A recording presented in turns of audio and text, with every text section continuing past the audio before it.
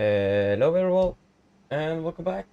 And today we're going to be flying just a quick round trip to and from Dublin. Currently standing here at gate F14, stand 44, and just waiting for aircraft to arrive from Rome at the moment. Should be here soon, but as always, before we are ready to do or to walk out to the aircraft, we need to of course do a little briefing. So we of course got to do that before we are ready to go. So before we start, so don't forget to continue to use the members. That's 86, William, and Sander. So shout out to both of you. And as always, thank you for the support. Yes. We should be pretty much ready to start just straight away. Yeah, just wait a moment. Jesper, hello, god middag. Welcome opening bell. Takk skal du ha. So yes. Tom Sailor, welcome opening bell. Thank you as well. Thank you. But yeah, should we just start with the briefing? So yes, today on the 13th of March 2025, we're going to be flying two sectors between Oslo and Dublin. We're going to be flying under the Norwegian Air Shuttle AOC today with Lima November India Oscar. I'm going to be piloting command and also pilot flying for both flights. Departing out of Gardermoen at 16:30. It's going to be in about 54 minutes. Flight time is expected to be approximately 1 hour and 50 minutes with us STA in Dublin at about 18:55. We're expecting flight of 380 to Dublin, and we have nothing on the dispatch remarks here. Comes to fuel, minimum 7.3. We're going to be deciding on the final just in a few moments. Shannon is going to be our alternate. So that's nice, with nothing on the mail. So that's also good to see. We are expecting 152 passengers to Dublin, with a takeoff weight of approximately 62.5 tons. 62, actually 5. Yeah, probably actually 6 as well. So yeah, about 62.5 tons-ish is what we could probably expect. With a share value of 1, so that's also looking good. Wasn't really expecting the turbulence then en route today. When it comes to the weather, we had the weather for Gardermoen at 14:50. That's out of date. Just let me pull up the latest weather.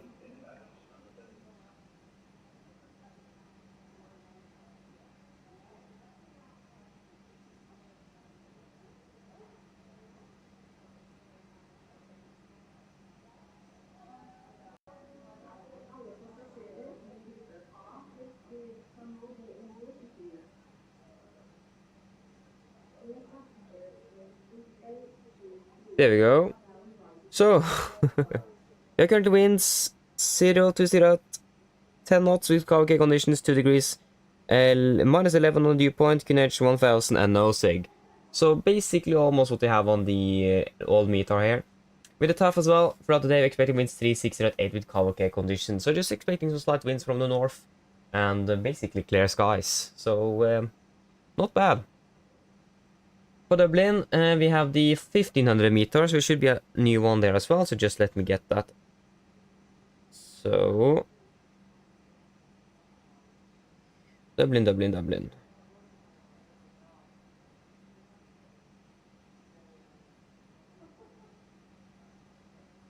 So the latest meter for Dublin, we currently have winds 010 at 5 knots, variable between 330 and 05, with good visibility.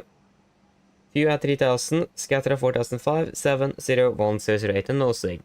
So the weather there as well is looking quite good. We on the TAF today, in general, expecting winds 3, 4, 0 at 8 knots with good visibility. View at 1800 and broken at 3000. We have a becoming between 17 and 19. That's around where we are arriving. With just winds from 310 at 5 knots. And then after that, becoming between 20 and 22 with variable at 3 knots. Looking good in Dublin today as well. For Shannon, don't really need the latest here, but in general it's looking good with just some slight winds from the northwest. 10 degrees and just a few clouds broken and scattered as well. But in general, expect winds 3, 4, 7, 8 with good visibility and broken of 3005. And the probability of temporary and the becoming is not before tomorrow. That's good. For Gardermoen, when it comes to no times, there is nothing outstanding here that's going to be affecting us. For Dublin, we probably have a bit. We have the NDB Golf Mike November that's out of service. Daily between 2200 or 2230 to 430, that's not going to be valid for us. DME Golf Mike November is also out of service, that's the NDB again. So the DME is out of service as well. Taxi Alpha closed, Echo 2 is closed, Taxi Zulu is closed, Bravo 1 is closed.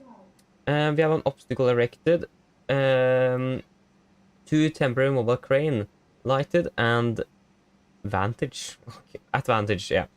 Business Park. So it's Advantage Business Park. I don't know where that is. But at least 396 feet AMSL. Yeah, so it's operating a circle with a radius of about 0.06 nautical miles. 100 meters. So shouldn't be anything that's going to be really concerning. So the automatic terminal information service 80s Dublin departure frequency 129.64 is out of service. So we will not be able to receive it from the departure frequency. We need to go to the arrival frequency then to get the 80s. We have another obstacle erected, a temporary tower crane this time. And this is going to be at an elevation of about 391 feet AMSL, so they're quite high, and it is also lit. That's good to see. Runway 34 is not going to be anything for us. 16 to 8 right is what we're expecting for departure. To 8 left, we have the RMP approach, minimum increase due to erection of crane. So that's going to be for us then increased to about 630 feet. Not really expected to fly the RMP nevertheless, but yeah. Apron taxiway 6 limited to tow only, so we are not allowed to taxi on taxiway 6. Okay, that's interesting. That's something definitely need to look at. Yeah, other than that, 28 right available for departures only between 7 and 2300. No. 28 left. Not really expect to be flying that either.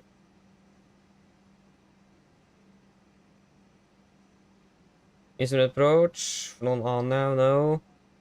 In general, there's nothing really, anything other than all the cranes erected in the vicinity of the airport and some closed taxiways, as usual, and the departure 8 is frequency that's out of service. Okay, so for the significant, if we can find it, how many pages are there? 59 pages, yes. There we go. So this is our significant weather chart, valid 18 UTC on the 13th of March 2025, between flight of 4145 from Washington.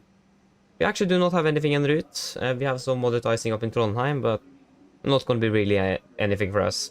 So it's looking good en route today. Beautiful weather, just expecting crosswind for the majority of flight, and for the last part, at flight level 300 at least, expecting a little bit of tailwind as well. But in general, just expecting a bit of crosswind through the flight today. So that's looking good from what I can see. The weather is looking good throughout the day, so there shouldn't be anything really significant. So I will say we go with the flight plan fuel. I don't see that we need anything more than that, at least. So if you guys are happy with the flight plan fuel, we will just go with the flight plan fuel of 7.3 tons. Should be plenty. So today, sorry for the return flight to Gardermoen, of course. We are departing at 9:35, so I have about 40 minutes on the turnaround in Dublin. With a flight time of about 2 hours, landing back in Oslo 21:45 UTC. Flight of 3 is expected with no dispatch remarks. 7.1 tons minimum of fuel. With Torp as alternate, we're going to be a bit lighter, 115 passengers with about a little bit above 59 tons on the takeoff weight. Maximum share is going to be 1, so that's also good. Looking good en route. We looked at the weather for both Gardermoen and Dublin for Torp.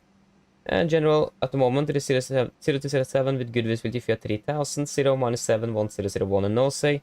For today, we're expecting 0 to 05 with Kavak conditions, so it's looking really good today.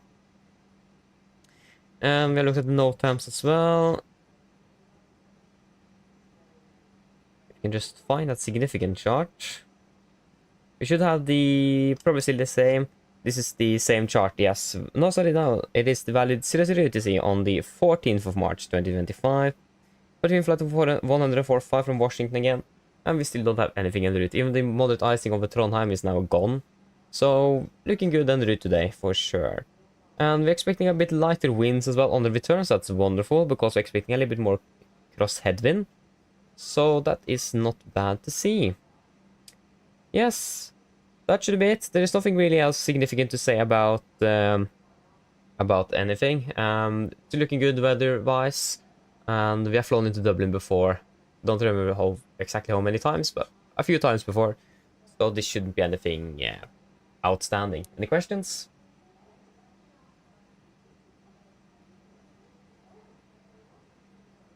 Probably not. Then our brief is complete then. And just come on, there you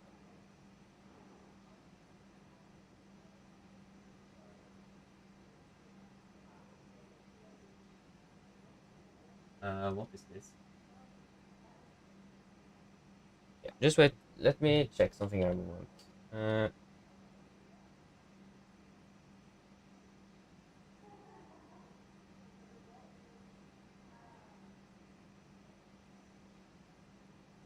Okay. Sorry for that. Yes. So, Mix77, hello, welcome opening well. Takker for det, Jesper. Hyggelig, det.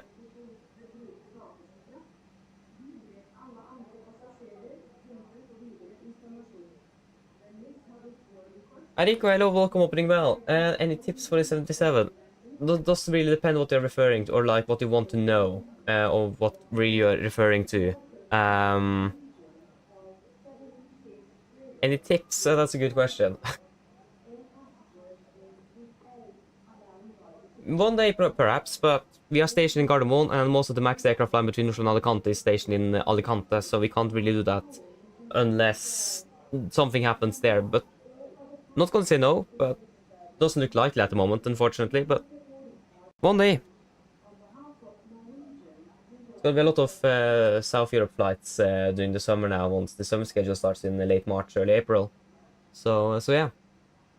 Probably gonna be a little bit more, hopefully a little bit more max flying as well. Hey Retro, hello, welcome, hoping well.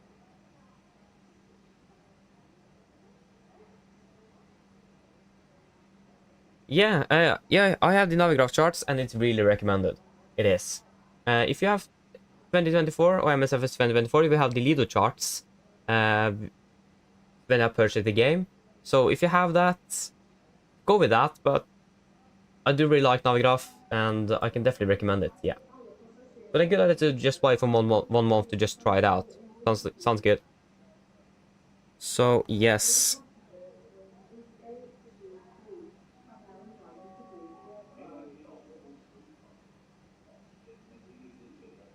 I think our aircraft have landed as well. Thompson, no, Navigraph is not free. It's like either you can either purchase it or through a subscription, monthly based or yearly based. So no, it isn't free. Yeah, it looks like our aircraft have landed indeed. Maybe we should just walk out. Just let me check something else there first. Do, do, do, do, do.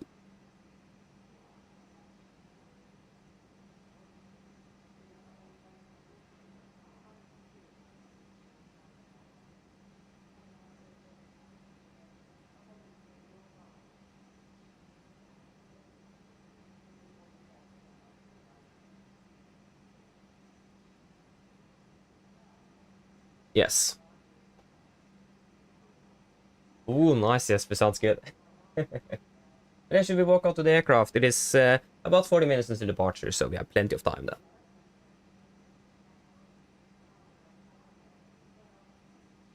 then. So there we go. Here we have our aircraft flying with the UNICEF livery as well. And also for those of you that haven't noticed, I think Jesper actually was the one that posted in the Discord, but Norwegian, they fill the plane thing with the UNICEF that they do every year. I did that on Tuesday. Flew down to Freetown. Don't remember the country, unfortunately. So yeah. That's nice. Would have been cool to do that flight real time, but that is just unfortunate. I don't really have time to do that, unfortunately. But why do we have an Eurowings and an Iceland Air Max on the same stand beside us here? That's a bit interesting. Yeah. So yeah. I'm not quite sure when they're actually going to be returning the aircraft though, and the crew, of course. I don't actually know. But I mean, that will be so much fun to do one day. I know that Norwegian does it every year in March, early March, or January in March. So we would have been able to get notes a bit earlier. Maybe we could do it next year. But the unfortunate thing as well is that it is always done during the week, and not the weekends. So that's also a problem. But yeah. Oh, sorry. That was not correct. Yes, aircraft is empty at least, so that's nice. Yeah, haven't really looked at the tech look yet, but should be a nice. It's an old aircraft. How old is it actually? Something we can check. This is. It's almost older than me actually. 16 years. So it is as old as me, or it is 1 year younger. So it's quite old and 16 years. I didn't specify the year it was built here, but yeah, that's something you can check later. There's an old aircraft. You can see that here as well. Some old features in the 737 in here. Yes, that's all looking good. So one other thing is that I finally got a physical iPad. So we're going to try out and how we're going to be able to work this out. So yeah, we are just going to be using the PMDG FP for the ground services primarily. But other than that, I don't have virtual performance tool either yet. So we're just going to try out using the SimBrief performance tool today and see how that works. So that could be a lot of fun. So yeah. So align on you.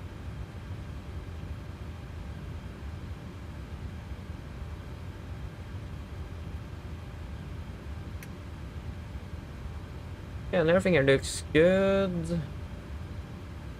You should probably request the air conditioning unit. If we can find that air conditioning unit, request.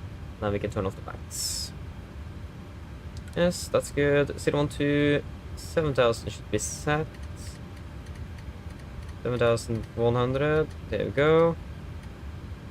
We have 95 and 95 on all quantity, and 92 and 92 on hydraulics, so that's good. Work brake is set. You're on guard. Yeah, everything here is looking good.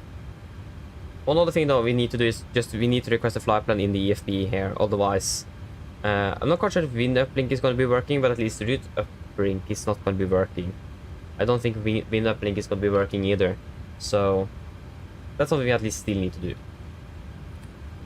So we can start off with requesting the fuel truck.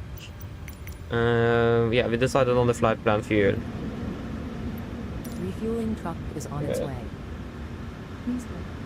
Please don't load aircraft until the fuel truck arrives and ask to do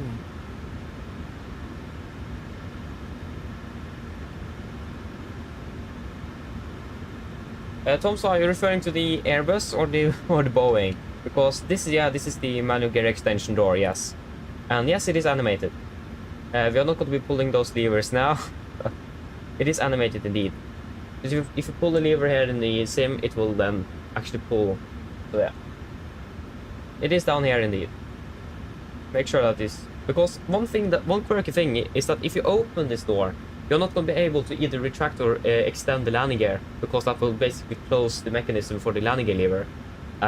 So it is very important that this door is closed. Otherwise, you will not be able to retract the landing gear after departure, for example. So quite important to make sure that it is actually closed.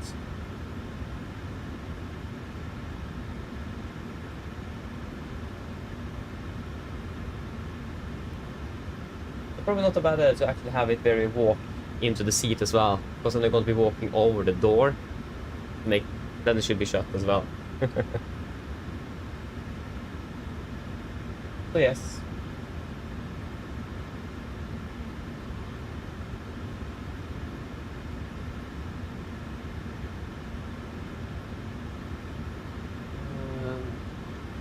We are going to be offering a little bit of food service today and drinks. It is not a long international flight, it is less than 2 hours, but it will be something at least.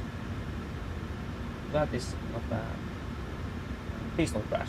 And almost crash. Yeah. Now the window is like out of view, you can't even get it.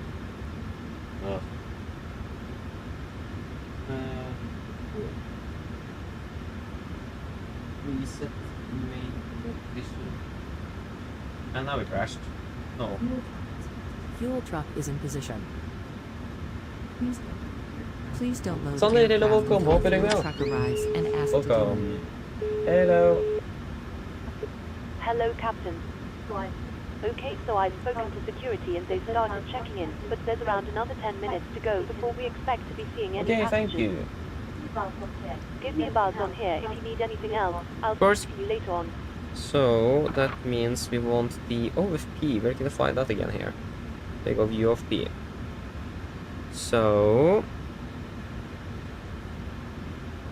we start off, we are going to be flying from Economy Golf Mike. Actually first, we need to set the reference airport and the GPS position.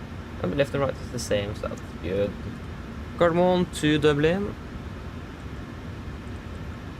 We have been Nordic to November uniform. Affirmative, to November uniform. Nordic to November uniform. And they enable require navigation performance. Yeah, I can just disregard that. Departure runway, at the moment we are expecting 01 left, and from where we are flying that would make sense. Otherwise, if we would have been flying from departure 01 right, we need to fly around the airport because of noise abatement. So 01 left would make sense indeed.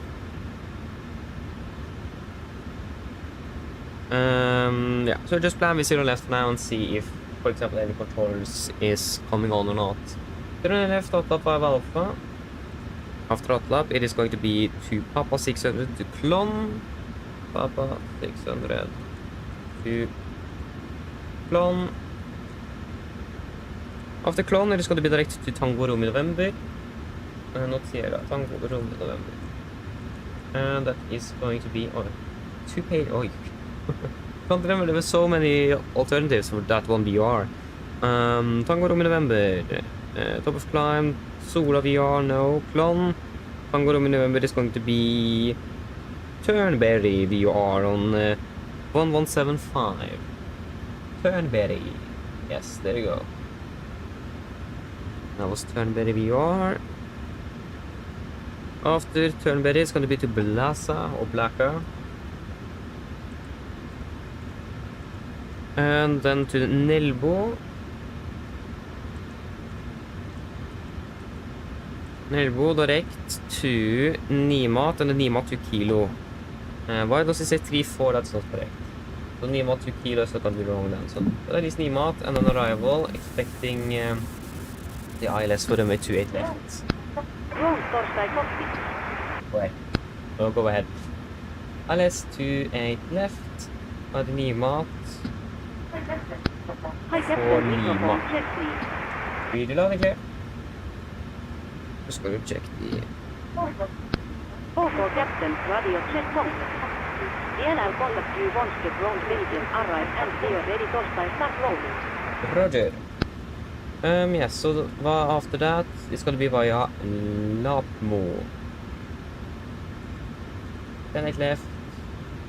And then Lapmo was not even an alternative. Maybe I... Yeah, but sorry, via Obino is it? Sorry. Obino, there we go. Activate. Cost next gonna be 9. Final reserves for this flight is 2.4 tons.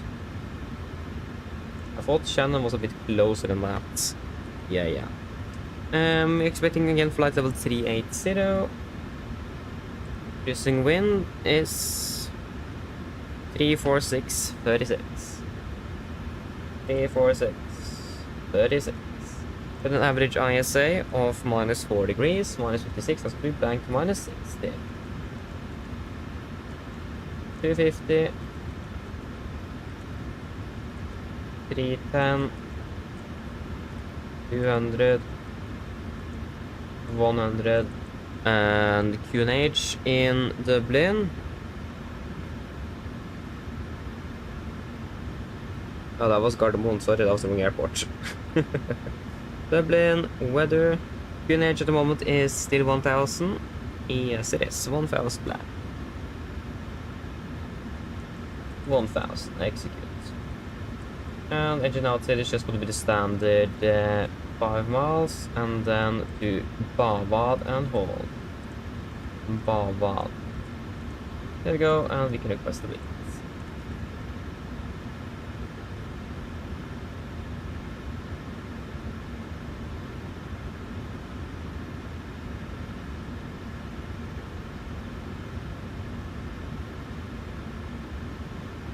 Load.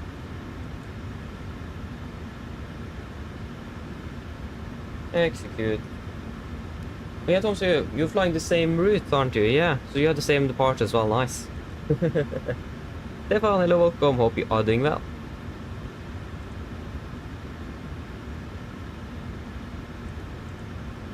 How are you doing with the alignment? It is about 6 minutes left. So we have got 7.3 tons of fuel, and they are finished reloading.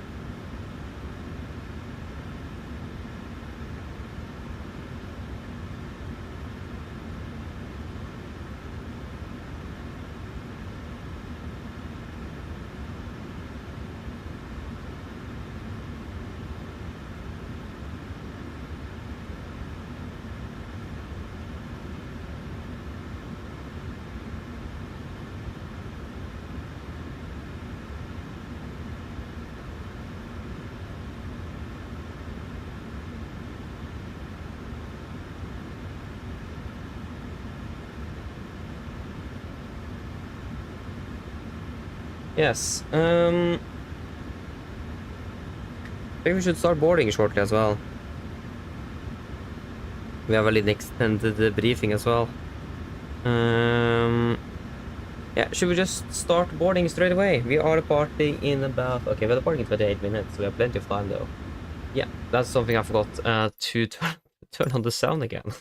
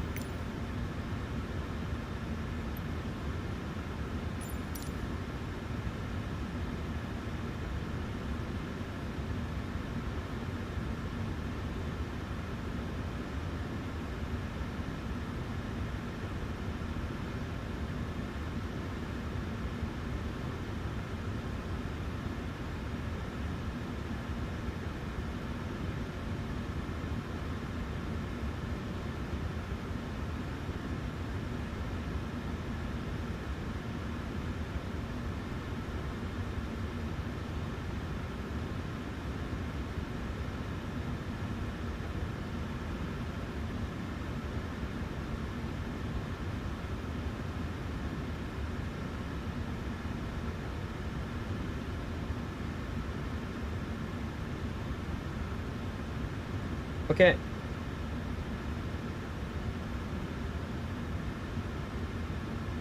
Do we have any to see online? No. I don't see anything. Yeah, Göteborg. Yeah, that doesn't really help. Wait.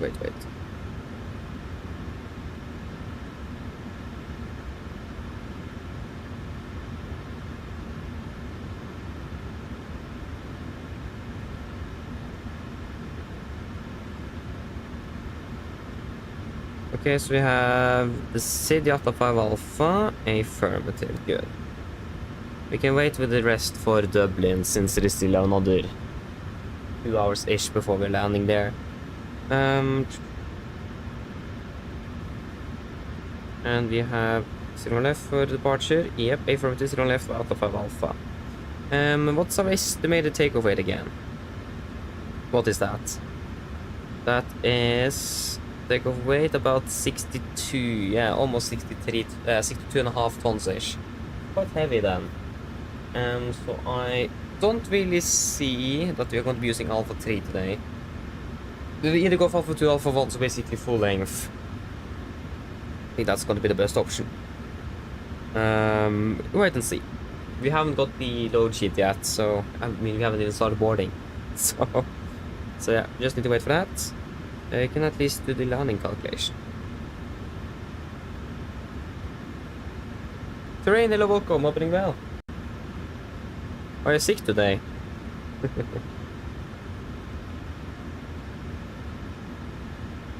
This is the departure, isn't it? There you go, landing performance. We are flying the 737. Not the Phoenix aircraft, no. Flying the PMDG, the Boeing, not an Airbus. 738, there we go. And we can use the Norwegian. There we go. Arrival airport, Echo India Delta Whiskey, and we're expecting a runway 28 left. Meters, kilograms. Oh, we don't have a landing en route. Oh, that's a disappointment.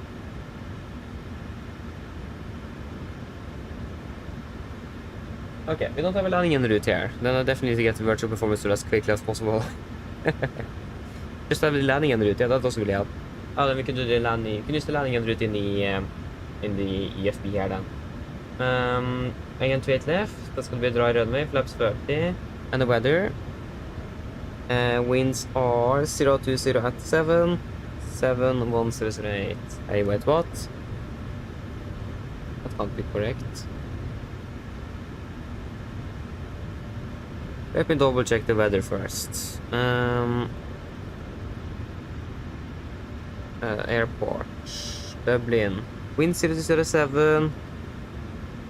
71008. 007. 7 and 1008, and that should be all good. Yes, it is. So then descend forecast, and it's going to be 1008. Now we can start boarding that. I mean, we already finished refueling the aircraft, so. Now let me start with it is. Rain, no, I didn't have a day off today, no. I didn't.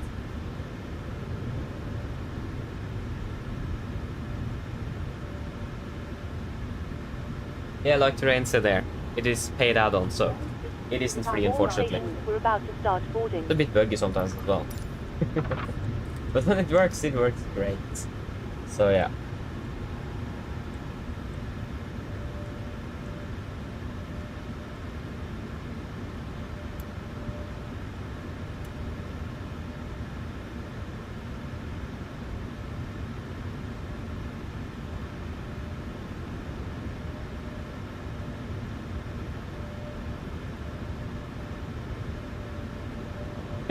I can agree, Terrain. It is. It definitely is. So yeah, it is. Oh, nice. Where are you flying today, Jesper? Where are you flying? Yeah, so 380 is going to be our cruise. Yeah, that was the 380 was already set actually. Oh, nice. And the runway, yeah, 200 feet then on the landing elevation. What's happening behind us here? The A350 from SCS. Or the ice. Maybe it's the Iceland Air actually. Yes. Just waiting for the call from the cabin crew and then we can start with the briefing. Parts briefing. Passengers are coming in now. That's good. I think everything should be ready. All charts, everything, yeah.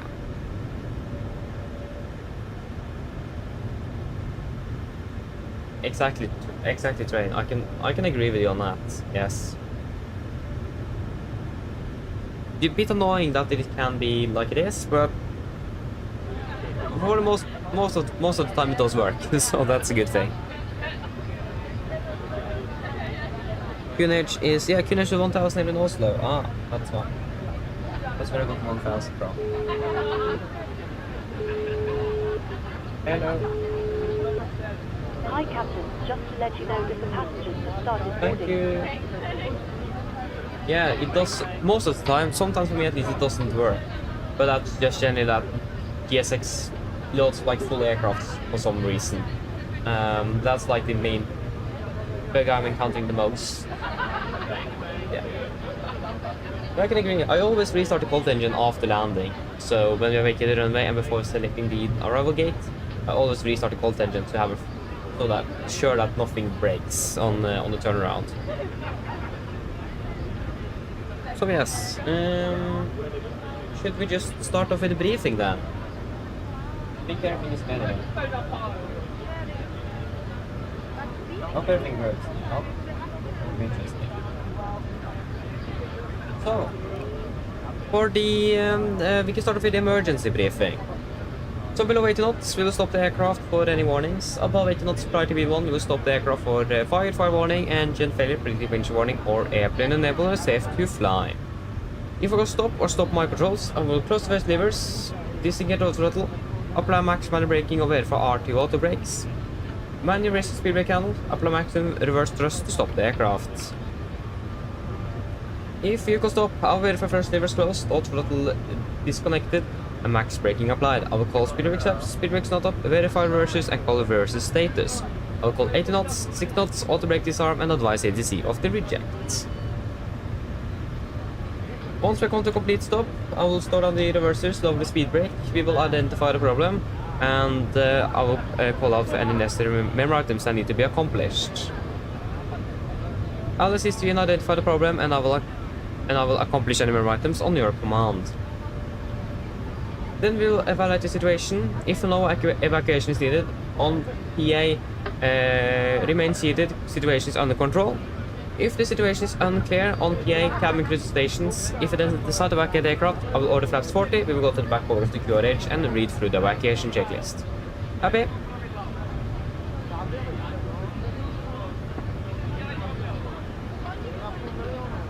Probably not. Then we are below 40 feet, there's not going to be any actions, except raising the even apostolate and cancel any warnings. For the engine outside, we're just going to be climbing straight ahead to 5 miles from zero left, and then we're going to take a left turn to Bava and hold 5,000 feet. There is the weather is good. We could all the runways are available for landing if needed. We are expecting to be departing below the maximum landing weight as well, so weight restrictions is not going to be anything for us then. And like I said, generally the weather is looking good, and it should be good nevertheless. Happy with the emergency briefing.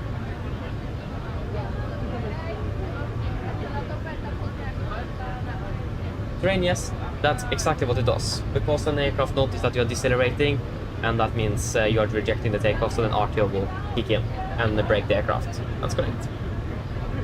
Okay, then we can continue over to the route check. So we will start off with the departure. We are expecting the Atlap 5 Alpha out of 0 left. After Atlap, it's going to be Papa 600 to Klon, and then to Tango Rome November VR, and then to direct to Blaga, direct to Nelbo, and then direct to Nimat. And then for the Nimat arrival in for Dublin, we expect to run with 28 left instead of runway 34 out XS here, and then Nimat for Lima instead of the 2 kilo. So yeah, it is wrong in the flight plan. And the ground distance 745 compared to 761, and the distance difference here is most likely because of the difference in the star and the approach into Dublin. So that is fine. We're expecting to be arriving with approximately 2.5 tons of fuel in Dublin. That's going to be above the final reserves, so that is also good to see. Ladies and Not bad. gentlemen, welcome aboard. While you're being tested, please remember Just that this all time I mobile want devices ground should now be lock set to airplane mode, and other portable electronic Of course, you can't devices, follow them now because of the laptop computers, must be turned off and stowed for departure. Having to. Thank you. Mine the Norwegian package would sound like then you can do it. Go ahead. That's a bit funny. Og andre berbere elektroniske enheter, for eksempel CD-spillere og berbere datamaskiner, må slås av å oppdateres for Ja, vi må avslutte. ikke answer oss da. Takk. Hi Captain, you've asked update on by let you know that we have started roll. The airline sends the final roll check once we are ready. Roger. So then we can go over to the taxi then. So, we are parked down here at stand 44. We could expect a straight push. Maybe perhaps even facing to either east or west. I don't really remember the push and the pushback or the release points for this stand. That was a checklist. Stand 44. Yeah, we can actually expect perhaps a release point 15. That's going to be facing us to the west to the North Pier terminal. Either straight push or facing west. Taxi up via either then Romeo or Zulu, then via Papa, left on November, and then down we will do a calculation then from Alpha 2 for 01 left. We do not have any hotspots, taxi restrictions, any notable plans for Gardermoen. The running conditions should be good. I just want to double check what it is. At least generally weather conditions in Gardermoen at the moment is looking really great with okay conditions and just light winds from the north. So we can't really complain much about that, can we? So yes. The conditions at the moment for 01 left is reported to be 666, so that is a dry and nice runway. For the SID, we are departing via the Atlab 5 Alpha departure. This is on chart 10-3, effective 25th of March 21. So we are departing initially. Just let me here. This is not going to be working. It is. No, it is. Sorry, it isn't going to be working. Okay, forget about that then. Yes, so we are departing initially on the heading to Golf Mike 436, maximum 230 knots. Then continue to Golf Mike 437, and then a left turn towards Golf Mike 439, and then to Golf Mike 614, and then to Atlab. MSA in Gardermoen is 3,900 feet, maximum 250 knots below flight level 100, unless otherwise instructed. Initial climb up to 7,000 as usual. And also abatement number 2 news, so that means when we are passing 1,500 feet AGL, we can set the speed it went, back up to 220 knots. And then we're going to retract the flat schedule. Once we're passing 3,007 feet on QNH, we're going to cancel speed and continue acceleration. And for the threats, we do not have anything for Gardermoen this afternoon. Any questions? For the notes, then our briefing is complete then. Good. Okay, pre-flight checklist, sorry, standby. We haven't checked the oxygen. If that, why won't that work today? And there we go. Okay, pre-flight checklist to the line. Pins and covers are removed, oxygen test 1%, now tries on display switches, normal auto, window heat is on. Pressurization mode, select through auto, flight instruments, we are tracking. 102, 1008. Correction 1000, and we are reading what? 685. That's 685. That's plus minus 0. Parker brake is set, engine start, levers cut off, and taxi and takeoff briefing completed. The checklist to the line is complete. Good. Captain Oscar, hello, welcome aboard well. No, sorry, we can't really do that now.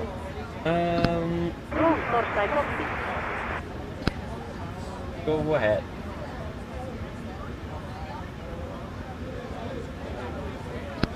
Loading has been completed. We are sending the roll clear to stop site now. That's a load sheet already. Oh, that's great. Oh, it's 10 minutes for departure. Roger. Hello. Hi, Captain. Okay, we've received the load sheet from ground. There's the passenger count, the crew count, the total sold count. Plus yourselves, of course. Thank you. Okay, looks like we're all set to go whenever you're ready. Okay, great. We should be ready for departure shortly, so give us calls ready for departure. No problem. Thank you. Thompson, no. It's normally the pilot monitoring that will do the walk around, and we are pilot flying, or at least I'm pilot flying here, and we also don't have time to do the walk around as well. We just don't have time to do it. Those 30 minutes is gone like that. It is a lot to do. So that's why always the pilot monitoring takes the walk around, because the pilot flying will set the aircraft.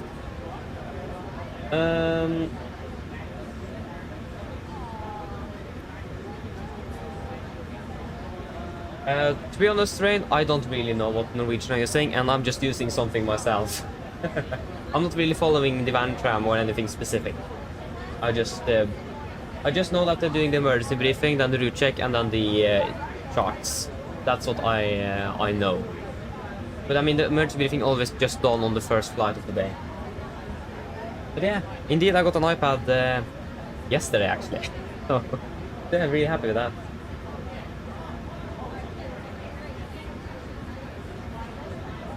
Yes, you do look for the pins on the behind there, and we did look at that once we walked into the aircraft. And the pins, of course, is always then going to be checked off by the pilot monitor that did the walk around. So again, not really relevant for us. Sorry, Captain Oscar, it is an aircraft behind us, and that's going to be extremely loud if we go outside, so no, I'm sorry. It is just way too loud.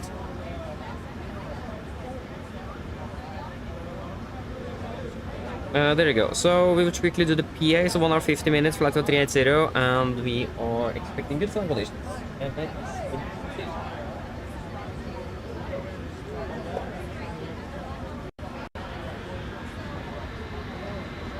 Mine damer og herrer, god ettermiddag. Mitt navn er Fabian, jeg er kaptein bord I dag på AMD Norwegian og resten av besetningen svenske hjertegående bord denne flyvningen fra Oslo Gardermoen til Dublin. Flytid til Dublin I dag forventet til å bli rundt ca. 1 time og 50 minutter. Vi begynner snart på klar for avgang fremme. Vi forventer å dytte ut av gaten om rundt 5-10 minutter, så ut til kommersjonsstederne ta på oss sikkerhetsbelte. Også for egen sikkerhet av hans bord så anbefaler vi på det sterkeste å følge med på den veldig viktige sikkerhetsdemonstrasjonen som kom fra kabinbesetningen nå om noen få strakser. Når det kommer til taxinummeret I dag, så kan det bli litt lenger enn normalt. Vi skal ta fra den vestre rullebanen, det vil si rullebanen som på vår høyre side. Men når vi klar for avgang, så tar vi først nordover, før vi ganske så raskt kan vi begynne å fortsette vestover mot Dublin. Vi forventer marsjhøyde I dag på rundt 38 000 fot. Gode flyforhold forventet, men som alltid, vi anbefaler på sikkerhetsbeltet på basen til fly kommer bort med uventet turbulens. Været I Dublin for øyeblikket ser også ganske så bra ut, med litt grann vind kommende fra nord. Det 7 grader for øyeblikket, og så det bare rapportert om noen få lite skydekke rundt flyplassen. Ellers, sitt ned, slapp av, så går det veldig fin flytur med Norwegian.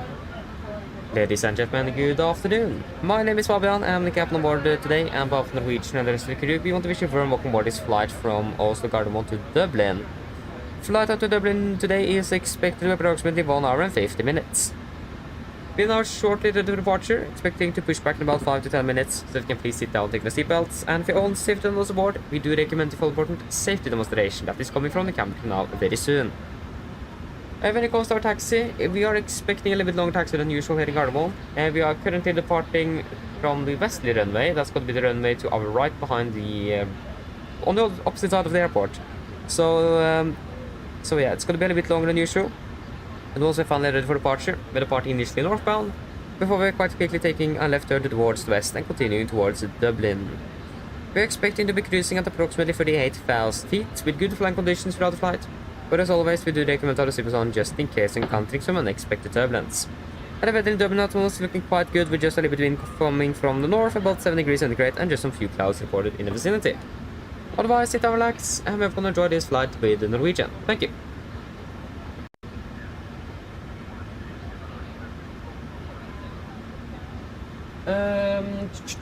Yes, so that was it for that. We can fire up the APU, and we have got the load sheet, so that's going to be 62.7. That's a bit heavier than we expected with 62.5, but still within limits, so that is good.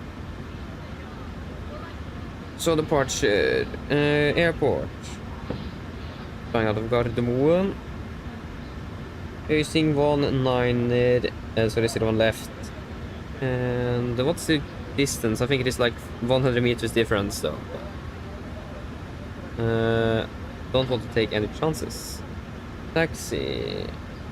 This is for Dublin. That's the wrong airport again. Airport 1. Cardamom. Taxi. And take off Mins. So 0 left. Alpha 2 is going to be 3496. 3496. Weight, it's going to be 62.7, 62.7, 62,700. Flaps 5, thrust, optimal, bleed, yes, anti-ice off. Bleed, yeah, that's correct. And winds are 010 at 7 with 1 degree and 1000, dry runway. And calculate.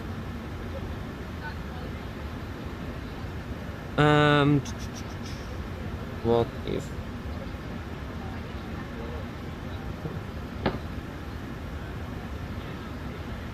okay, so it is going to be D-rate 1 24k.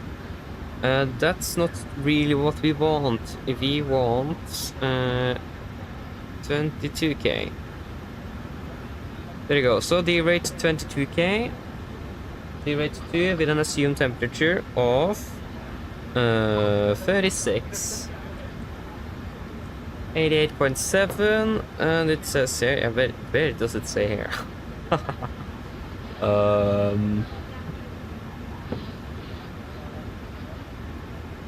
Doesn't it say the frustrating on here? Maybe it doesn't.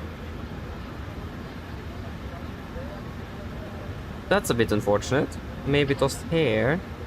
Take off to the rate.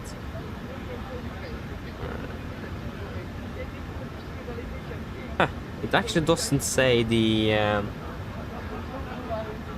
Oh, that's interesting. Flaps 5. Trim is going to be 5.7, and it's going to be 36, 36, 44, 36, 36, 43. There we go. Just get you on the buses. So it is 43 then. 43.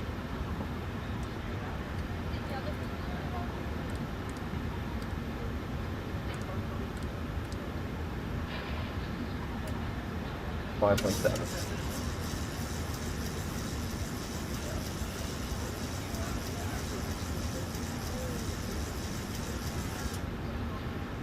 Okay, ready for checklist below the line. Fuel, we have 7,300 kilograms aboard, pumps, on 4 pumps on, passenger stand set, auto brake, RTO, city preliminary cars completed, takeoff speeds. 136, 146, 143, and speed 143, 012, 7000 set. Ready for checklist complete. Cockpit to ground.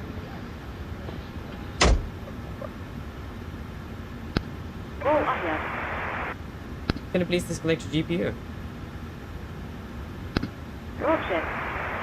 Stand by, please.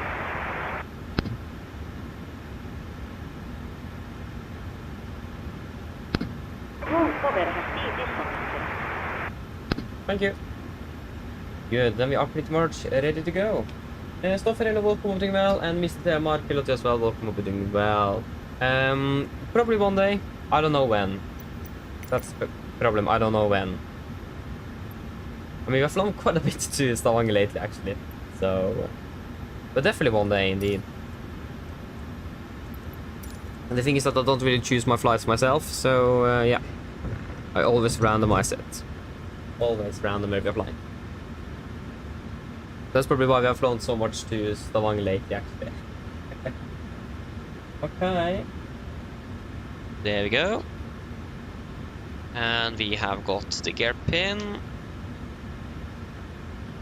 Or maybe, yeah, we have. I just didn't see it. And we have pressure in the hydraulics. That's wonderful. We can turn over here.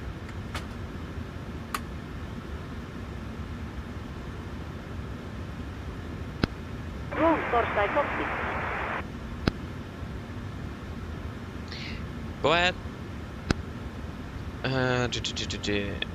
We still don't have any ATs in Gardermoen. No. All on device city then. I hope it is clear behind. We can quickly check.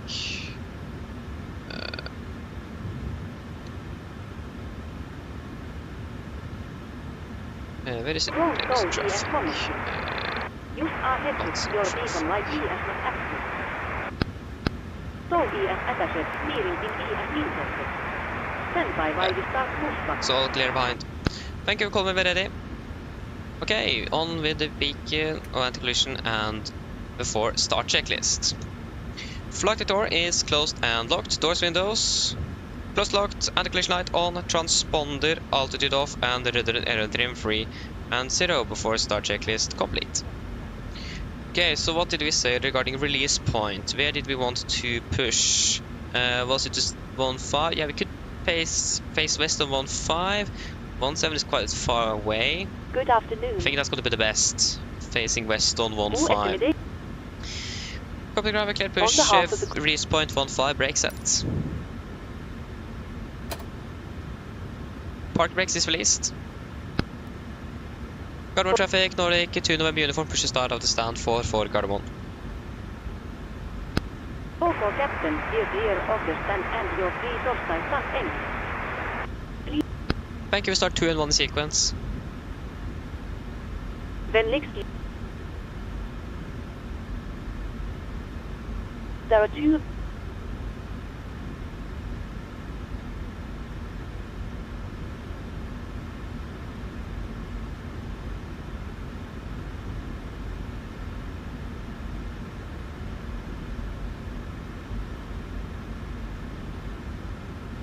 Should the cabin... Starting number 2. Roger. Okay, firing up number 2. Right, there you go. Skulle kabin...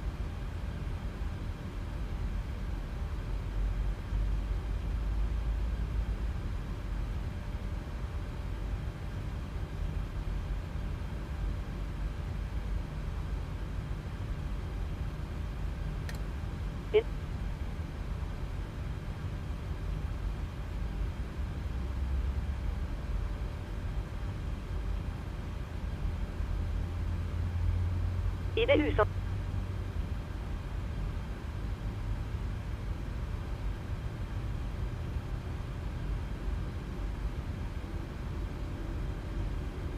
We ask that you... Vi ber om att...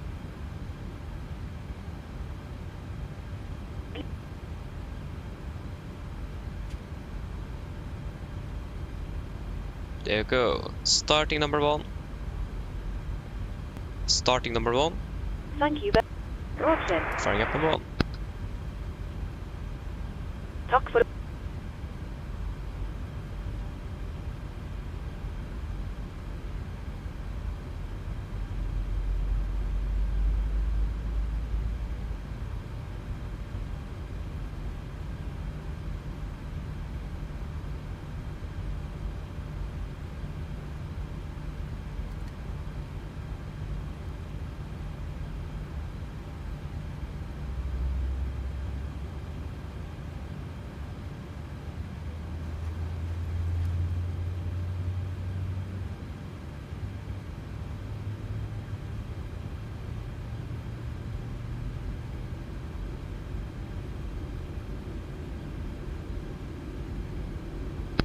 Please SAT your parking bracket. Parking brakes is set. Stand by. Please keep your parking bracket on while we monitor engine startup and disconnect the tow. Start get out. Copy, we have 2 good engine starts so we can disconnect.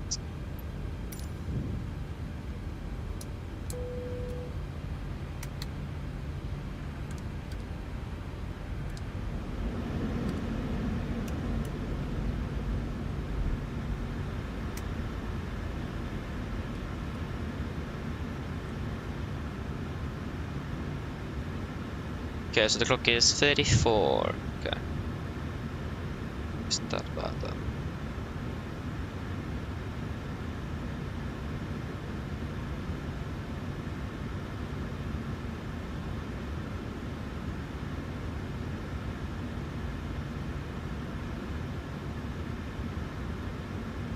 på Zulu Papa November.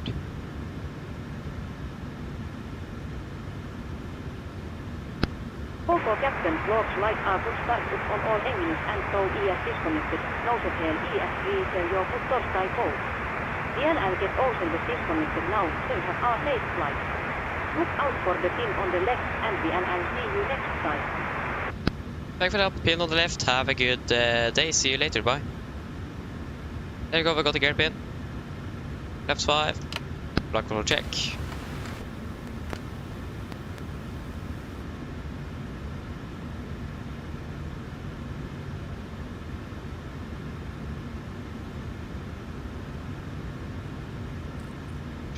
Before taxi checklist. Generators on, probate on, anti-ice off, air compressed, packs auto, isolation valve auto, engine start switches continuous, recall checked, engine start, levers alternate, flag controls checked, ground equipment clear, flaps 5 bland, 5 green, APU off. Before taxi checklist complete.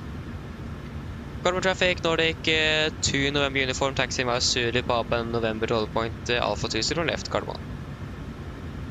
Okay, we are ready for taxi. Left is clear and right is clear. Brakes released.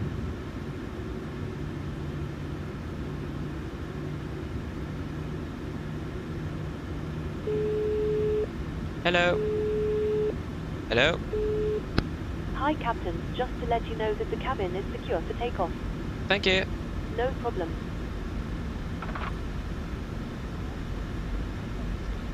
The right is, yeah, Zulu is clear. So we have a Ryanair aircraft standing here on at the terminal, and something else.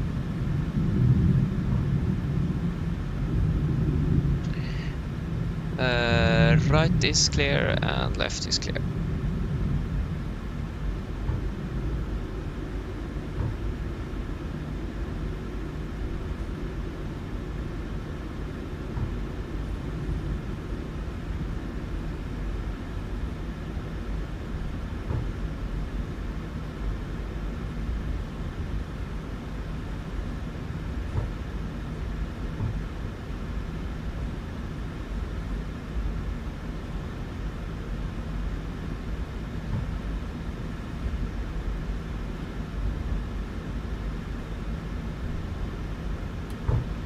Right is clear, left is clear.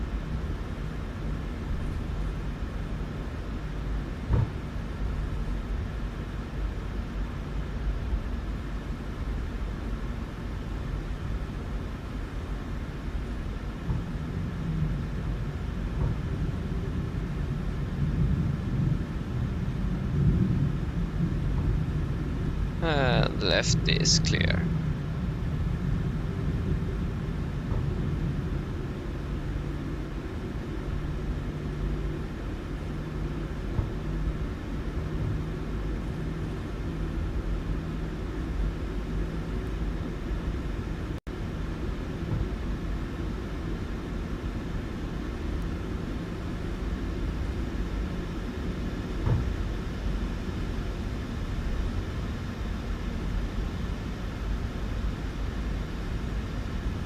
Left is clear and the right is clear.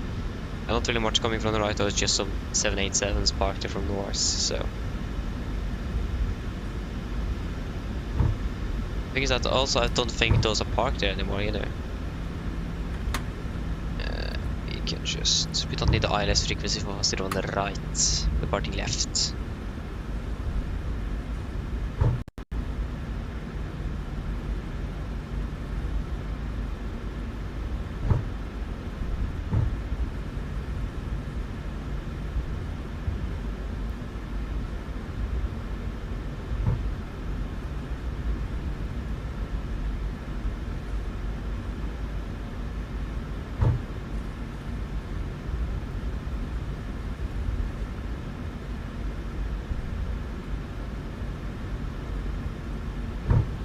Right is clear and left is clear.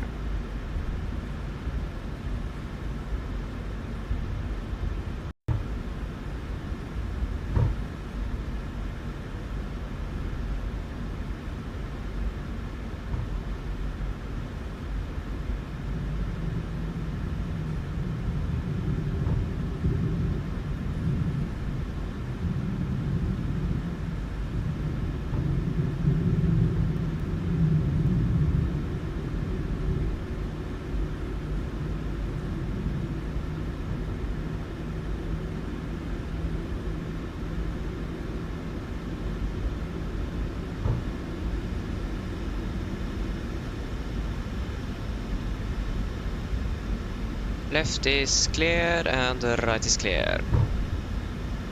Are there anyone on approach for... Yeah, there was a landing aircraft now, actually. How did I miss that? There it is, the wings. So... that should be the only arriving aircraft at the moment. Yeah, I don't see anyone else in the Vanguard one. Left is clear, right is clear. We are on advisory. 1 to 28, yes we are. Yeah. Strange why we haven't been able to hear anything then.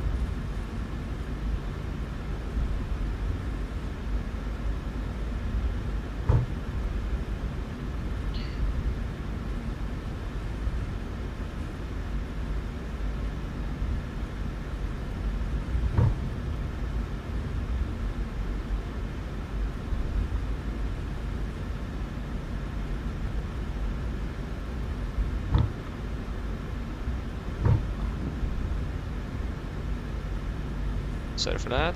Should deviate that much from the center line.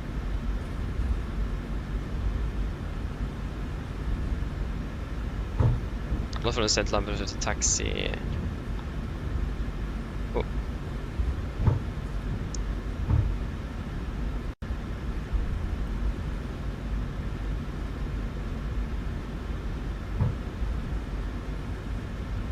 Left is clear and right is clear.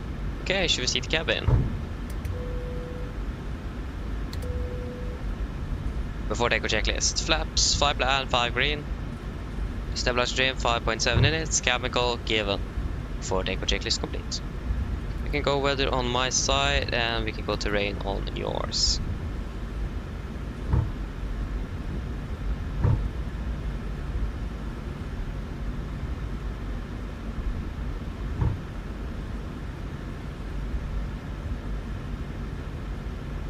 Left is clear, right is clear. Approach path on left looks clear as well.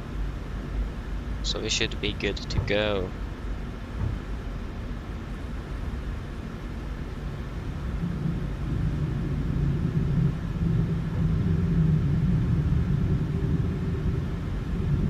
And mic is also clear.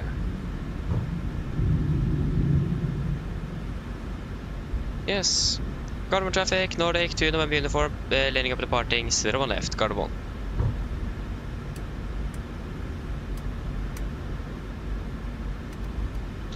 And left clear. And the right is clear, the wings is gone, so that means we are all good to go. And guys, are we ready?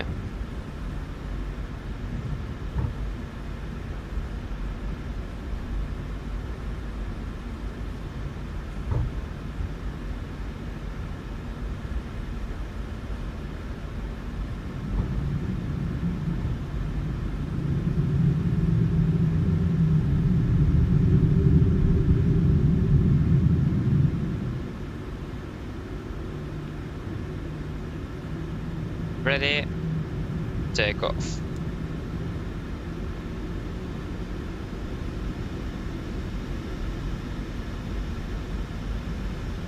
Press stable, setting thrust.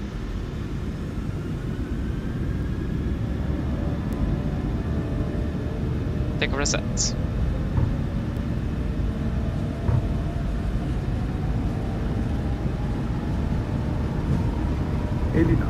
Checked.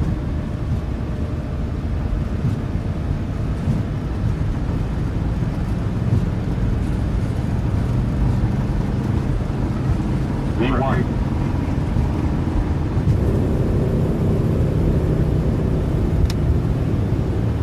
Positive rate. Gear up.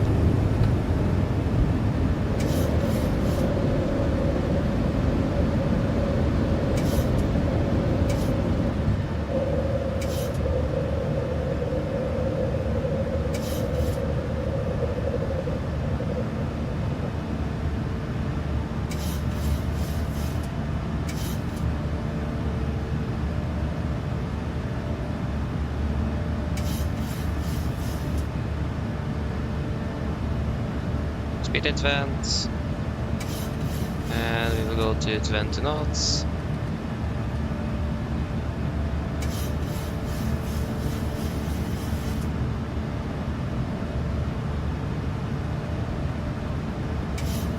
Flaps on, speed checked.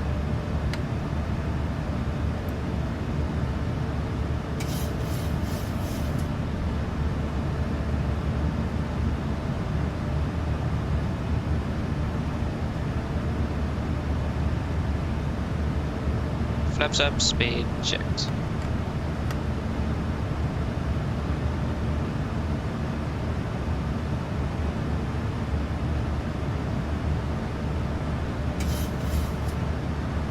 Cancel speed.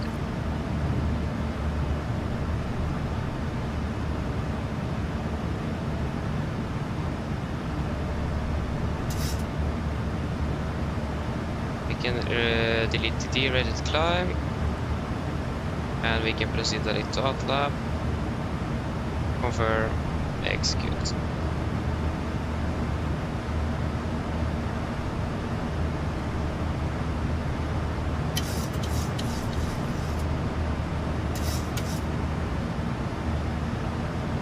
Come on, they continue up to flight level 38. 380 please. 380 set. Set standard. Standard.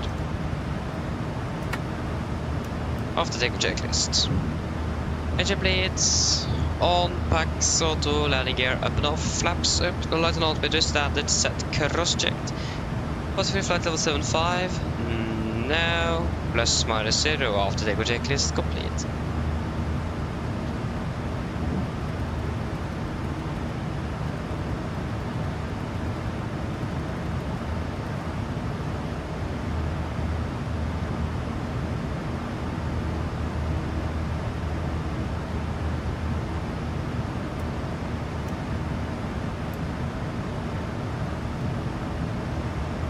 Delete the engine outside as well.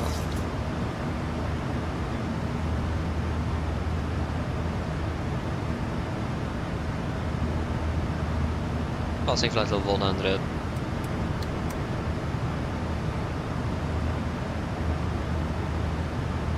Presentation is all looking good. Affirmative, it does. Good. Nice. What have I missed?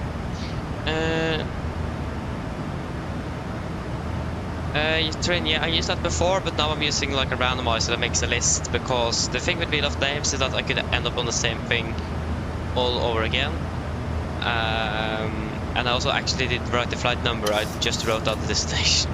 So, but I moved to a list because then we'll set the list, and then I can just follow down. First one, if that does work, go to the second and continue like that. So I'm using sort of randomizer list-ish. I don't remember what it is called. So I'm using a list, like a list instead. It's a bit easier to use actually, especially regarding that. Yeah, exactly. Terrain. That's another thing that's different from different airlines regarding the hydraulics. Norwegian always turns on the electrical hydraulics and leaves the hydraulics on for pushback. So another thing that some airline does differently. So yeah. Like I said, I think Ryanair have basically almost have their hydraulics on through the entire flight and turnaround. They don't ever turn them off, if I'm correct. I'm not really sure, but again, it is it's a bit different here and there. It is. That's for sure.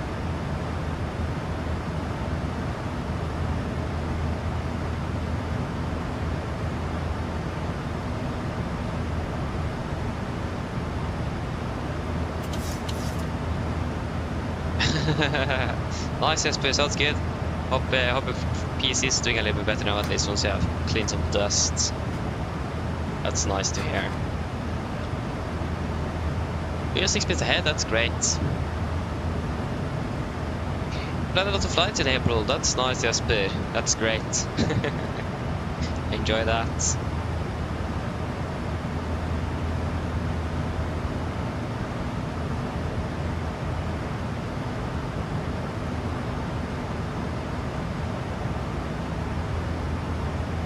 Nice, yeah, terrain. That sounds good though.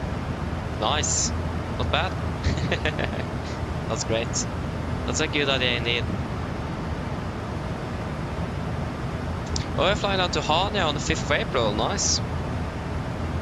5th of April. Yeah, I'm not home then. Yeah. At least you're flying out to Hania. That's nice.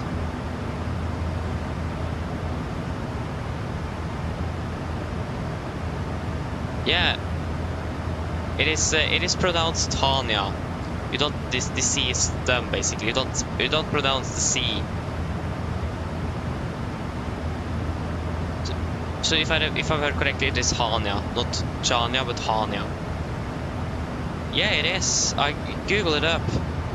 I remember the day we flew down there live, and I sat there for like 20 minutes trying to find out how to actually pronounce it in Norwegian and English. So it is actually pronounced Hania, if I remember correctly.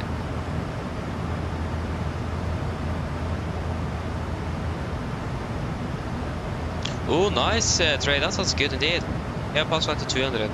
Yeah, that sounds great. Really good idea indeed. So not bad.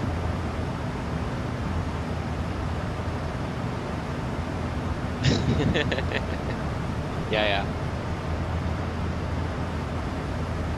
We should probably add some backlighting so that on the bar shows a bit dark in here. Especially now that the sun is on its way down.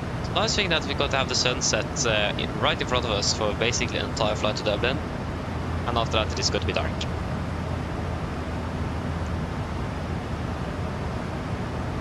So that is nice.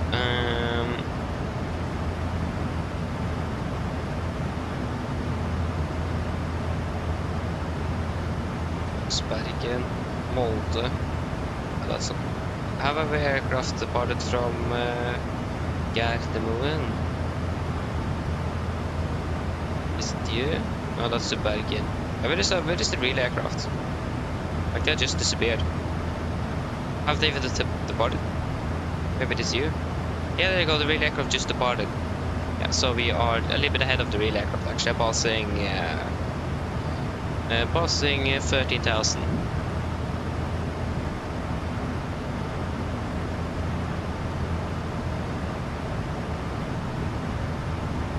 Nice, that sounds good, Jesper. Sounds good. Never been there myself. So yeah. nice to hear though. Sounds good. Enjoy it as well. Can we even find this somewhere? Airport, Gardermoen, wind, runway, Tora, heading, elevation, weight, thrust, takeoff 2, flex, flap speed, no. Flaps, 2 36, new speeds, runway.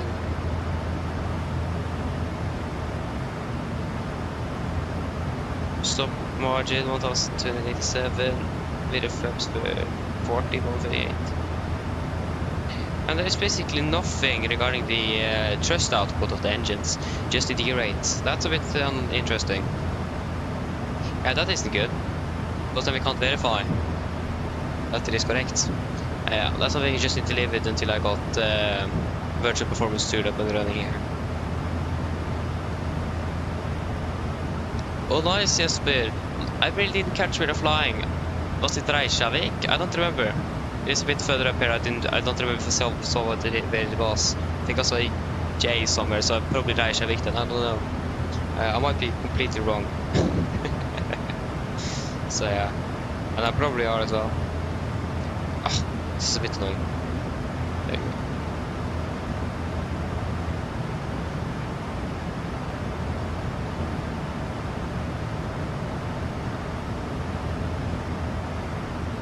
Yeah, flying to Reykjavik indeed, that's nice. I mean, the airport is called Keflavik, yeah, but I mean, at least the city is called Reykjavik, so. Nice, enjoy that. You can see Iceland already, that's also great.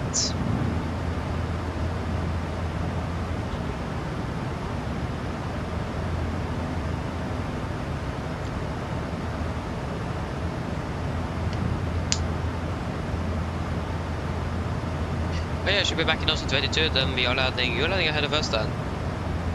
I mean, no wonder though.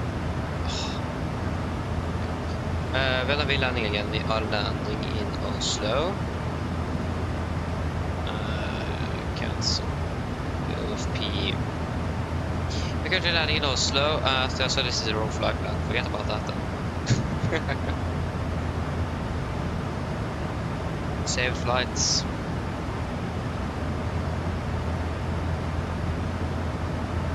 So we expected to be landing in Gardermoen at 22:05. What? Not be that. I don't really trust that. Wasn't it 21? Yeah, here's the, yeah. It said the latest we could expect. Yeah, 21:45 is what we are scheduled to be landing. 21:45, so we are landing then 22:45 local then. Yeah, so right before 11. 45 minutes after you then. Yeah. That. Password to 300. Pressurization is looking good. It does. Yeah, nothing really to complain about there at least. That's nice. No.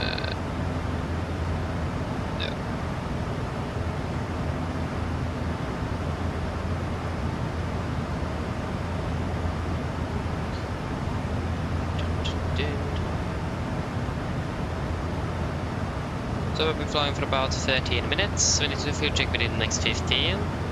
What's the clock? It is 57. Yeah, actually, so that we need to do a fuel check at 15 then. We are at Rubno at 08. I'm expecting to be anywhere else. Rubno with a flight time of 22.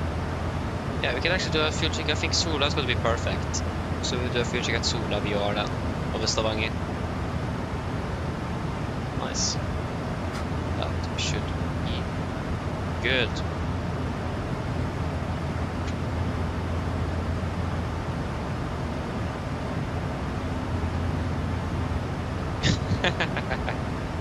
Nice, Jesper. That's nice. I mean, international experience. I haven't flown there for a long time here either. And I really love flying into Reykjavik. Except one time where I had a crashed desktop on final approach. Other than that, beautiful airport flying to, really like it. Can't really complain much.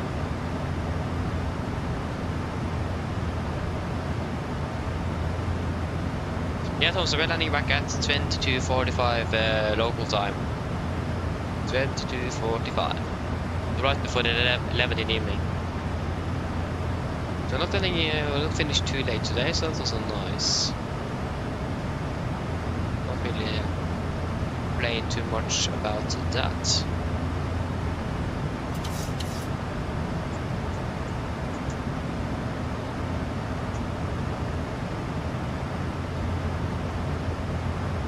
Yeah, it's gonna be late, but it isn't gonna be that late at least. So yeah, that is nice.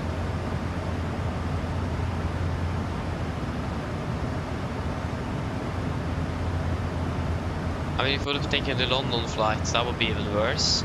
But I think that London flight that we could have, that was on the table, I think that's flying with an aircraft we don't have. MSFS2020. I don't remember. I know that that aircraft at least flies to London later today, or already on its way. It was flying to and from Stavanger this morning, and then flying down to London later after that. Check.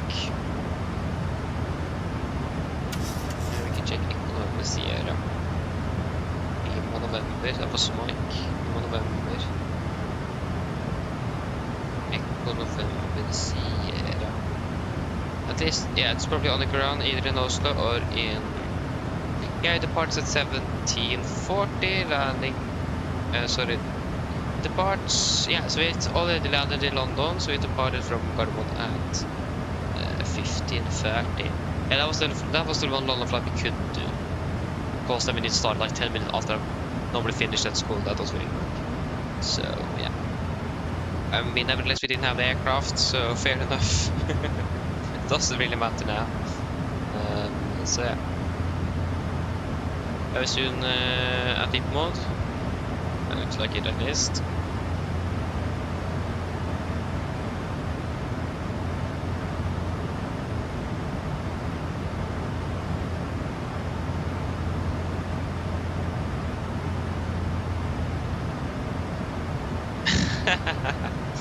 Nice, Donsa. Yeah. I mean, if you're on the high cost legs, you will be landing quite early back. So yeah, it does really depend on the cost legs then, actually. Okay, we had a Sola at 14, so that's perfect. So we're going to be conducting the fuel check at Sola. I also had to switch from 01 to 28. Better change in Reykjavik then. Yeah. That happens. We're going to check Dublin. What are they currently using there? This is an Aer Lingus aircraft, but where is Dublin? Yeah, that's down here. So they are, yeah, they're still using 28 right for departures and 28 left for landings. So that's exactly what we are expecting. So that is good. Okay, we have an A330 at the Boston.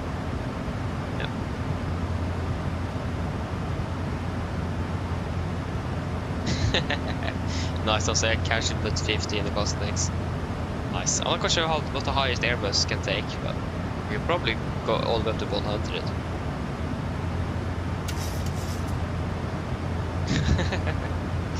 Oh yeah, you landed 280 in, yeah, then you have really straight in and in.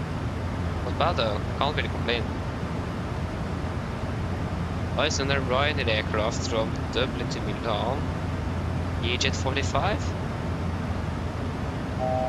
Snygga. Oh, sorry.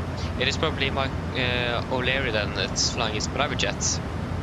I didn't know that Brian had a private jet, but they probably have that. Let's just took off from Dublin at least on the way to Milan. So yeah, that's not bad. It's probably again Michael O'Leary that is flying out to Milan, I imagine.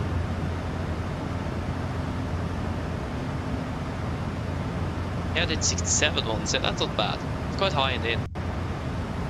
Always great with a high cost index. Can't really complain when you increase it a bit.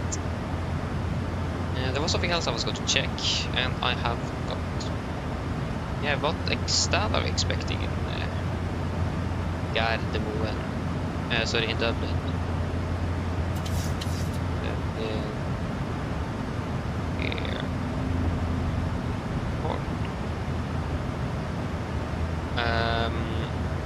Departures.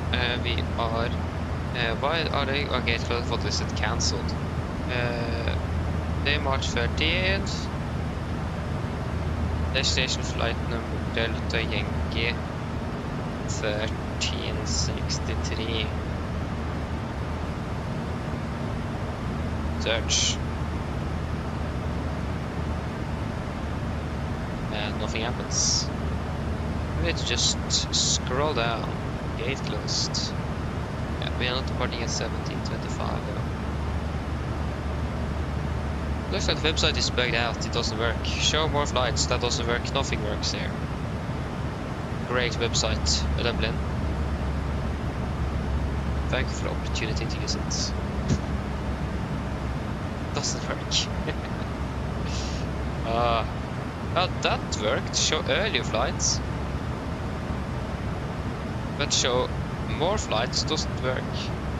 It doesn't work until, yeah, there's a passing the to 17:25 doesn't work anymore. Why can't we just search up the Yankee 1363? That doesn't work. Arrivals then. Can we search up Delta Yankee 1362?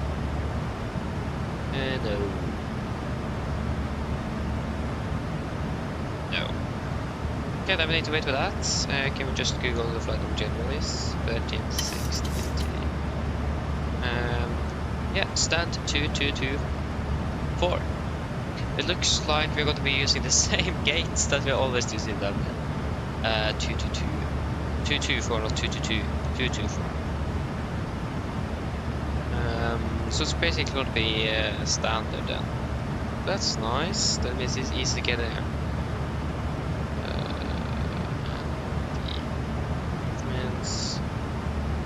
Which parking stand charge we want? We won't do that. So I imagine it's going to be 207 Tango then. Yeah. If I remember correctly, it's going to be 207 Tango. Nice.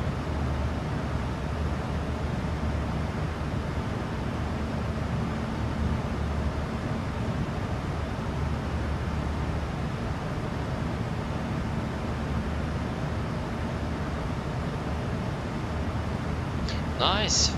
30 bod hook. You're quite heavy then, Jesper. Nice. 147 plus 5 knots. Yeah, that's quite fast indeed. 152 on final. Well, they're quite heavy.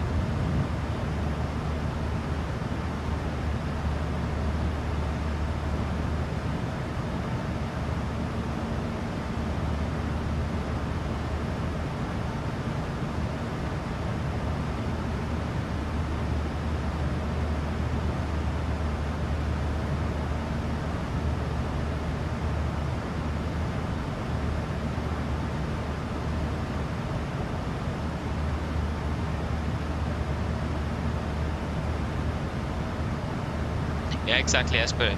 A lot of fuel because of that, yeah. That would make sense.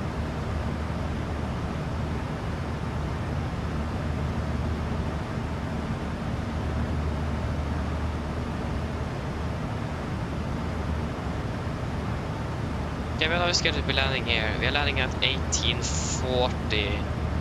What's our STA? Is that 55 or something? Yeah, I don't remember. Our STA is yeah, 55. So we could be landing 15 minutes early. Not bad. We're parting early out of Dublin then, I imagine. Maybe I was scheduled 45-minute turnaround, so not bad. Can't really complain too much about that at least. Yeah, so at 4. Yeah, so we are at Solas at 14. So another 6 minutes then. 6 minutes to go.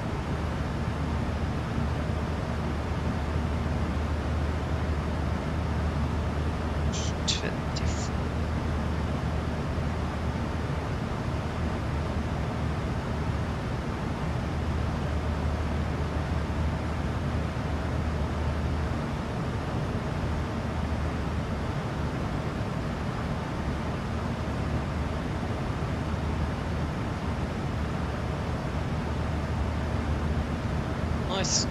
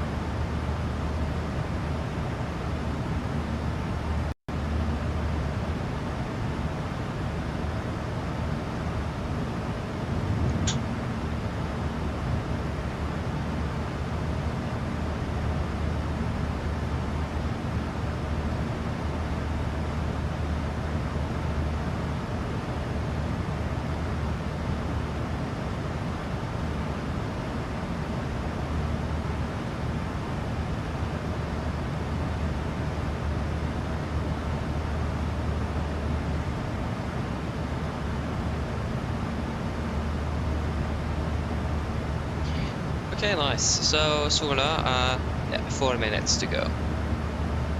Just don't want to forget the fuel check here. Quite typical for me to do that. So try to avoid that now. Yes.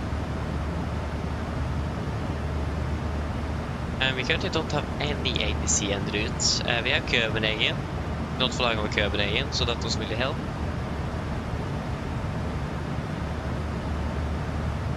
Yeah, at least nothing at the moment. So let's see if anything is coming later this evening or not. I mean, probably yes. Just wait and see.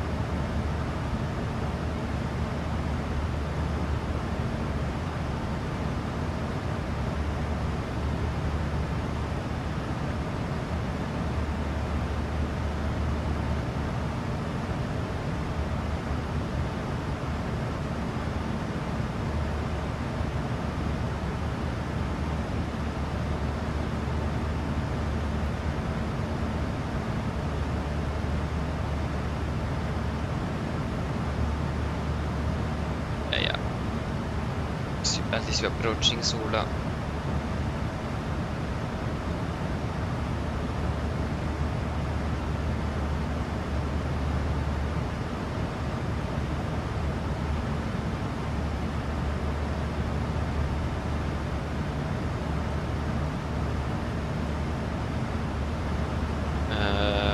We like 3 tons, we can land 500 kilograms extra as well, or more, so that is also good. Like 2.4 to Shannon. I didn't know that Shannon was so far away, but when I look at the map, it is. It isn't that close. It feels a bit closer than it actually is.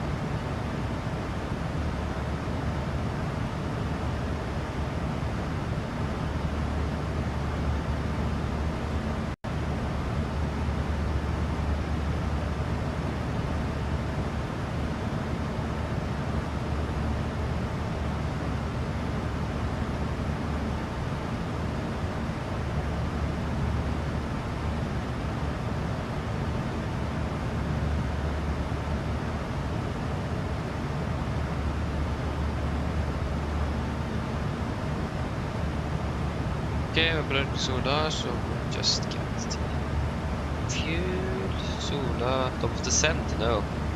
There goes Sola.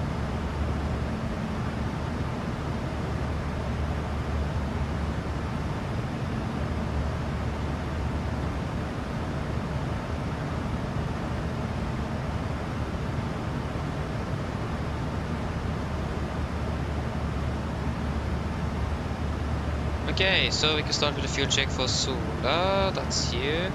So 4.9 tons, we currently have 5.3.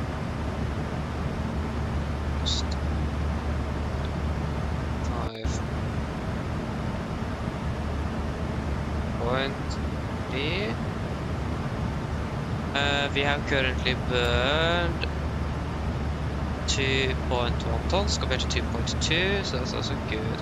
2.1, and with a flight time of 29 minutes, we have been flying for 29. That's wonderful. And this didn't really work though, Navigraph.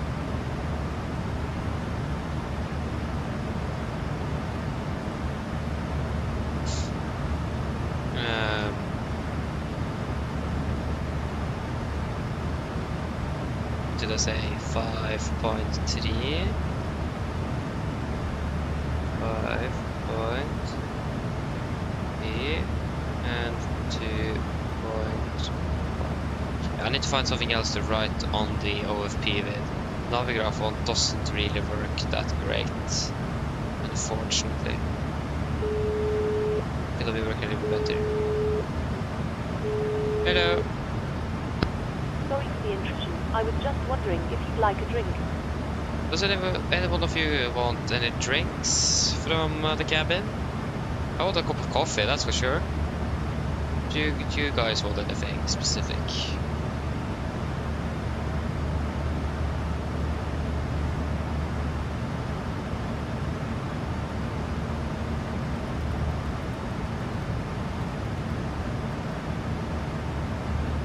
Pepsi Max. Nice. Okay, if you could have one Pepsi Max and a cup of coffee, that would be great. And just have one normal black coffee as well. No problem. I'll get it for you now. Thank you. There you go, that should now be on its way.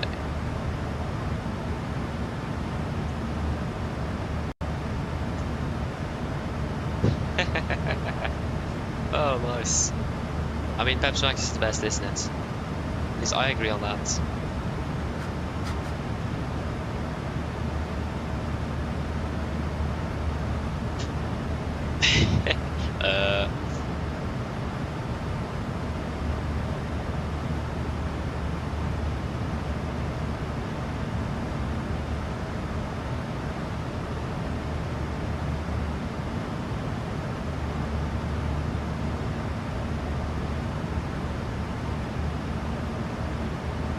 If you mean so, at least that's gonna be Pepsi Max still.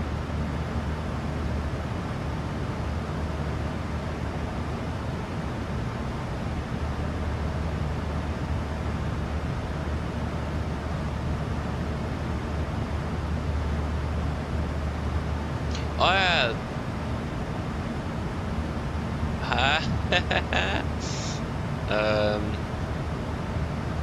I still prefer the full name of Fabian, to be honest. I still prefer that.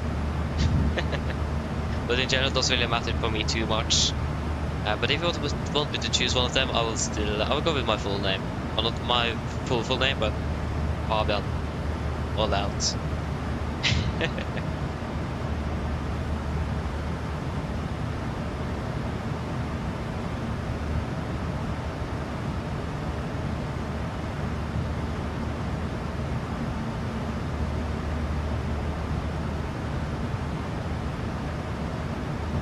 Yeah, you want a tea? You can just call the cab crew, so we can get you one tea then. Want one tea as well.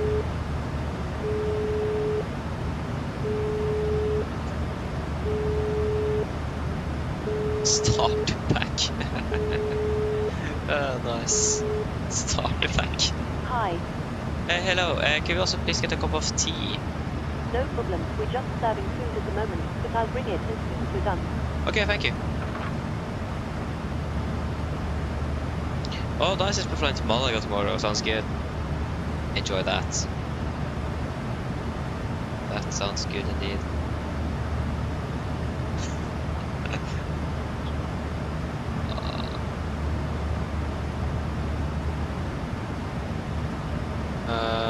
Oj.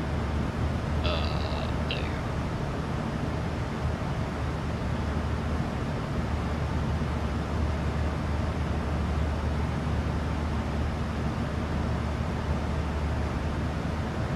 That's good.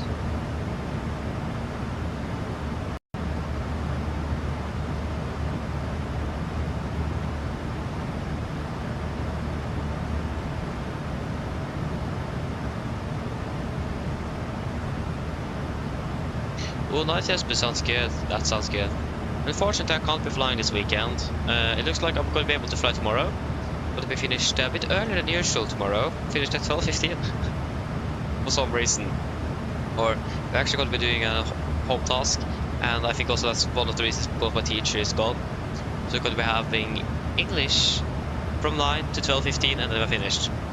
So at least we need to turn that task in on Sunday, and it's not really much to do. So I'm going to be probably flying tomorrow because of that. Hello. Hi, Captain. Your drinks are ready. They're in the storage compartment in our galley. Thank you. No problem. So yeah, it is going to be a bit earlier. I was expecting to be flying tomorrow nevertheless, since I can't be flying on Saturday or Sunday. But it is going to be even earlier than I expected from the around when we started to even earlier. So we have more options for flying tomorrow, or flights tomorrow, so that's great. Don't really complain too much about that. So yeah, 12:15 indeed. It's when we start our lunch, and since we are going to be having that exact teacher for the rest of the day, actually the 1 hour, or it's 1 hour first is actually 90 minutes, but for those 90 minutes after the first 90 minutes of English, we actually have him as well, but then we will just fill in with another 90 minutes of English. So yeah, that's why we are finished at 12:15.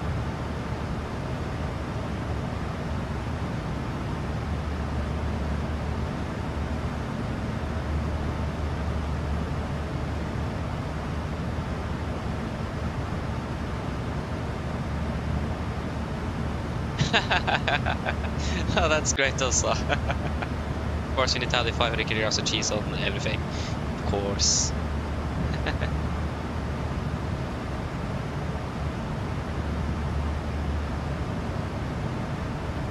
What else, Tonsa? What else?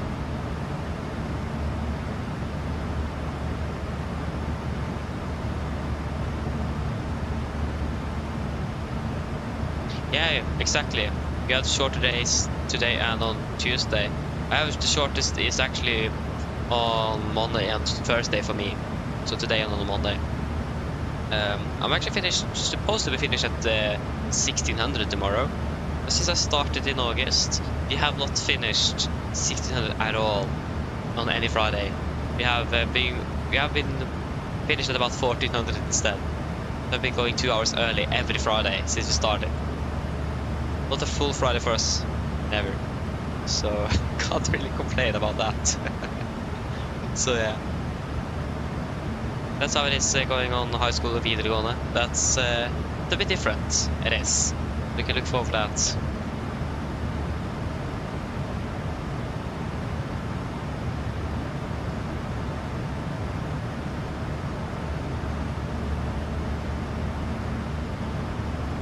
Yeah, exactly. That's the thing. I think also that's probably why we're able to go so early on every Fridays, because we don't really want to be staying until 4 in the afternoon. And the teachers probably don't want to do that either, so that's why we have been able to go so early. Basically, no one wants to be there to 4, but we normally will have some sort of homework throughout the weekend we need to complete, like we are going to be conducting tomorrow for the weekend. But it normally isn't that much. It's like maybe answer these 3 tasks. that takes 15 minutes and then I'm finished. So yeah. But also, it isn't always that we actually get something. So yeah.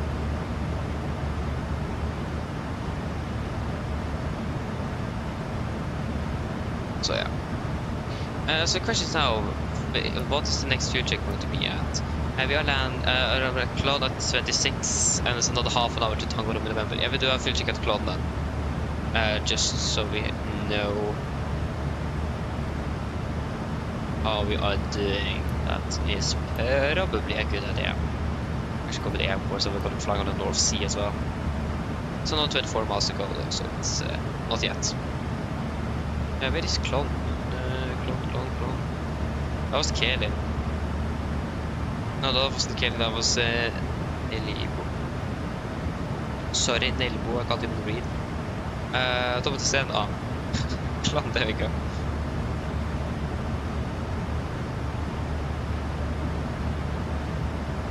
Oh, train, welcome back.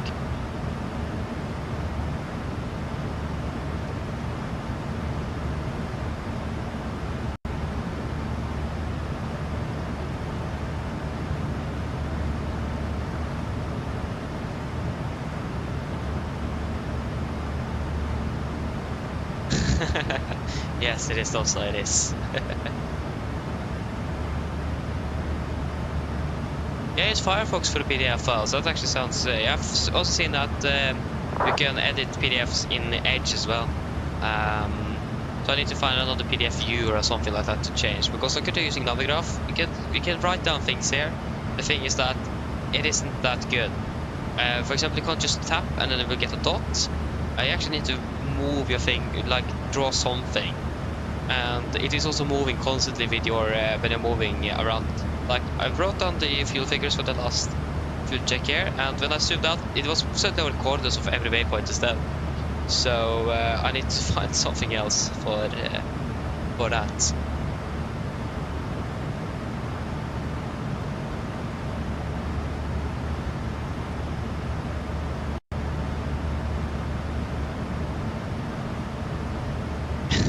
Nice terrain. Exactly. So yeah, I need to find something. Like I said, I just had this iPad for like 1 day.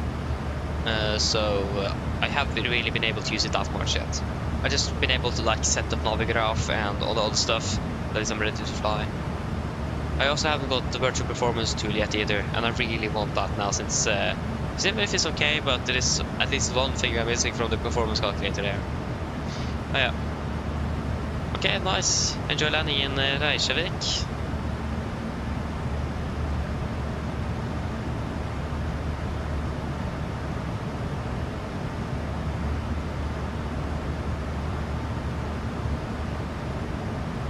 Okay, we'll do a fuel check at Clon.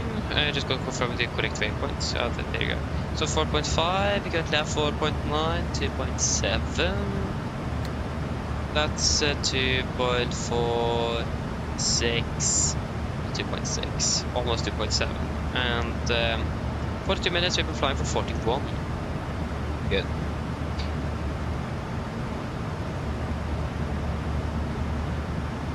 Yeah, you should be on the computer, exactly.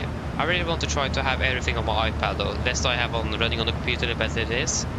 It's just much easier to write things down using either a sort of a pen or a finger. So I think Firefox is available on iPad. We can check. Other than that, you can just Google like a PDF viewer or something. PDF. Right. Viewer.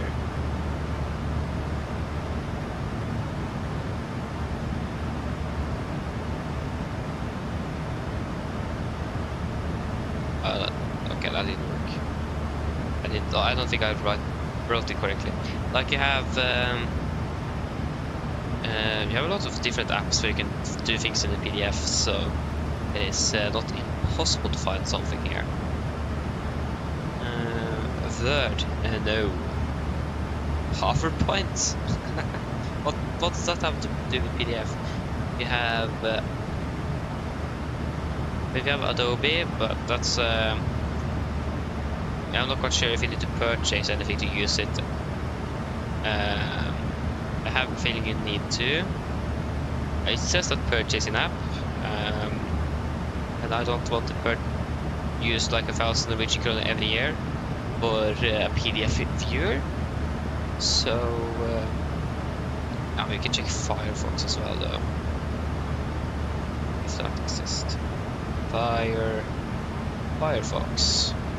Here we go, Firefox. It does exist for iPad, so I just want to download it then.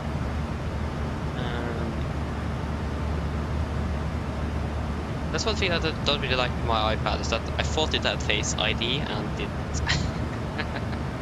It just had Search ID, and it does have a physical button. It just had the power on and off on the side, and that's where you use your Touch ID, so that's a bit annoying.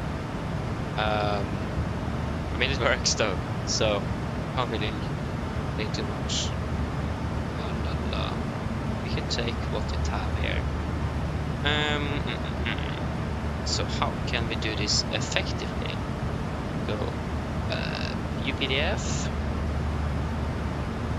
Yeah, that will go automatically over to Safari, but I don't want to do Safari.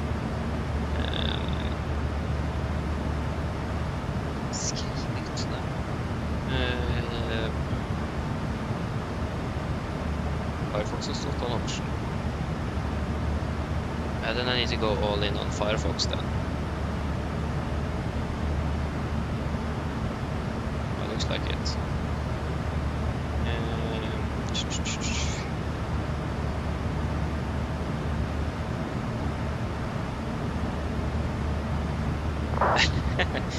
Yeah, this is the 2022 generation. But I mean, I didn't really look and check if it did have Face ID or not, but to be honest, it doesn't really matter too much. That wasn't really why I bought it. It wasn't that expensive, and it also had a blue color. That's why. So yeah, I mean, it's a little bit annoying, but it isn't like how should I say that? I don't know. Could have been worse, couldn't it? How do I log in? That was an option just a few moments ago, and I just clicked skip. So that was great. Save, brave. There we go. Yes, there we go. Here we can log in to Google. It's good. Yes, Touch ID. Yeah, thank you for that.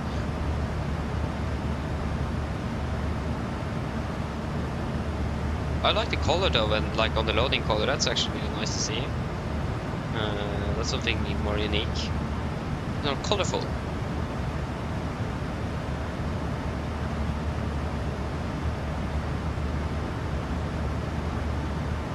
I mean, yeah, the iPad doesn't turn off by itself, it is I that turn it off, so yeah, that is not a problem. Not quite sure what the setting actually is set to, but that's something we can find out. It's just about then I'm going to open it again after I closed it.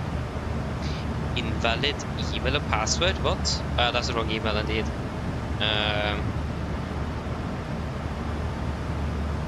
Why did you suggest that to me? That's great. That's not correct.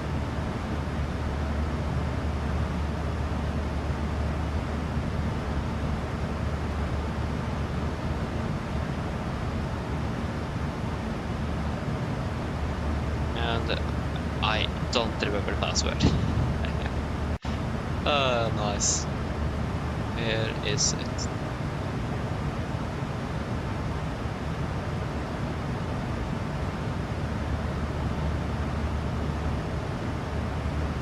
Maybe I do remember the password then. Or maybe I don't. Yeah. Yeah, I definitely didn't remember that password. Gosh, oh sorry. I should be able to remember that.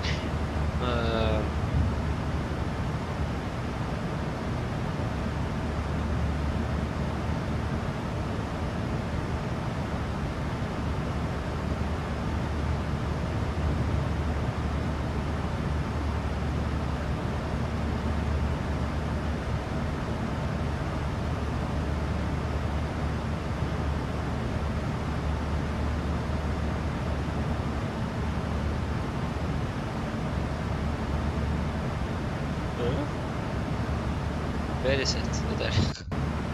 I stuck there.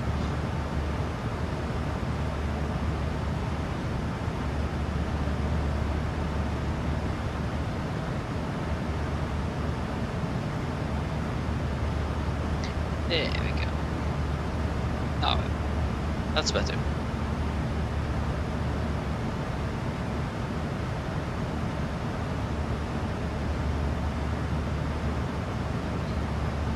There we go, finally in. So if you just go PDF,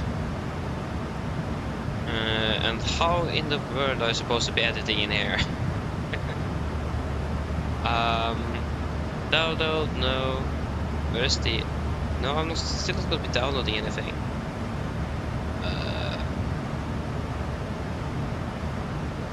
Is it here? No. Mark, no.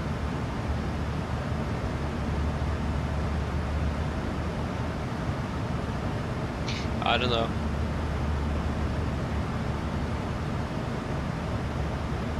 Yeah, terrain. Norwegian just uses RAS on their MAX aircraft, not on the NG, just the MAX. If I'm correct, they have it on all MAX aircraft as well. So I think about buying the VRAS add-on, that's nice though.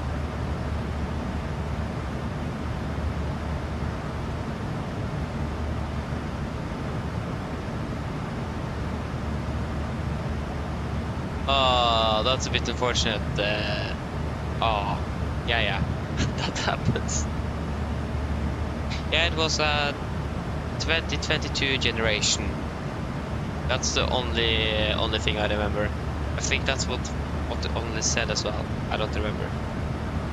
Something like that.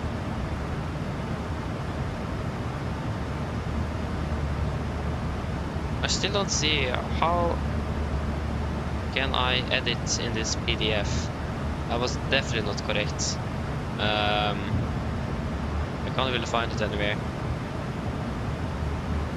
And now we got a tailwind as well, landing even earlier than. Yes, we are. Landing way too early.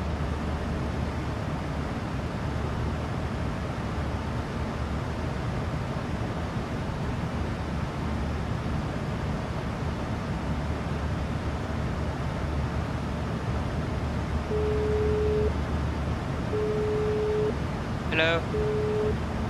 Hi, Captain. I was wondering if you'd like anything to eat. Anything from the menu, or maybe a snack. Do you guys want any snacks? We don't really have anything on the menu, but we have some snacks at least. How are we supposed to do this? Oh. Eh? Did I click on now? I did that.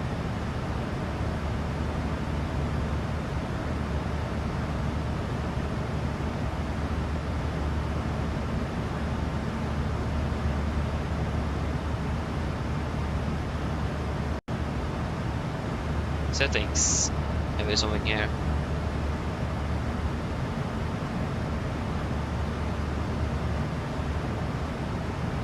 I think we have peanuts, and I think also chips. I don't remember which type of chips we have. At least we have peanuts and chips.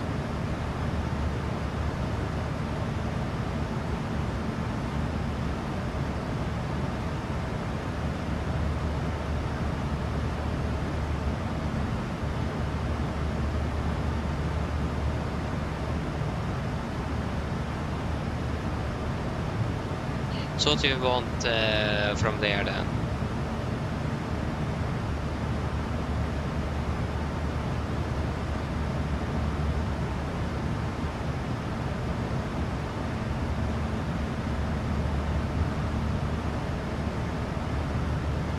Greenland. I can't still get a Greenland though. That's something I can't really give you, unfortunately. Oh, nice.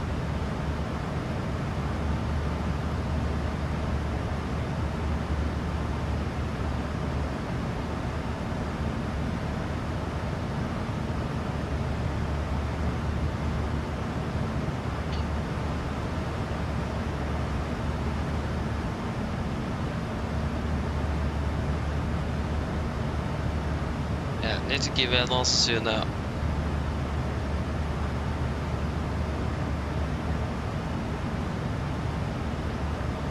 Nothing then, I imagine. Feel bad for the cabin crew and sit there and wait for like ages.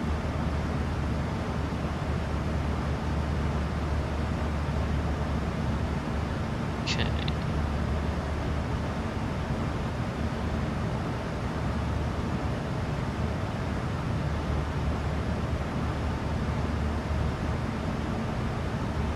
Okay, no thanks then. No problem. If you change your mind, just give me a call. Bye.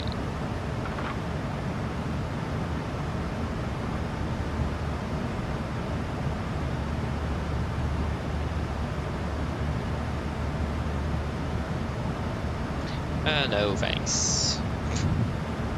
Oh, why is this so hard?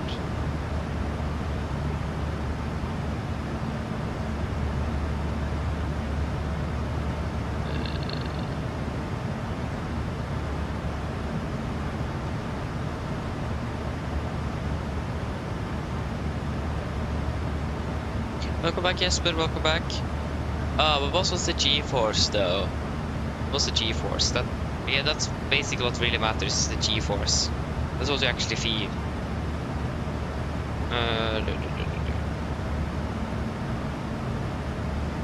This still doesn't work. What? I don't understand Firefox at all. This is the home button.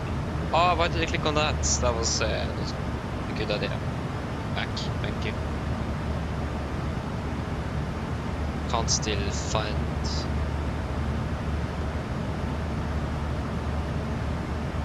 Still a confusing word.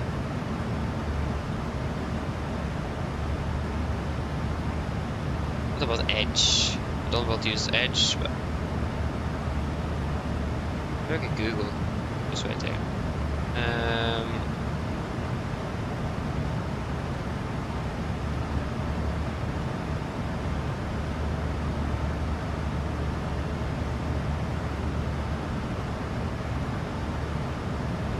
I can not write but to draw.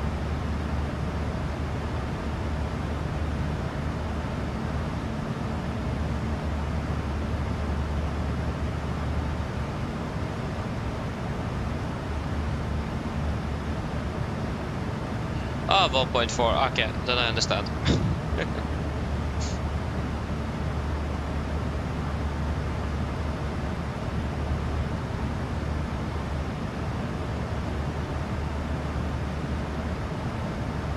Click the text and draw, but where is the text and draw? I don't find the text and draw. iPad. Probably different from iPad and computer. Open the draw icon. I don't find any draw icon. Videos.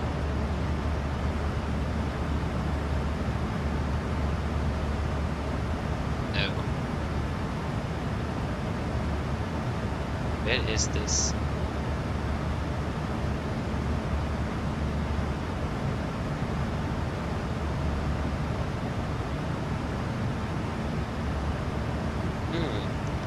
Why don't I have that here? That's strange. Maybe there's something to do with specifically this PDF. That could explain it. But also it doesn't.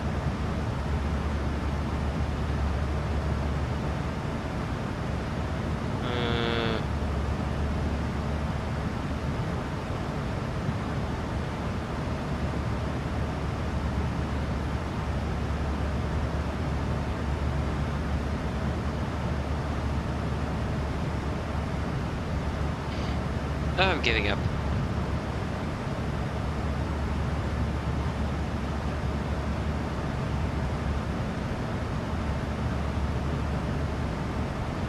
Yeah, Split. That happens. That happens. Can't have perfect landings all the time either. Yeah. That just happens.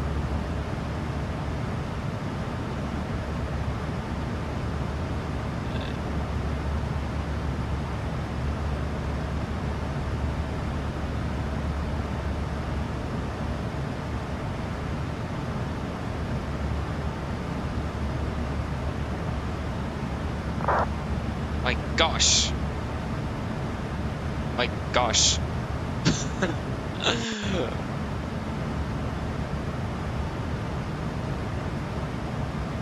My gosh. How did I stop this?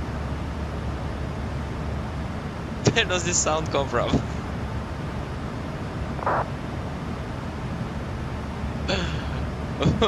Where?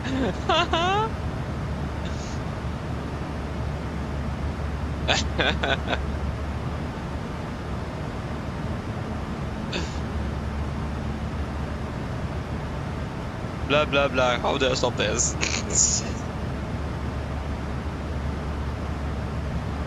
Where does the sound come from? It's my headset, but I don't know where it comes from. What?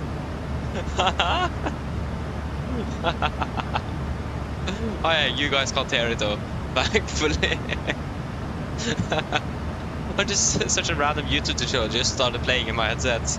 Well, my headset. I haven't opened anything. And I don't know where it comes from. Probably from my iPad, but go directly on my headset, that's a strange thing. Oi.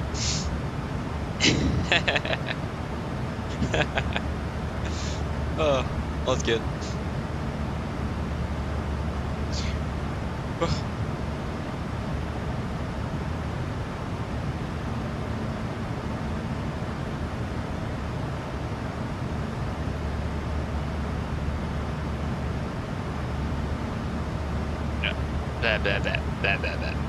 Not what I'm looking for, nevertheless.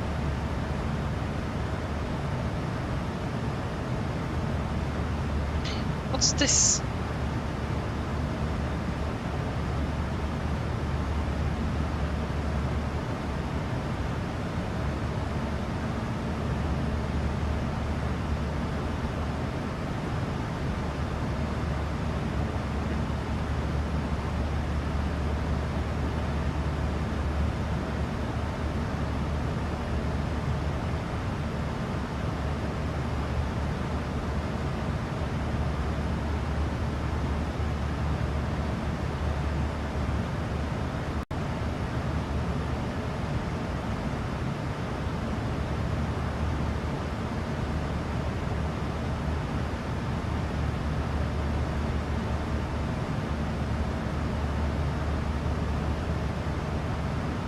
Yeah, at least I need to look at this a little bit later. I don't really have time to do that now. Shouldn't do it either. So that's something we need to look at later. Yeah.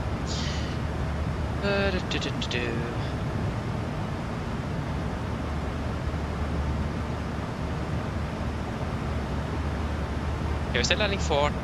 How many miles was it to the top of the set now? 135, starting at 04, the clock is 46.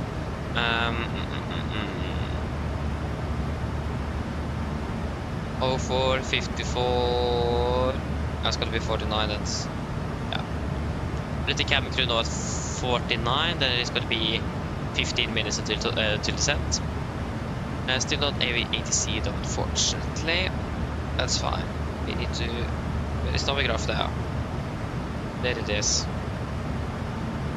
Dublin, we want to select our approach. We're coming in by the ILS for runway 28 left. ILS 28 left via beam or something.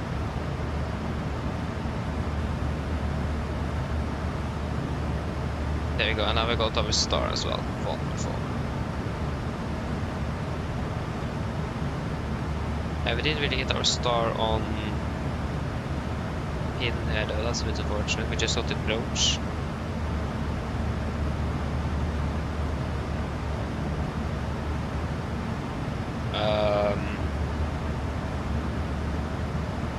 Information.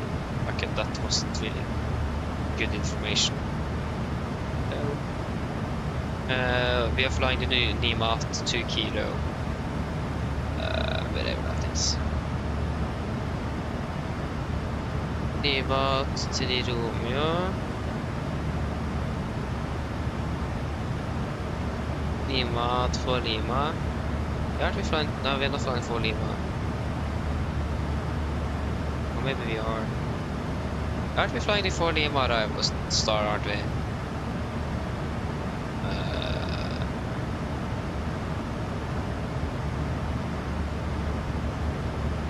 Yeah, we're flying the 4 Lima indeed.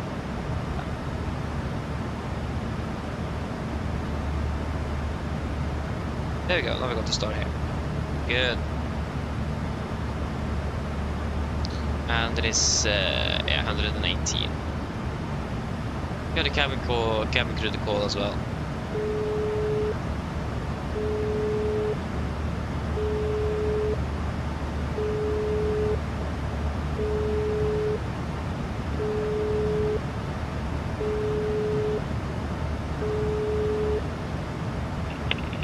Hi, Captain.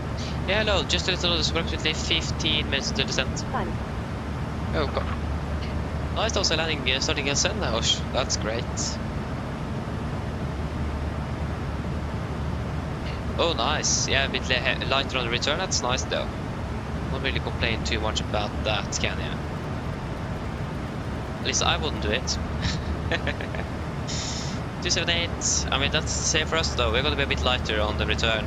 So that is not bad. 278, gonna be a 1135. 111, yeah, 35. 111, 35, 111, 35.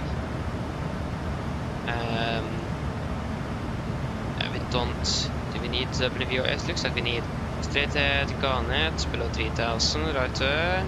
To WVR, yeah, so we need WVR then on 1149 on standby. 114. 149, so that means we have you ready on standby. 402 on the minimums. 402. Just get to 402. 402. 3 degree on the glide, of course. Transition levels going to be flight level 60. And yes, that's already set. That's good.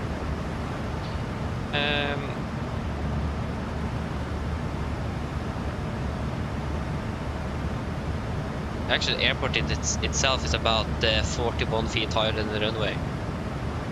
Interesting.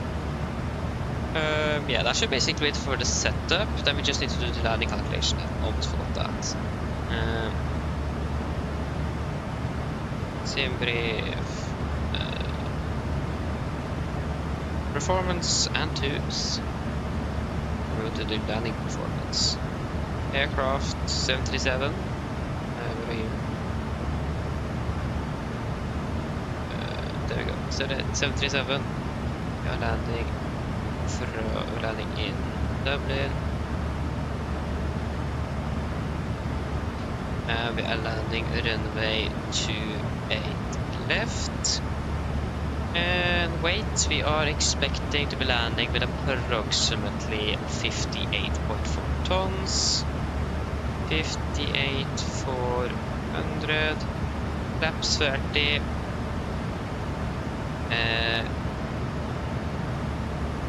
Exhaust boom. Reverse is credit. We'll wait and see. We defended 5. We can think actually. Take 0. And winds 280 at 27, 168 and the right runway.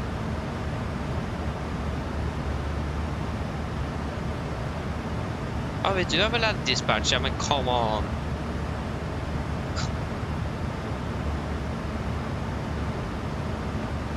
So, that's going to give us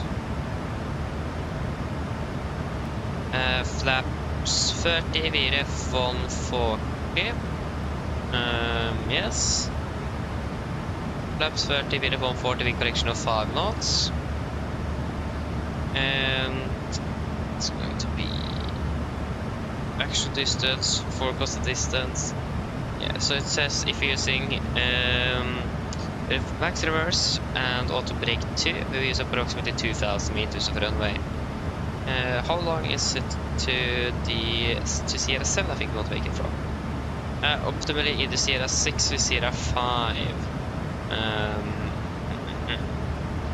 Runway 10 right, 10 right. Sierra 6 is going to be then 2001. Yeah.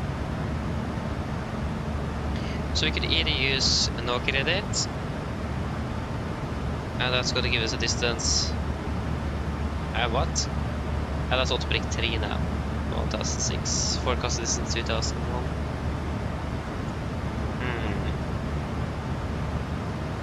I should probably just use normal reverse thrust and manual braking as we always do. That sounds like a good idea.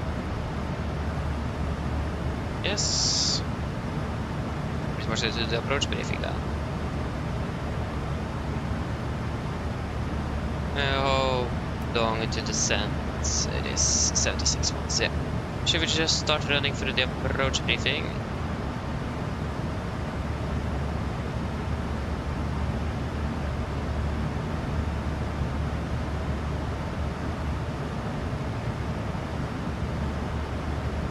Are you serious? Do I need to pay to continue this?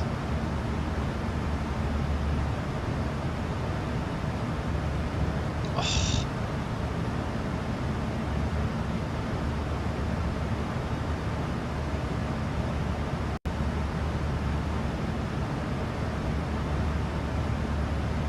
Are you serious? I need to pay to continue using this?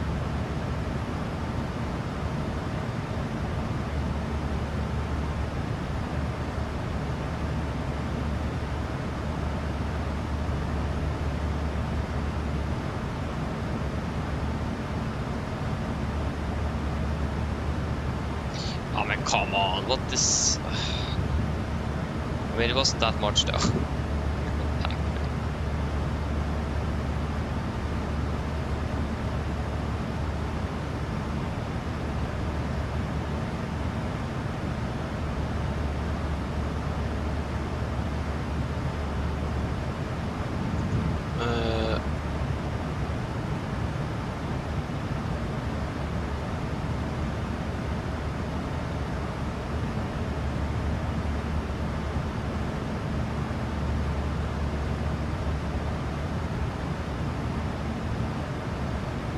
Yes, over please.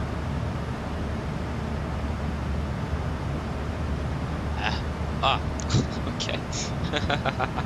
How we got the wonder? What?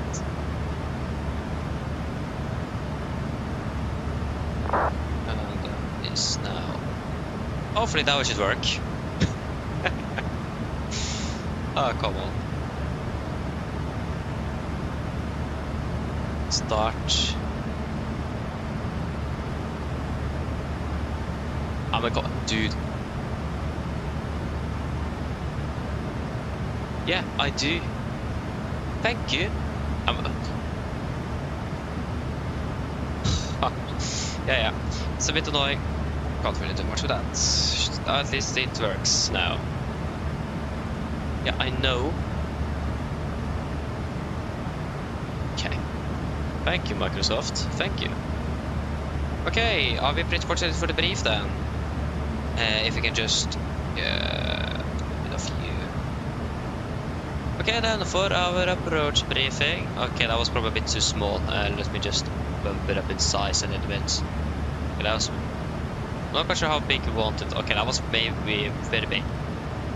Yeah, give us some feedback on that, see if you want it bigger or smaller. At least we are expecting the NIMAT 4 Lima arrival to start 10-2 Fox, effective 16th of May 24.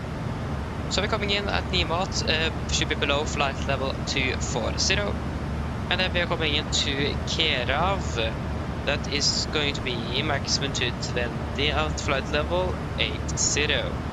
Then we're going to continue via Kogax, maximum 220 at flight 80, Gudom, Delta Whiskey 814, Delta Whiskey 815 and Delta Whiskey 816 before returning to Binu, maximum 220 above 3000. MSA Dublin is going to be 2004 feet, except for in the south here over the Dublin itself, it's going to be 4000 feet. We're going to be maintaining a maximum 250 knots below flight level 100. Other than that, yeah, we have a warning down here.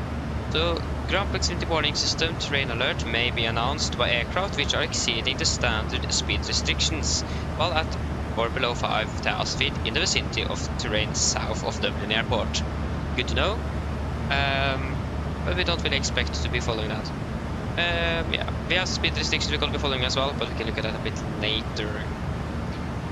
So yes, for the threats, we have some cranes erected about a little bit less than 40 feet AMSL around the vicinity, mostly around Dublin itself.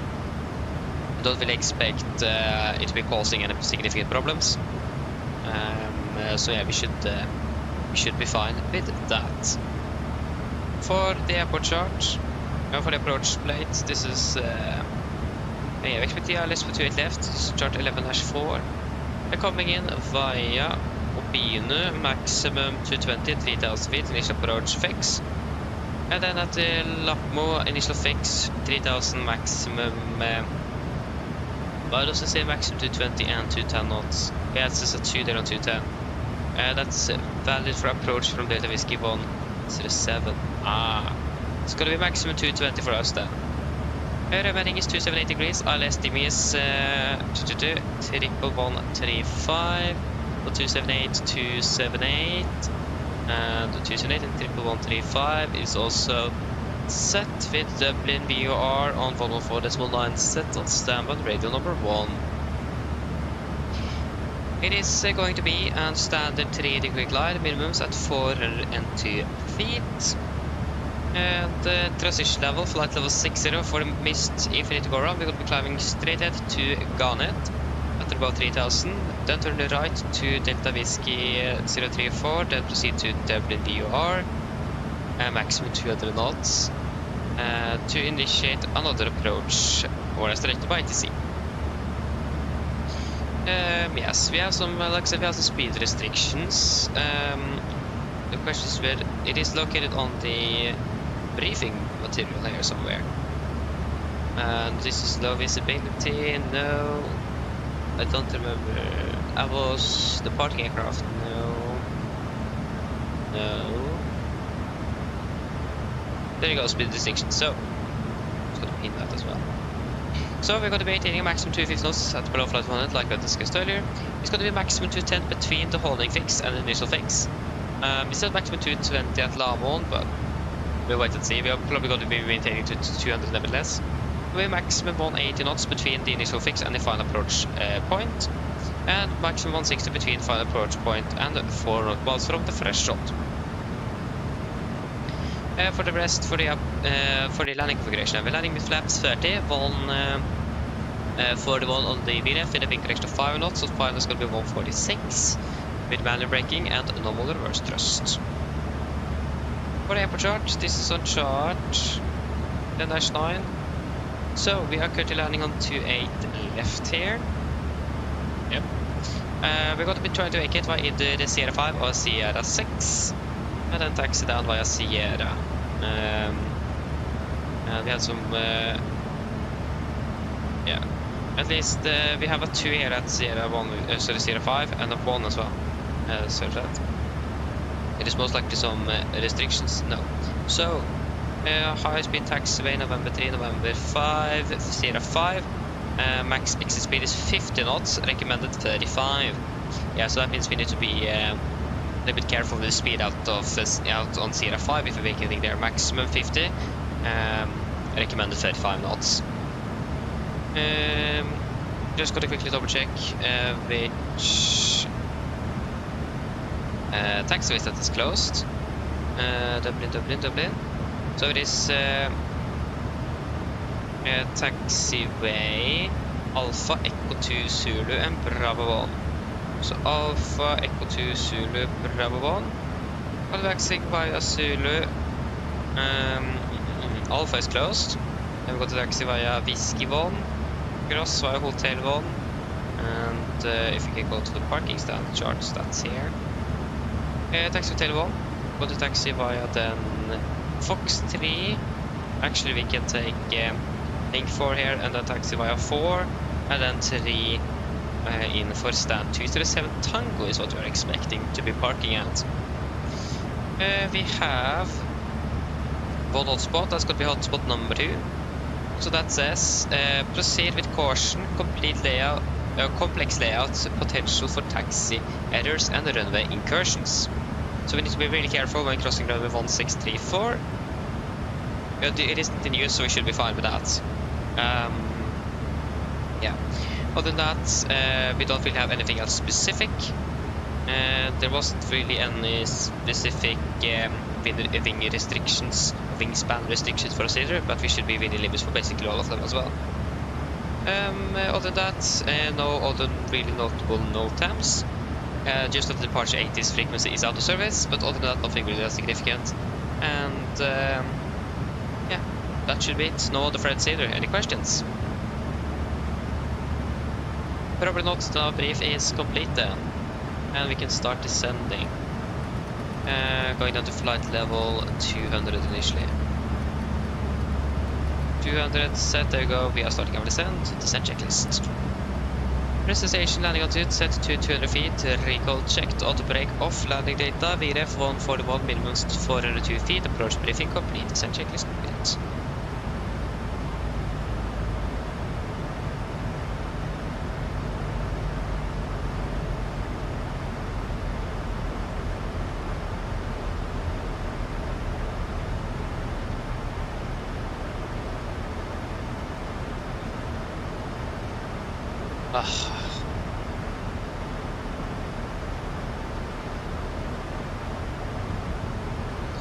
Yes.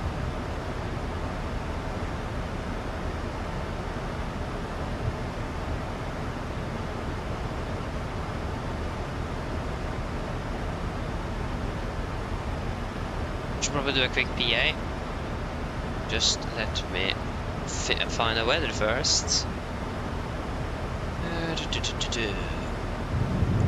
Where is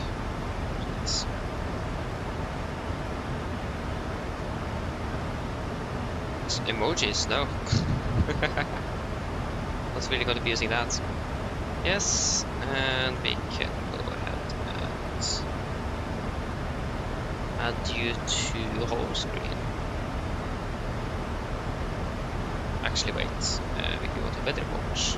Yeah, we can add this one.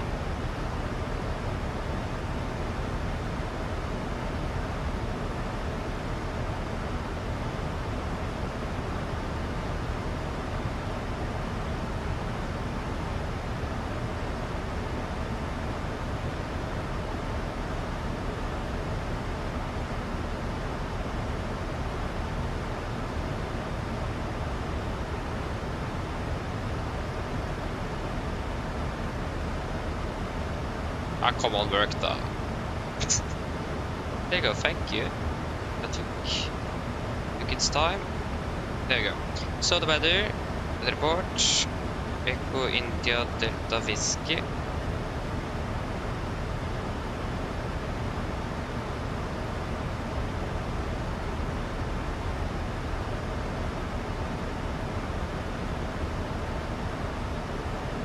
So, of course, I can't even zoom in here. I mean, come on, what is this? Can you zoom in here? Yeah, here I can zoom in. Okay, that's interesting.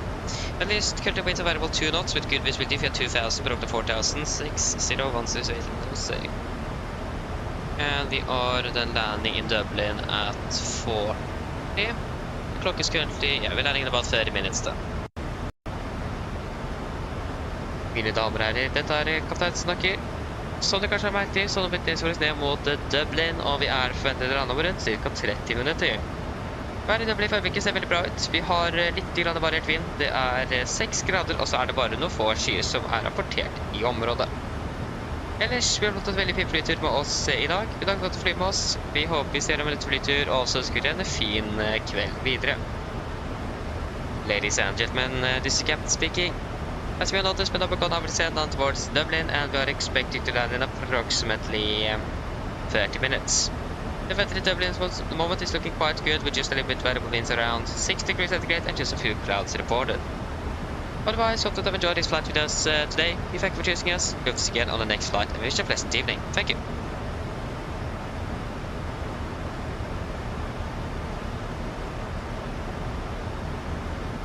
Tom, so in theory, yes. The more cache you have, the better the sim will run, because it is less for the simulator to download from the cloud.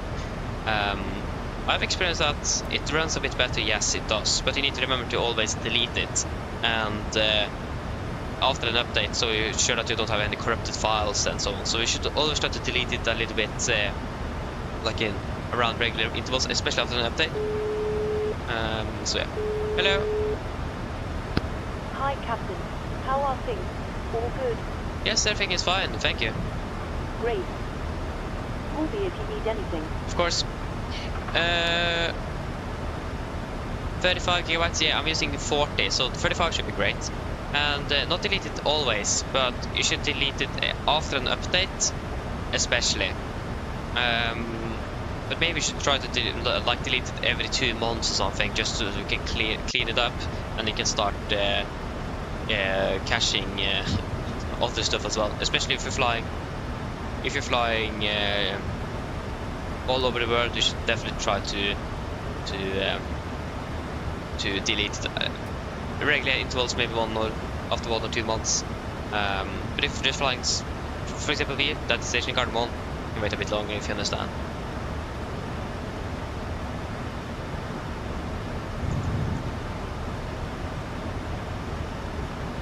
Not ready. Hello, welcome, upping well.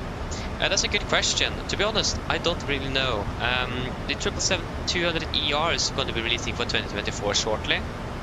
So once PMDG have finished working on the 777 family, I think they actually prioritized the DC6. But the thing is that they're also going to be they are working on quite a significant update for the aircraft. So it's going to be, looks like it's going to be, we need to pay for that update, but I'm not quite sure when that's going to be finished. But once that aircraft or the or that update is finished, then it's going to be available for 2024. I don't think it is going to be available before they have released that update. I don't think they're going to be working to make it compatible before the update, so we need to wait for that. So the answer to that is I just don't know. We don't have that much information from PMDG, and I don't think PMDG know either. So we just need to be a bit patient. But at least once they started rolling their other products onto 2024, then at least that's a good sign. Especially now that they're going to be releasing the 777-200 ER shortly as well. That's a good sign that it's going forward compared to what they did in the start.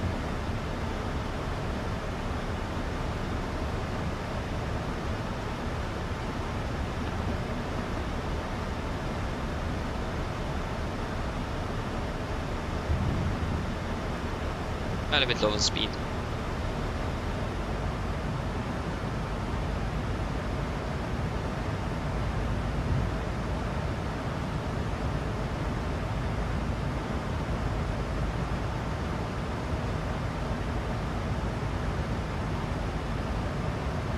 Okay, so the yeah, okay, I understand that, Thompson. That's good though. Is there also traffic into not Gardermoen, Dublin?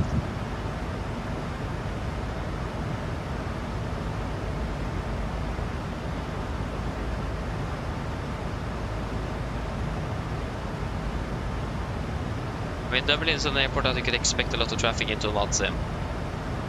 Especially with all the Ryanair people around. It looks like there's a few quite ahead of us, but they are not that. They are quite far ahead of us, and the ones that is behind us is quite far behind us. So it looks like we're going to be the next one.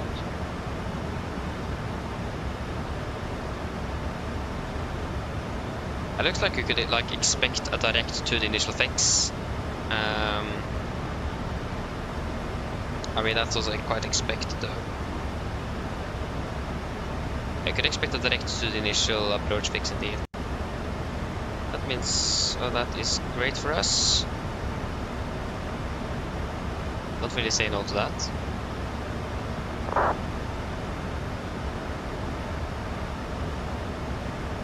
So that means we could expect a direct towards either to Pisa or Lappo. Yeah, I know it doesn't sound good. I mean, it's written with both a Z and a S. That's even stranger.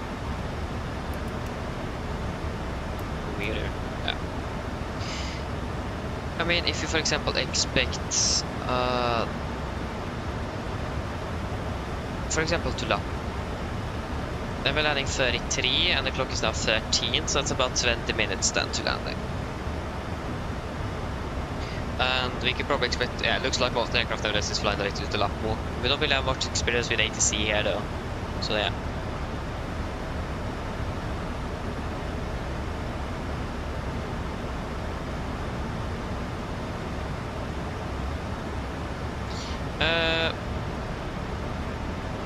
Well, referring to the winds, we currently have 38 at Nelbo. Yeah, we are about 38, so if you're referring to the tailwind, no, we haven't got what you said at least.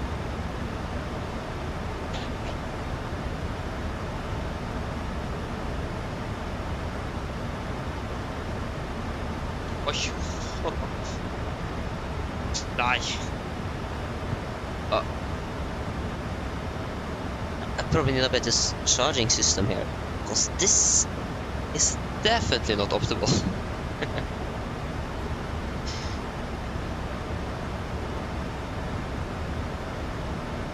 There you go.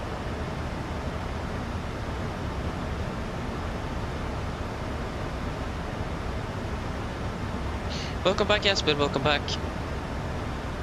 Oh, nice. Enjoy that, sounds like a lot of fun. Yeah, so we can continue on to flight level 150 is set.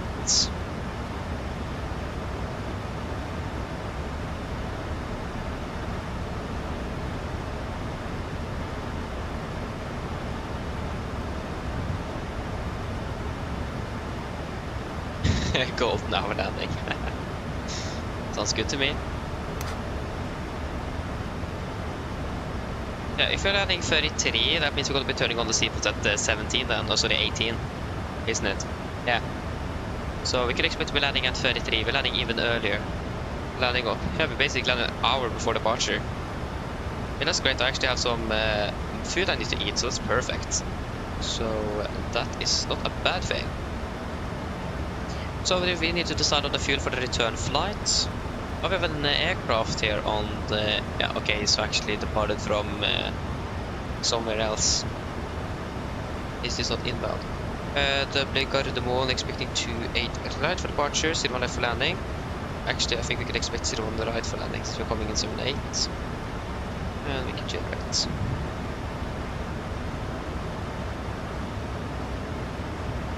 Hey, that's great, yes, but I can understand that Malaga is a nice airport to fly to. It's a bit long, but it's nice nevertheless. So I can understand that. Does it have my VATSIM ID here? Actually, it does. What? I didn't know that my iPad had that. Learning something new every day. Yes, so regarding fuel, what do you guys think? 7.1 is the minimum. And the weather for carbon is looking great, isn't it?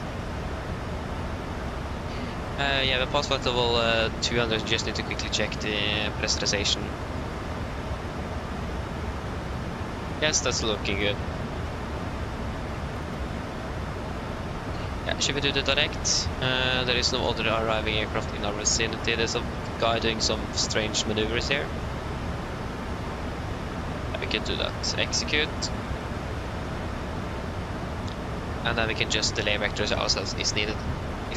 Yeah. What's the clock? It is 17, yeah. We got to give the 15-minute calls shortly. Yeah, so at least carbon currently winds are calm. KVK -2 and 1000. Wonderful, it's beautiful weather. So, if you guys are happy with 7.1 tons, the flight plan fuel, then we'll go with that.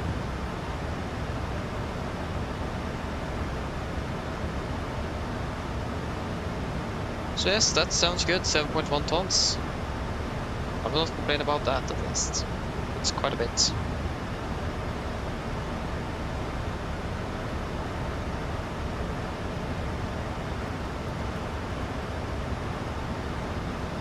Okay, I can get a 15-minute call.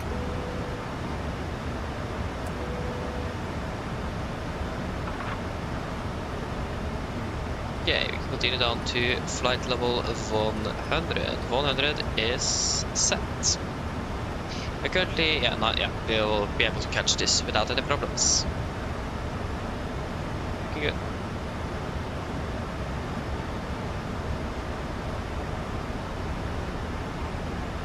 Oh nice, yes, we're over 100 flights. Oslo Norwegian, that's wonderful. Congrats. That's great. It looks like you're enjoying flying on Oslo Norwegian. That's great. That's great to hear.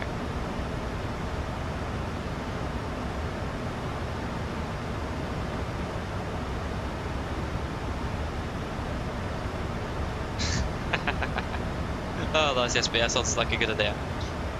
Probably even better if it doesn't snow. Yeah, exactly. Nice, enjoy that though. Hopefully you're gonna be able to do that. That's interesting, Tomsa. That's really interesting. I mean, I can't really help you much, unfortunately. But yeah, that's strange indeed. And what happened with the aircraft that did its weird circles around Dublin? It just disappeared. But disconnected them, probably.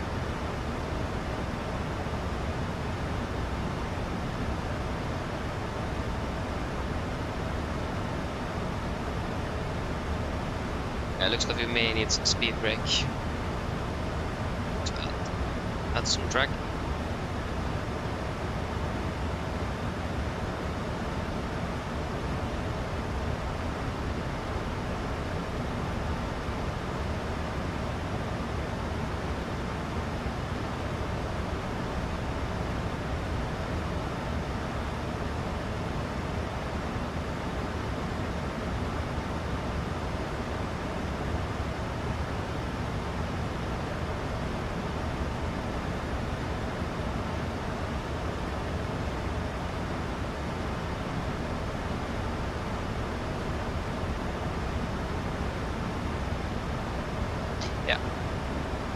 Add a little bit of speed brake.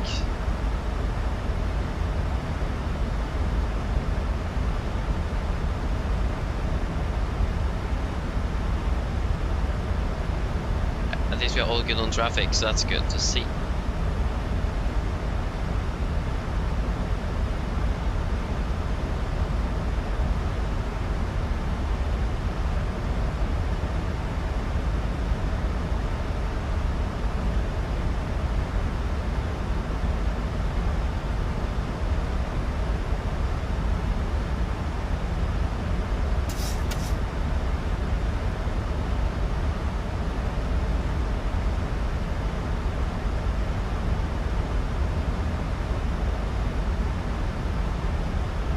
Okay, sorry. I do forget sometimes that I have a physical iPad here. We did down to 3,000 feet. 3000 is set. And the current QNH in Dublin is 1008. QNH 1008. 1008. That's set. Approach checklist. Altimeters QNH 1008 set. Cross check to pass flight level 112. Now plus -0. Approach checklist complete. You captured as well, that's great, Jesper. We're flying a lot. Like, really a lot indeed. That's nice though. I mean, as long as you enjoy it, that's the most important thing.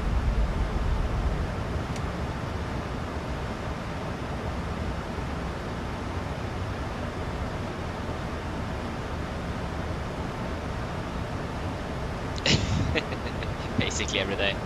Yeah, I can see that the Oslo Norwegian and see on the leaderboard. We're quite high up. Like I said, as long as you enjoy it, that's good. I mean, you probably wouldn't have done it nevertheless though if you didn't. They're going past flight level 100. So on with the lights. Hello. Hi, Captain. The cabin is secured for landing. Thank you. No problem. Presentation is looking good. A30. That's all good. So we're currently inbound. Move. Yep, Lapmo with an M.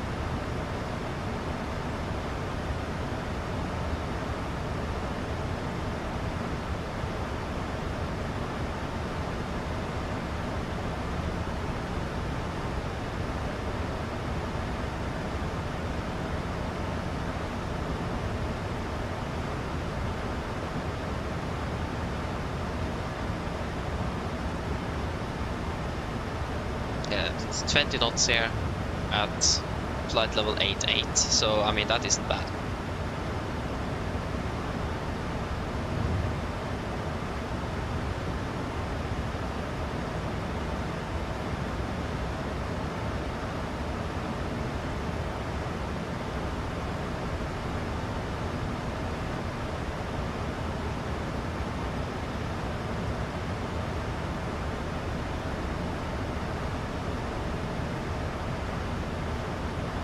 Okay. So, just got to remember the speeds. What's the final approach point? What is it called? The FAP? Where is it? That's the minimums. I can't really find the FAP.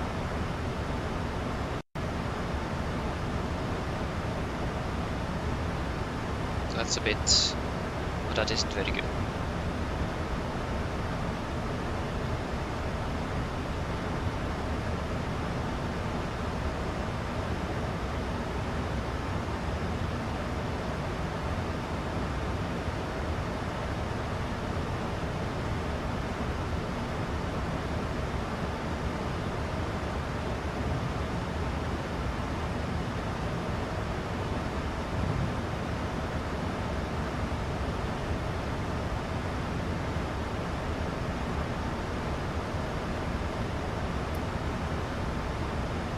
I got ALS is alive. I'm flying through some clouds, you can turn on the engine anti-ice on. There we go.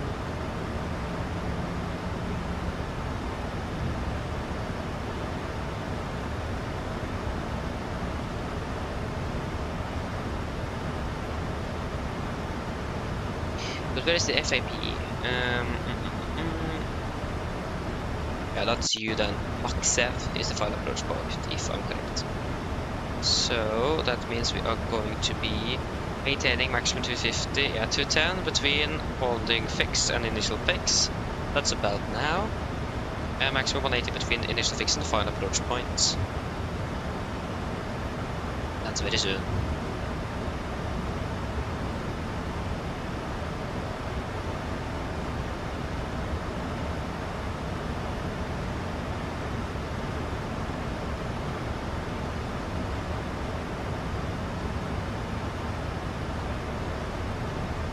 Okay, we can go speed into vent.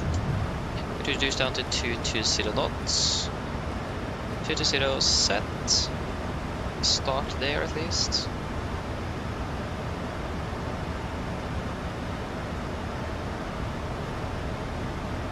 And we can turn off anti-ice. There you go.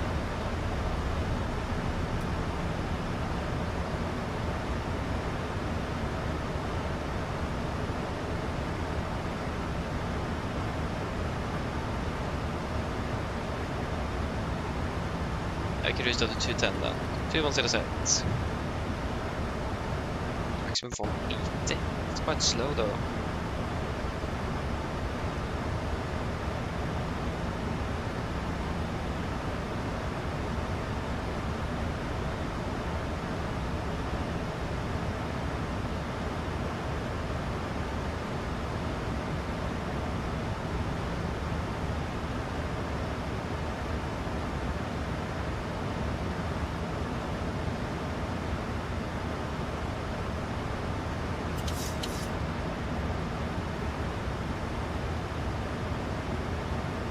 Flaps 1 speed checked.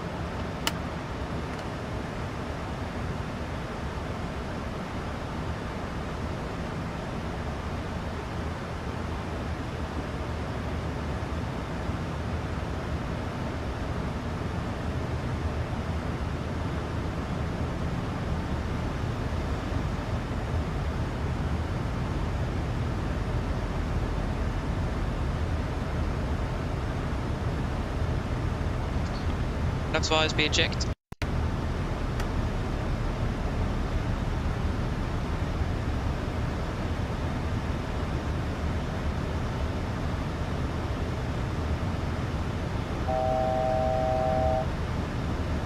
Fasten go.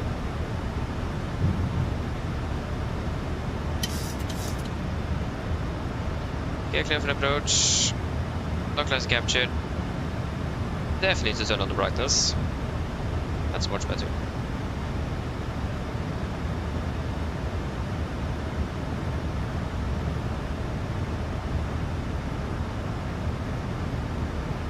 It's gonna be maximum 180, so speed 180. 90 set, it's gonna be 278. 278.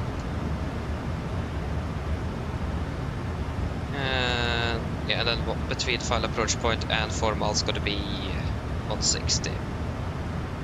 And the missed approach altitude is 3000. Yeah.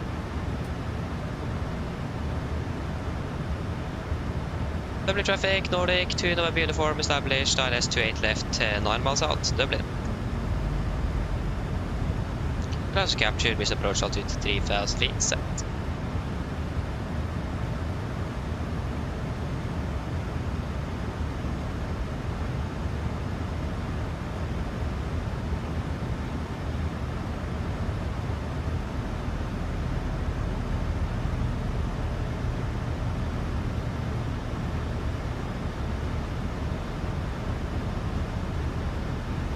And then we could reduce down to 160.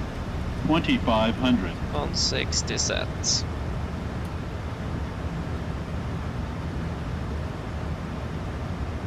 Get down, flaps 15, speed checked.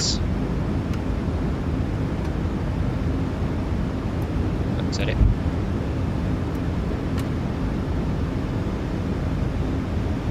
There you go. Cabin crew, seat flying please. Land check to flaps. Cap call. Given. Engine start reaches. Continuous. Speed brakes. Arm. Landing down. Flaps. Holding 15.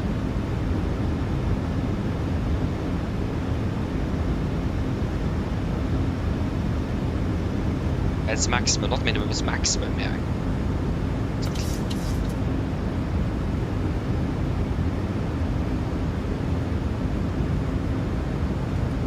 And flaps 30, speed checked.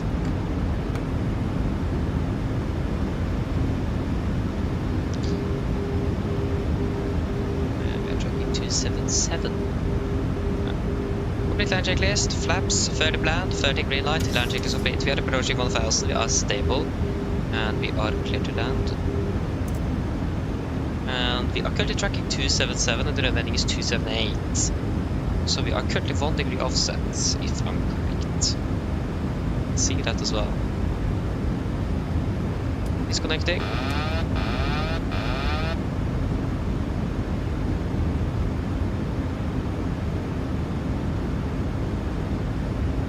One thousand.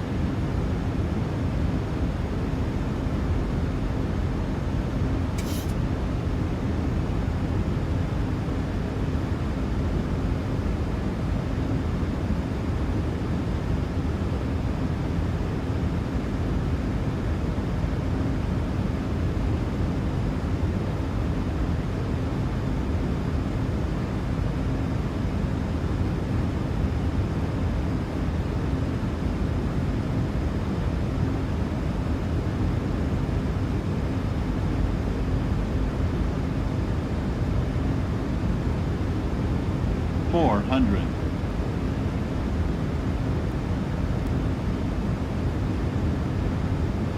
$300. Approaching minimums. Contact. 200. Minimums. 100. 50. 40. 30. 20. 10.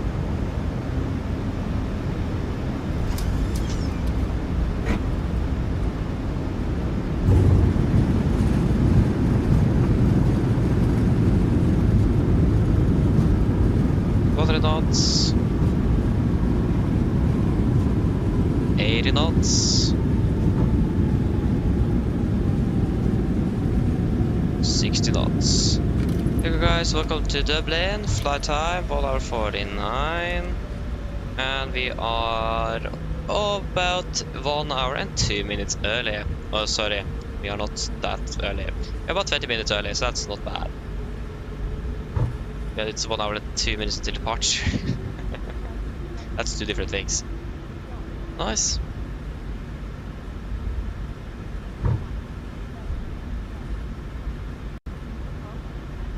Not bad. Yeah, vi väcker det var Sierra 6.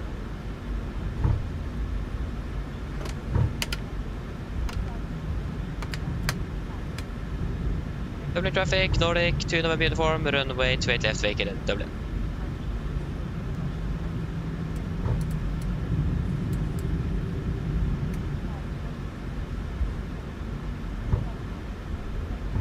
There we go.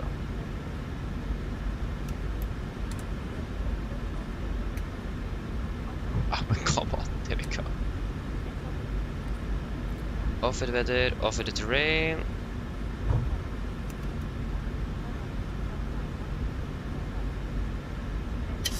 Okay, let's go to restart GSX. Parking stands. It is going to be stand 207.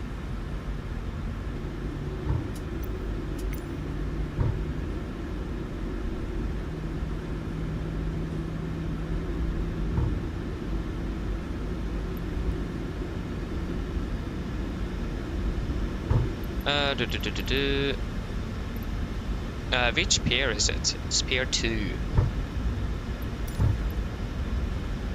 207. There we go. No. And we can use Swiss. So now we are going to be taxiing via Whiskey 1, cross runway 1634. So cross runway 34 then. Good.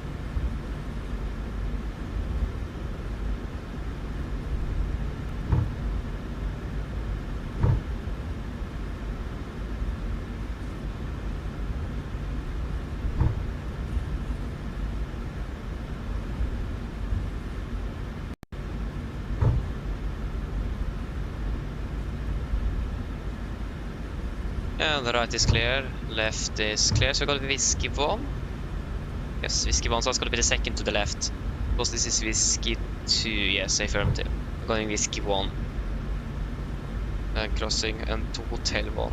Continue link 4.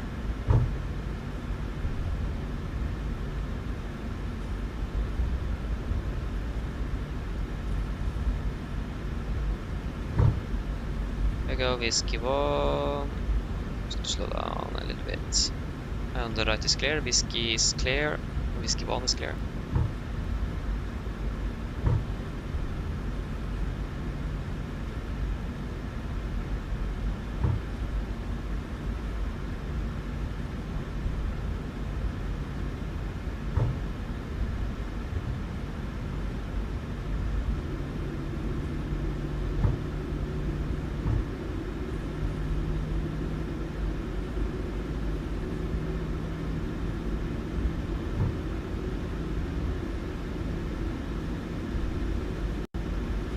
Dublin traffic, Nordic 2 November uniform, crossing runway 34, Dublin. Okay, go to cross runway 34. Left is clear. Right is clear, confirm again. I thought that was just a building. I mean, you never know. Suddenly an aircraft is on final for runway 16, so. Continue hotel bot, the link, and then the right on to 4, taxiway 4. Left is clear, right is clear. Just slow down a little bit. Use minimal power, affirmative. Left is clear, right is clear.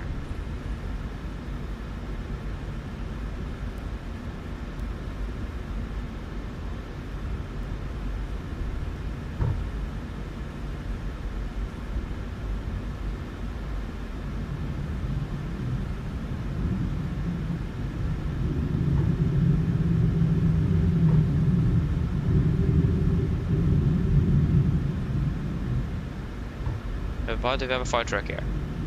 Okay, just disregard that vehicle. We didn't see anything.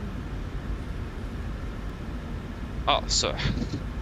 Almost. And then we're going to take a left turn on to taxiway 3. That's going to be in here, isn't it? Yes. And we can actually fire up the APU.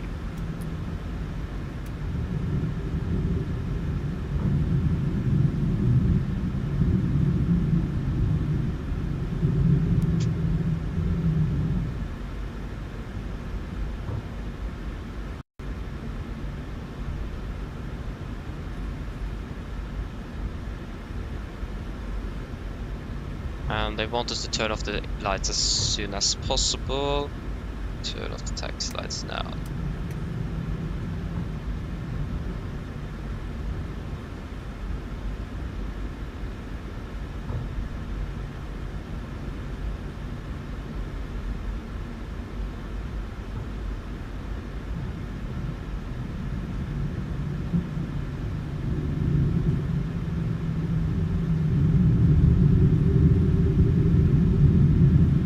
Gosh, it's loud. And of course the VDGS doesn't work. Are you serious? Oh, that's annoying. And I should just use the VDGS from GSX then. And we can stop about there. Park brake set, we can shut down number 2. AP is available. Got buses with you. And shut down number 1.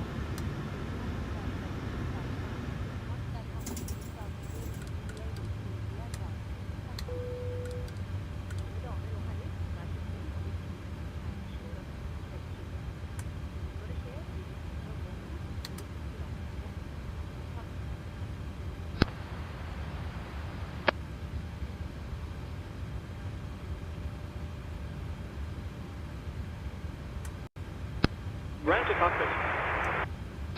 Go ahead.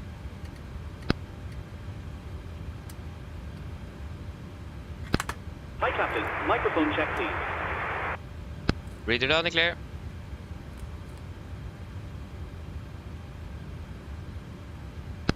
Roger. Okay, Captain. Ground power is available. Stand by. We'll start getting you offloaded in a couple of minutes. Roger.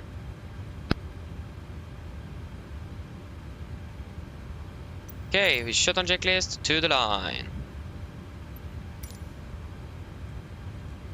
Fuel pumps off except one for the APU. Probe heat off, autopilot set, flaps up, no light, parking brake set, engine start levers cut off, and weather radar off. Shutdown checklist to the line is complete.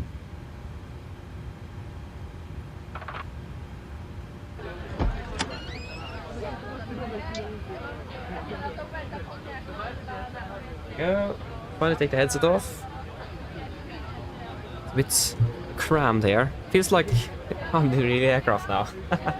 So tight with space here. Yes. So flight time. 1 hour 48 minutes.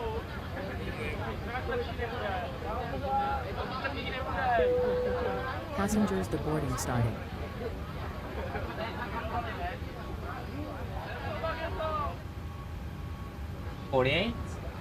Affirmative. Oh.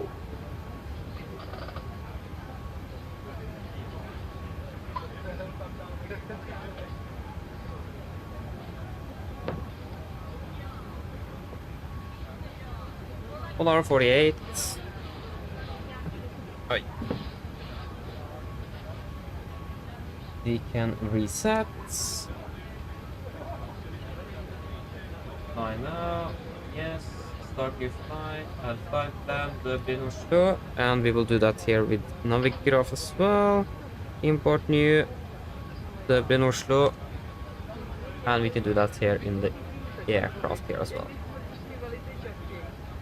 Okay. Shutdown checklist below line. Technical log completed. ERP completed. Shutdown checklist complete. Yes. So what have I missed? Probably a lot.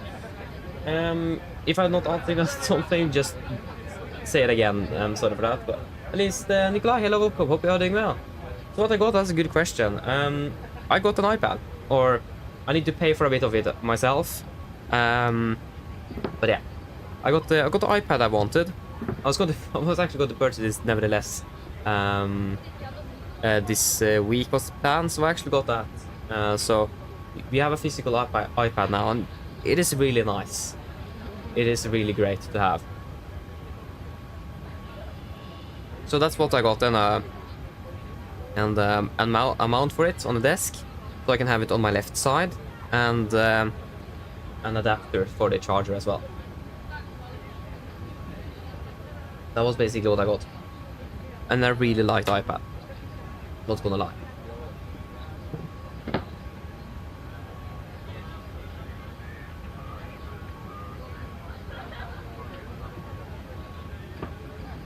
Yeah, I just need to go for a few moments now, so I'll be back shortly.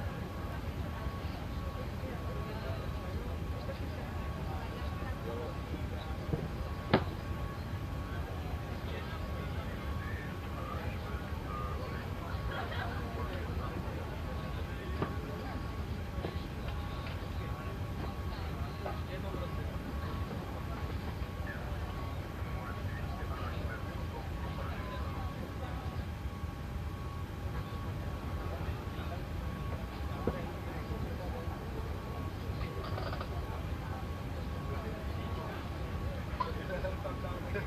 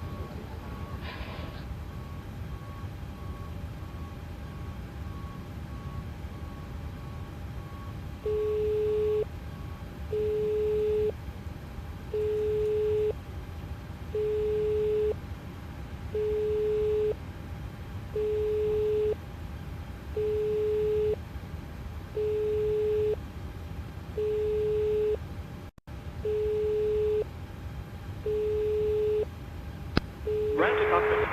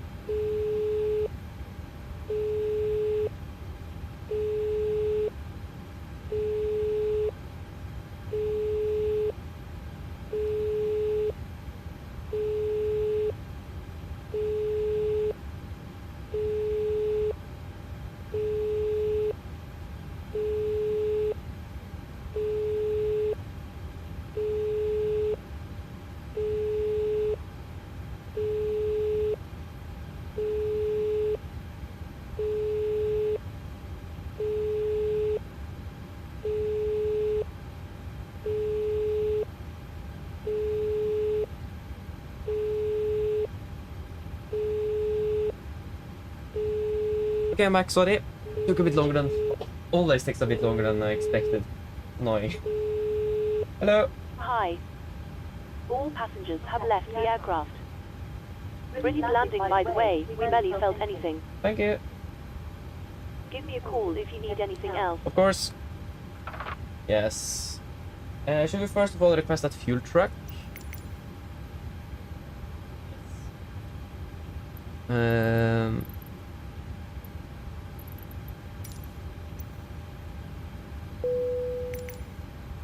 Request refueling. Refueling truck is on its way. Please don't load aircraft until the fuel truck arrives and ask to do it. Oi! That's interesting. Still not home. Yeah, yes, but probably will be home soon then. Cruising a flight to 39. Hey. I think that's the same level we are going to be cruising at as well. That's great. I mean, come on, work. Yeah, we are cruising at flight to 39 ourselves there. Nice. Okay, nice, Thompson. See you later then. Hope I'm not too late. See you soon. Hopefully tomorrow then. Okay. Yeah, forgot actually one thing, and that's of course the pilot here.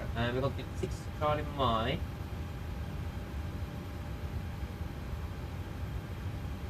6 Charlie Mike. There we go.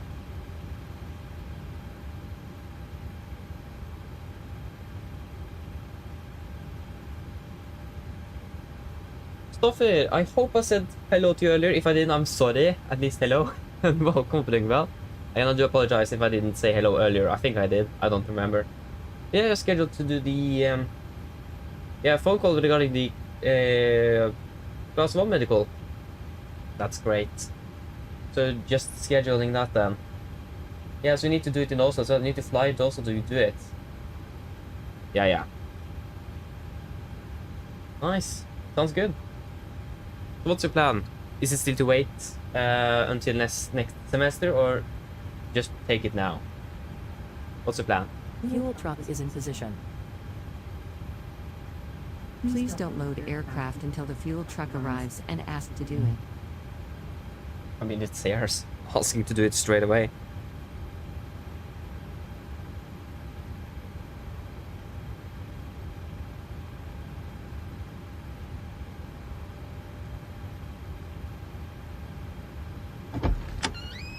Sweden control online. Why is so much it's in Sweden this evening? What? Okay, flying for Echo India Delta Whiskey. That didn't work. Delta Whiskey. Thank you.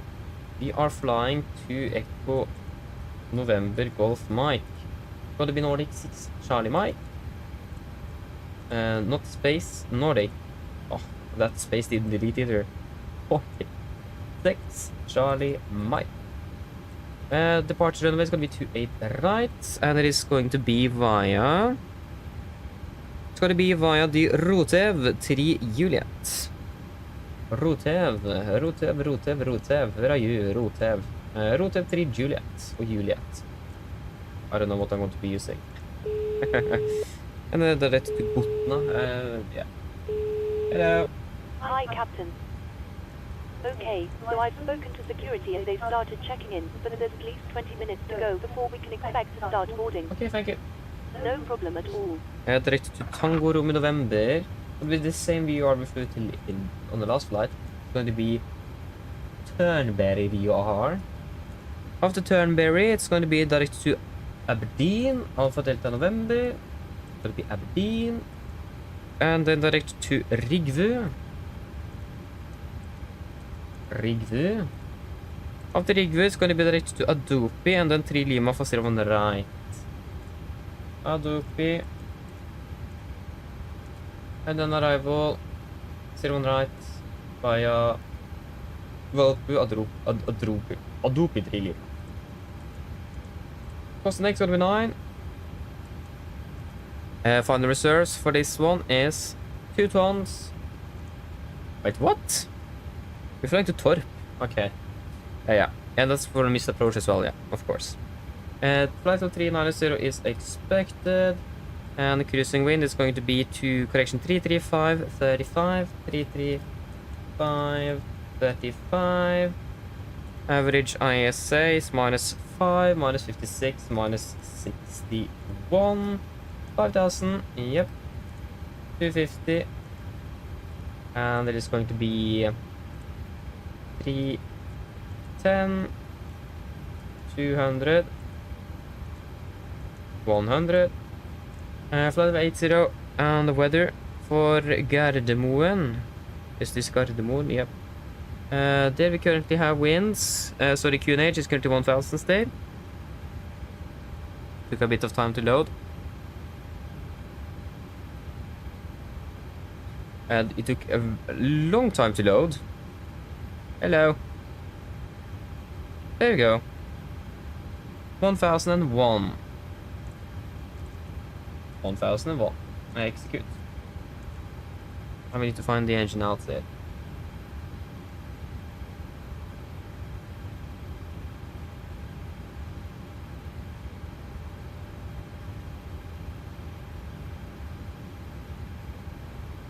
Oh yeah, okay, stuff, yeah, of course, yeah. I understand. I mean, it makes sense to just do it physically as well, doesn't it? Yeah. But understandable though. So yeah, you just got to do the scheduling. So yeah, if you're busy with the exams and so on, yeah. Probably then, if I understood you, then in June, July-ish. I'm not really sure. But I mean, great though that you're scheduling up now. That's a step forward. That's great.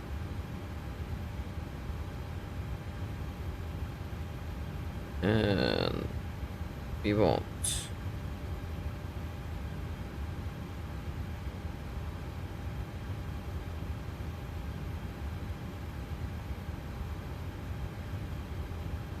no, not 211. The great thing with virtual performance is that we're going to have engine output for basically all runways, and it is going to be within the performance tool. So that's something I'm also really looking forward to, because it is a bit annoying to use a website for that all the time. Airport IKEA code Echo India Delta Whiskey. And the problem here as well, this website doesn't have. Oh, that was not an Echo India Delta Whiskey. Thank you. Not Sierra. I'm clicking Echo India Delta Whiskey. Oh, it's autocorrect. Oh, that's why it isn't working. I hate autocorrect. Oh. At least, like I said, the good thing is that with virtual performance you have it basically for all airports. Pretty much all airports. Here it's quite limited, so we don't, for example, have for Haugesund, for example, or Bodø as well. Virtual performance should have that for all, basically all airports where the 77 can fly. Almost. It's still some that doesn't have it, but most of them have at least. All of this is just going to be a straight 25 knot. Yeah, that's nice and easy. 25. This is good. Sounds good to me. Can't really complain.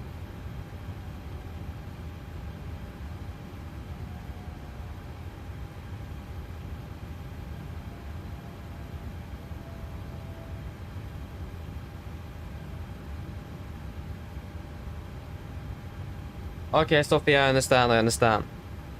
Yeah. Good luck at least on the medical one. Good luck, whenever that, when it is. I think you're gonna be able to pass it without any problems. Like if you, yeah. Shouldn't have any problems.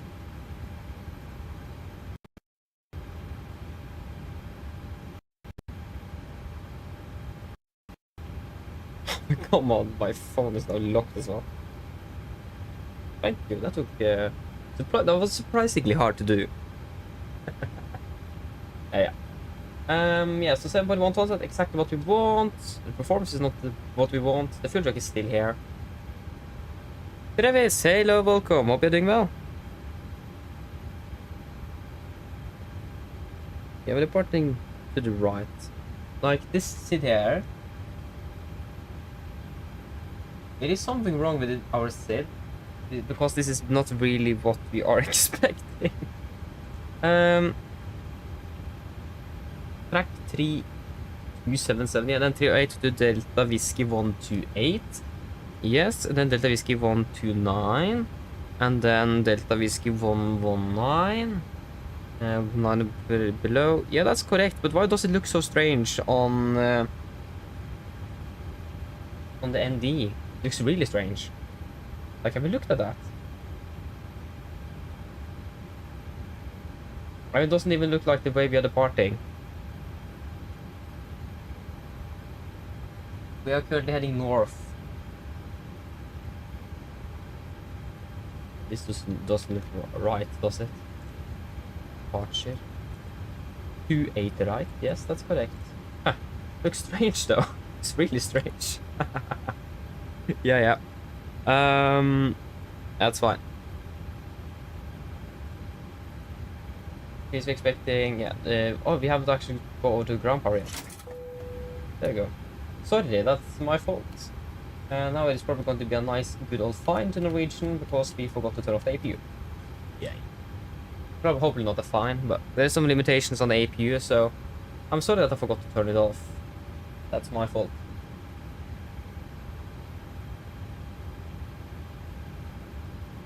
I mean, who else should be?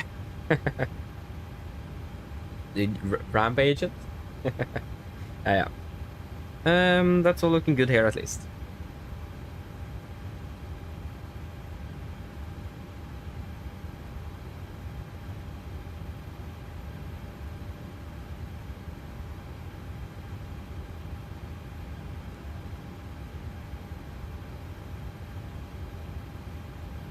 Ah, okay, yeah, that makes sense. But yeah, okay, that's interesting. Yeah, that's a bit unfortunate though, Stoffer. Yeah, that's the thing. I know that many pilots also doesn't always report their mental health issues because they really are afraid to lose their license or their medical. So that's in general actually a problem. Because if you have something that isn't really that severe but still above the limit, you will then lose your medical, then you can't fly. So that's actually generally a problem in aviation. That many pilots doesn't actually report if they have any mental issues or mental health issues because of that. Because it is so strict. So, I mean, it is understandable that it is like it is, but it's probably a bit too... the regulations are probably a bit too hard. Because getting your license back, or the medical is back, is quite hard. So, so yeah. Still hope that you're going to be able to pass, and I think you are. No, you should be fine.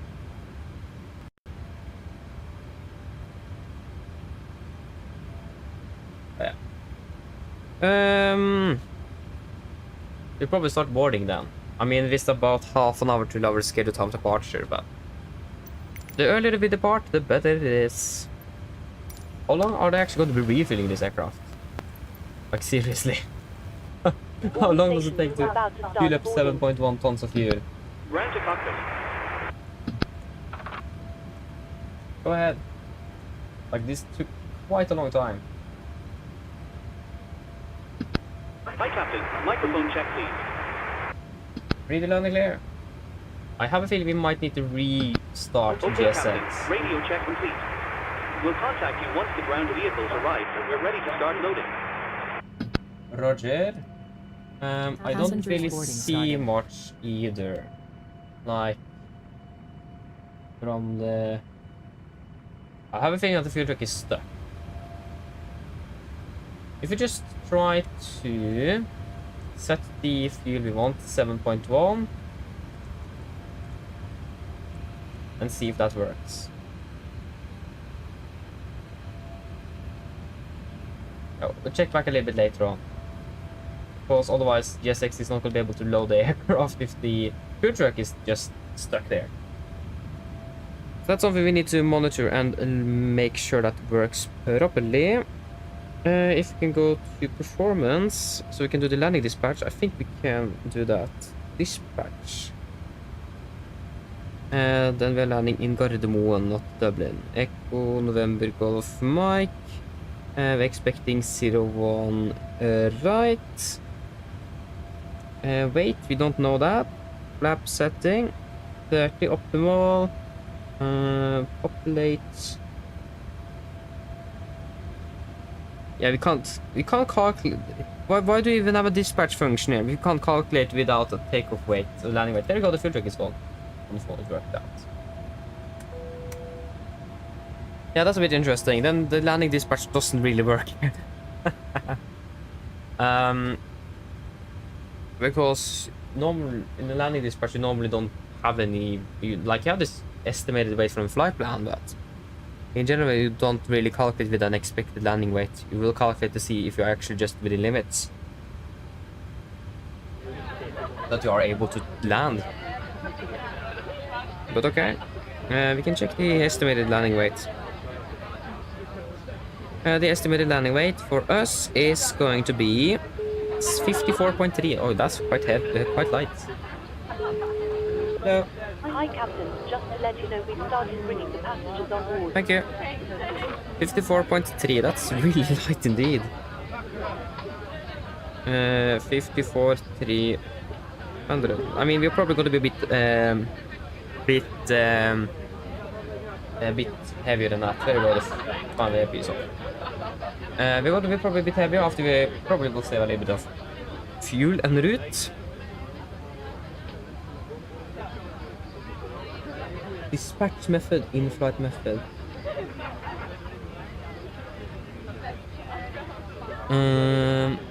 Wait, didn't really give us landing. Yeah, so landing limits, sufficient runway, yes. Maximum weight 66,349 and limited by maximum landing weight. Yeah, It's looking good. Dry runways, what we're expecting. Airport name, Gardermoen. Yeah, we know that. That's really nothing new. Yeah, that's looking good at least. How is the real aircraft today? Econ November India Oscar. They have probably landed. They have landed indeed. They are delayed till 55. Like this aircraft have, or this flight, return flight to Gardermoen have been delayed since the first hour of the day for some reason. So that's a bit interesting. Yeah. Oh, Travis, you passed the second test. That's great to hear. That's wonderful. What's the next then? What's next? And if I remember correctly, you didn't pass the second test last time, wasn't it? But at least that's great to hear. So what's next? That's really cool. That all mobile telephones and other portable electronic devices, such as CD players and laptop computers, must be turned off and stowed for departure. Thank you. Mine damer og herrer, velkommen ombord. Mens du sitter, må du huske at alle mobiltelefoner og andre bærbare elektroniske enheter, for eksempel CD-spillere og bærbare datamaskiner, må slås av og oppbevares for avfeste. Takk. Oppbevares.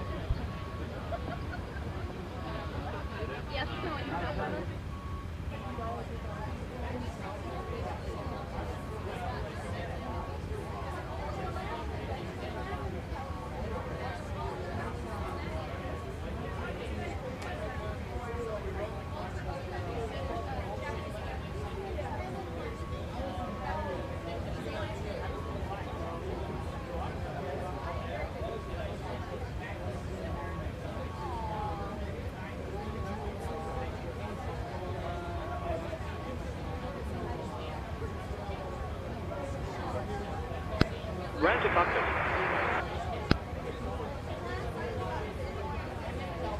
Go ahead.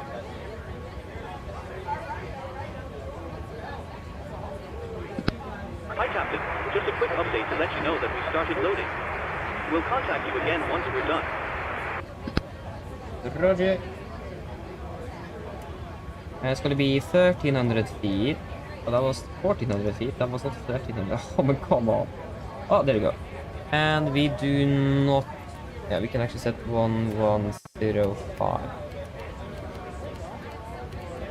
I don't think any ILS... That's not the frequency in Dublin, no it is. That's good.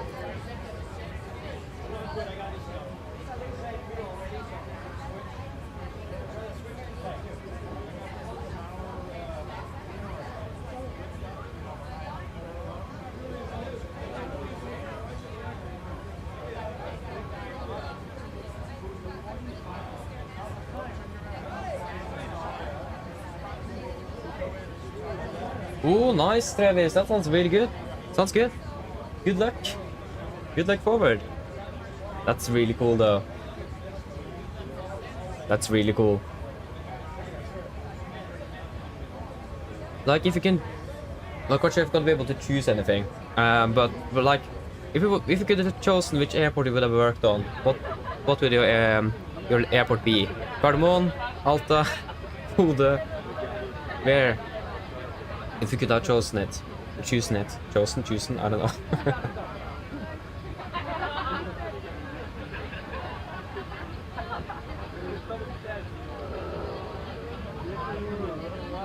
Oh, that's a bit unfortunate, Jesper.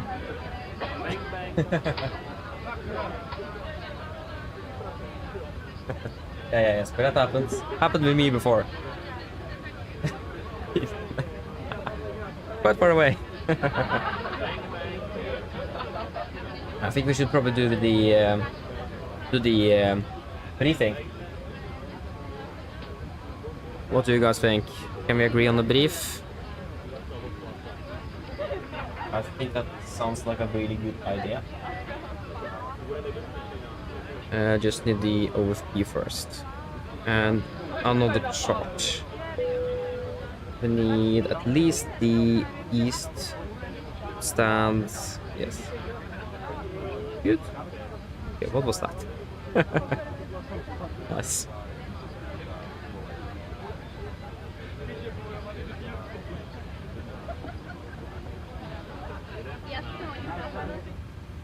Yeah, Travis, yeah, that sounds good. Sounds good. I can understand that. Okay, should we do the briefing? So, actually first we need to do, yeah, so for the emergency briefing, it is going to be exactly, basically the same as for Oslo. Ground to copy. Just engine outside is going to be a little bit different. We are going to be, actually we're just going to be climbing straight ahead on the runway heading, 25 and hold. We're going to be climbing up to about, we can say, that was actually the initial climb, forgot about that. The initial climb here for Dublin, yeah, we don't have anything. And we go 5,000. I mean, yeah, we can just climb up to the head 5,000 feet then. Just that one moment. Hello. Hi, Captain. Okay, here's the load sheet from ground. I've written the passenger count here, the crew count here, and the total number of souls, not including yourselves, here. Thank you. Okay, looks like we're all set. Go whenever you're ready. Okay, great. I'll give you a call once we're ready, and we should be ready very shortly, so yeah. No problem. Forgot what I would normally say. Yes, so again, for the engine outside, just straight at 25 hold, and we will climb up to 5,000 feet in transition altitude. The weather is looking good for Dublin, there is nothing outstanding, and all the runways should be available in case we need to return. We're expecting to be departing below the maximum landing weight, so weight is not going to be under restriction for us at least. Yes, any questions for that?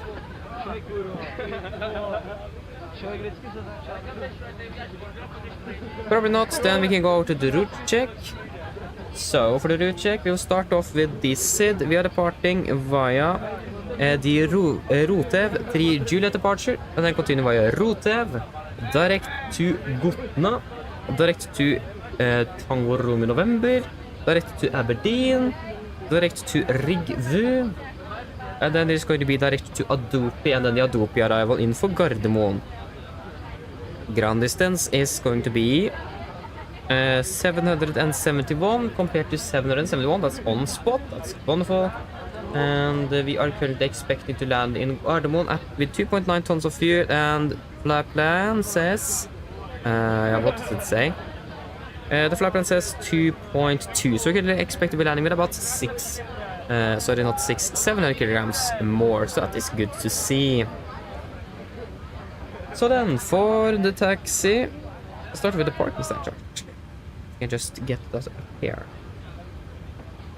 Okay, so for the taxi, you start off with the parking stand chart. So this is on chart or chart 10-9 Charlie. We are currently parked down here at stand 207 Tango. We could expect a push facing north on uniform here, close to link 3 is what we probably could expect. And then we could taxi up by taxi before link 4 and then continue on Foxtrot outer. If we go to the airport chart, that will work. Please, hello, there we go, thank you. These are airport charts 10-9. So expecting again continue up via Foxtrot outer. Not via Venus, left on, correction, right on November, and we will go for, should we go November 2 or November 1? I think we should go for November 2. So we can do a calculation for November 2, for a 28 right, we have plenty of runway, it's 3,100 meters long, so then we expect 2,700 then. Or should we go full length? What do you guys want? Full length for November 2? Doesn't really matter for us too much. We expect to be departing ahead of schedule, nevertheless. November 2 is going to be less shorter taxi, but we have some noise abatement we need to think about as well.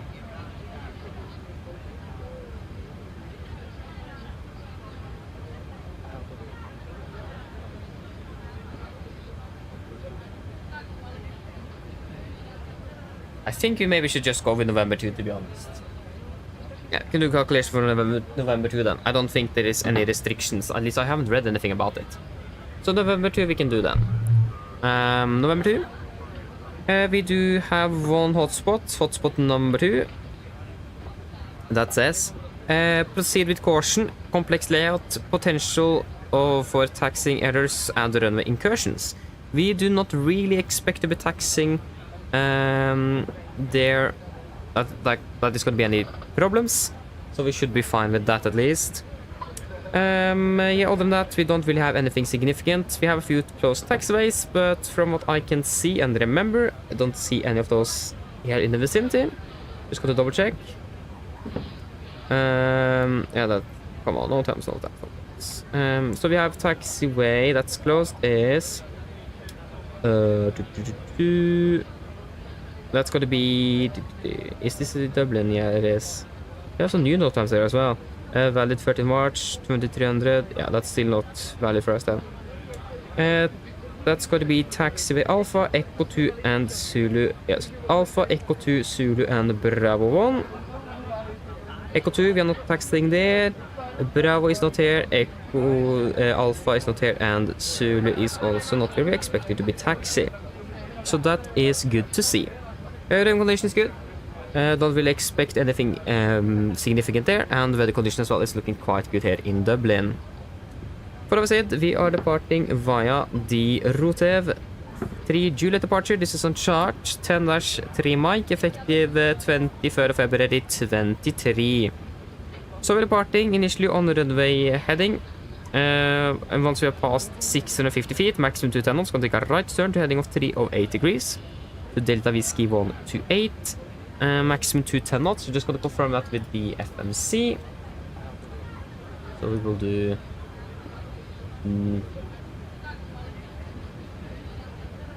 this. There we go. So yeah, again, it's going to be a track 095. Where does that come from? Yeah, there you go. Track 277, 650, maximum 210. Right turn towards Delta Whiskey 128. It's going to be maximum 210 as well. And then we can take a right turn again to Delta Whiskey 129. Going to be maximum 210. Continue up to Delta Whiskey 119. Should be below flight level 90. And then continue Delta Whiskey 029 and then to Rotev below flight level 230. MSA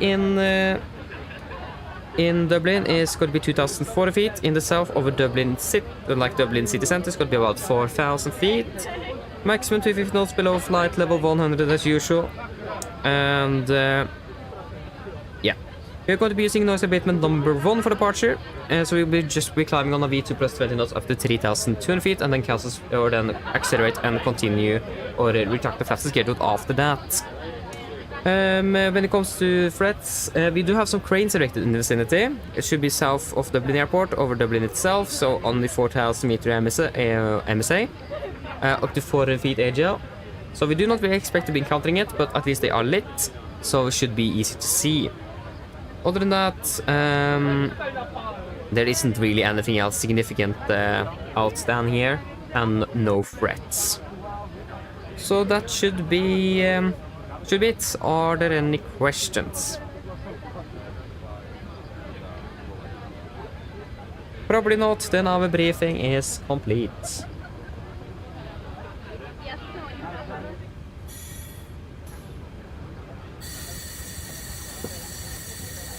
Briefing checklist to the line. Pins of course are removed, oxygen tested 1%, nitrous under display switches, normal and auto window wheel is on. Pressurization mode selector, auto, flight instruments.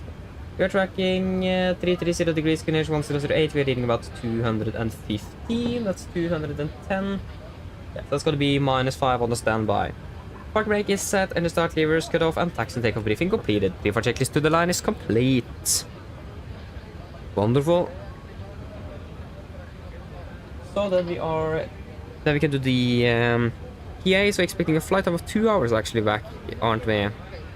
Just let me double check quickly. Flight time 2 hours, flight level 390, and we're expecting good weather both in Gardermoen and en route today. Nothing outstanding. Mine damer og herrer, god kveld. Mitt navn er Fabian, jeg er kaptein ombord i dag på Oslo Norwegian, og resten av besetningen som ønsker hjelp ombord denne flyvningen fra Dublin til Oslo Gardermoen. Flytid til Oslo i kveld er forventet til å bli rundt ca. 2 timer. Vi begynner straks å bli klare for avgang fremme. Vi får ut av gaten om rundt 5-10 minutter, så vi skal være sånn ned, ta på oss sikkerhetsbeltet. Også for oss egen sikkerhet, andre som bor, så anbefaler det på det sterkeste å følge på den veldig viktige sikkerhetsdemonstrasjonen som kommer fra kabinbesetningen nå om noen få strakser. Men når det kommer til taksturen vår i dag, så venter vi ikke at den skal bli så veldig lang før vi er klare for avgang. Avgangsruten vår i dag også er ganske så grei. Vi kommer til å ta først vi kommer til å ta av vestover, før vi ganske så raskt kommer til å begynne å fly nordover og fortsette nordøst oppover mot Oslo. Vi forventer marsj i dag på rundt 39 000 fot. Gode flyforhold er forventet, men som alltid, vi anbefaler på sikkerhetsbeltet på bare for en tilfelle vi kommer bort til uforventet turbulens. Været i Oslo for øyeblikket ser veldig bra ut, med litt vind kommende fra nord. Det er -3 grader for øyeblikket, og så ser det ut som det er fint og skyfritt. Ellers, sitt ned, slapp av, så får vi en veldig fin flytur med Norwegian. Ladies and gentlemen, good evening. My name is Fabian, I'm the captain on board today, and on behalf of Norwegian and the rest of the crew, we want to wish you a very welcome aboard this flight from Dublin to Oslo Gardermoen. Flight into Oslo today is expected to be approximately 2 hours. We are shortly ready for departure in Frontier, expect to push back in about 5 to 10 minutes, so if you can please sit down, take your seatbelts, and for your own safety and on board, we do recommend for important safety demonstration that is coming from the cabin crew now very soon. When it comes to our taxi, we don't really expect it to take long before we're ready for departure.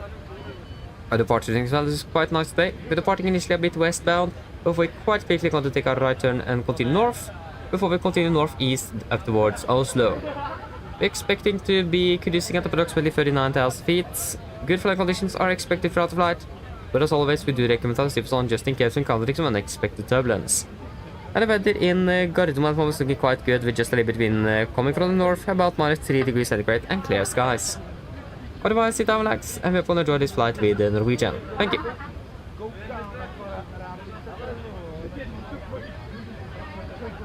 Wonderful.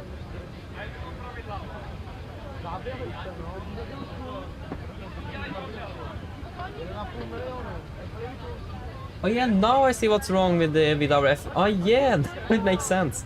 For some reason, because we, I thought, aren't we supposed to depart this way? And yeah, we are, but for some reason our flight management computer wants us to take... what could be the reason for that? That's a good question. At least now we found the problem. Just going to check with the weight so we can at least get out of here.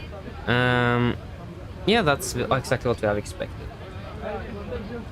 So, just going to quickly check what we can do here. So, we just need to track 650, so we can probably just do this. No, not that. You. The thing is that we can't really delete you. So what should we do?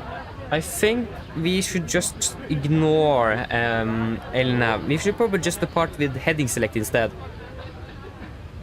What do you guys think? I can't really fix it. At least it doesn't look likely. If we can just try to 8 right and then rotev, lead Juliet, execute. Yeah, it's still the same trouble. So either it will fix itself, or we just need to ignore it. If you think about that, then I can quickly do the performance calculation here. Norwegian.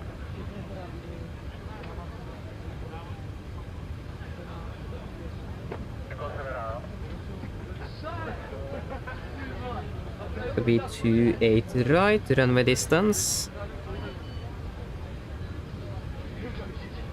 Of course I didn't pin the takeoff mints. 28 right, that's 28 left, 28 right. From November 2 it's going to be 2,641. That was almost 2,641. I guess 2007. 2,641. Weight is going to be 59,200. 59,200. Flaps 5, and we will lose 22k. And no engine and ice. Frame conditions dry.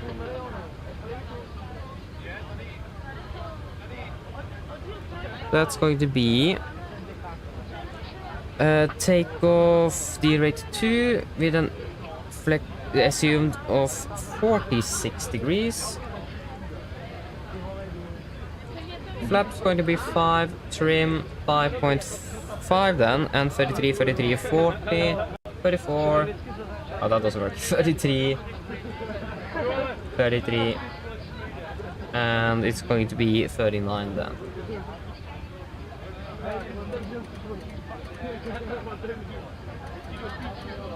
And we can fire up the APU. The thing is now, either, like I said, we depart on heading select. If we then just, yeah, the thing is that we can't really do that either. Yeah, we will just like depart as we normally do with L11 VNAV, and then we will just ignore the lateral path or part of it for the most part until it's a bit more like we're expecting it to be.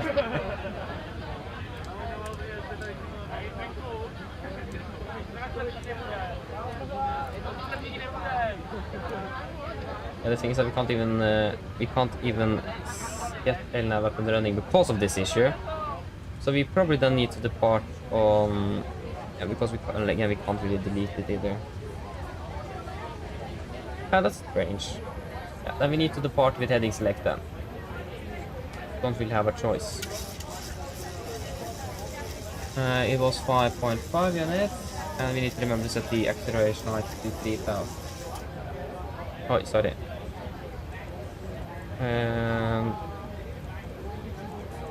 3000 on the acceleration height, that is good.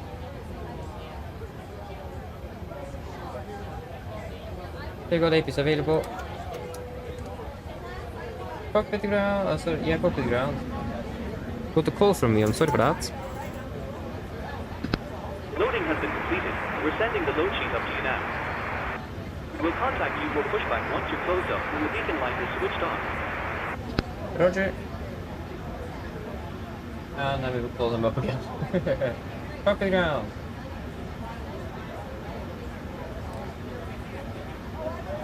Just confirm runway heading. Can you please disconnect the GPU? Yeah, so it's 277. Roger. Stand We're by. going to set heading to 308. Instead of the departure. We're going to be turning quite early. 308. Ground power has been disconnected. Roger.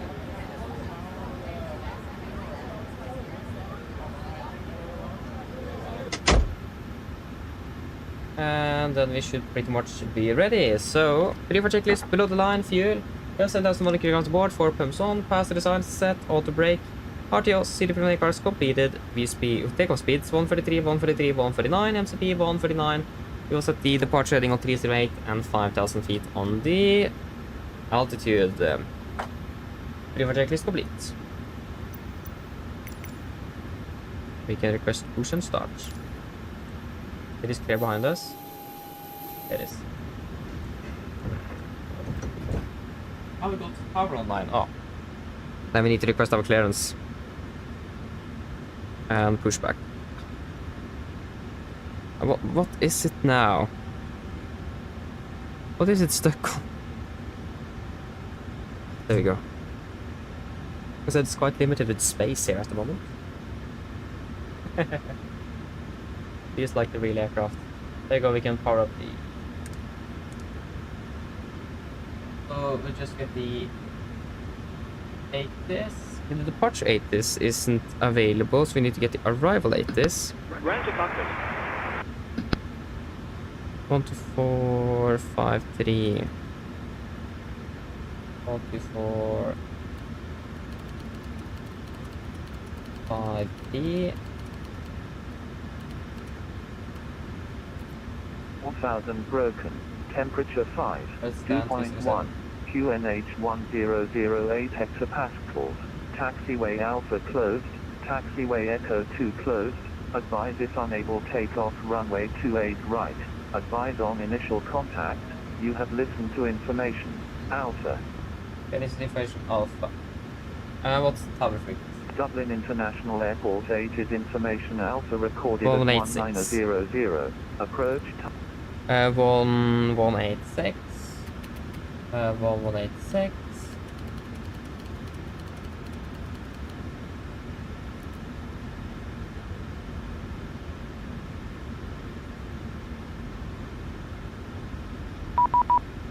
Exactly. Dublin Tower, good evening. Nordic 6 Charlie Mike at stand 207 millifish Alpha requesting clearance to Oslo. Nordic 6 Charlie Mike, please Oslo. Route left, trigger departure, runway 28 right. Initial climb, flight level 90. Squawk 7021. After departure, Silicon 122.8. Nordic 6 Charlie Mike is cleared to Oslo by the route empty unit departure at 28 right. Initial climb flight level 90, squawk 7021 and after departure on the Unicorn Nordic 6 Charlie Mike. Nordic 6 Charlie Mike, for backward. 70 7021.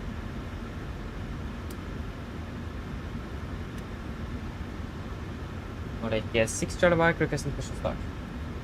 Nordic 6 Charlie Mike, push and start approved. QNH 1008.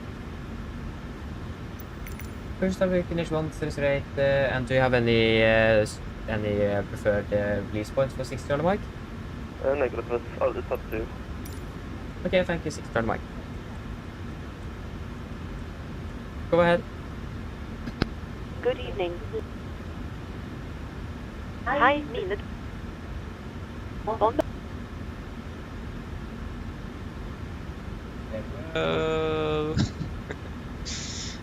Yes.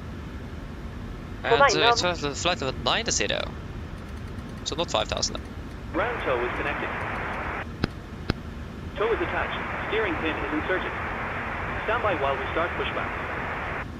please And take before start checklist, flight door is closed, locked, doors, windows, closed and locked, and clear light on, transponder routed off, and ready entry and free, and 0 before start checklist complete. Good, and we are ready to go.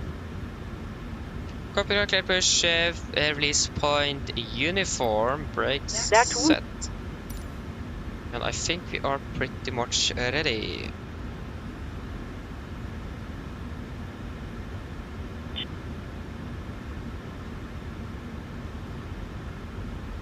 Yeah.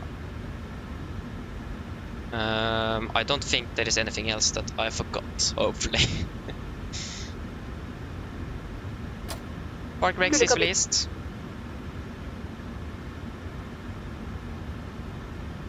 Need to wait a bit with starting engines. Release point uniform facing north. Okay, Captain. We're clear of the stand. Yes. You're free to start engines. Thank you, start 2 in 1 sequence. We call it starting up. Yeah, we need to wait a little bit. We should at least probably pass at least that 311 Romeo 206 because it's quite congested in here. Yeah, we don't really have all the markings on the charts that we have on the ground here. They go past at least the red line there. That's a good start. We asked the Libero.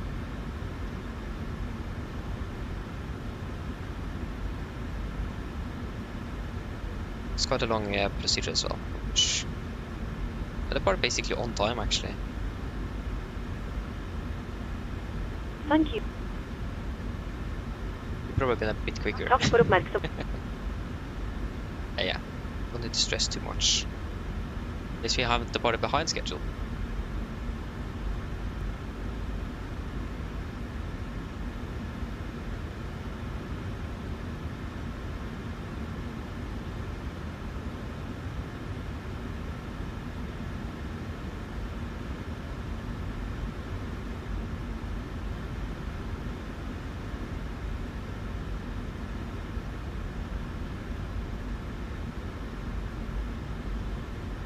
Starting number 2. Roger. Flight number 2.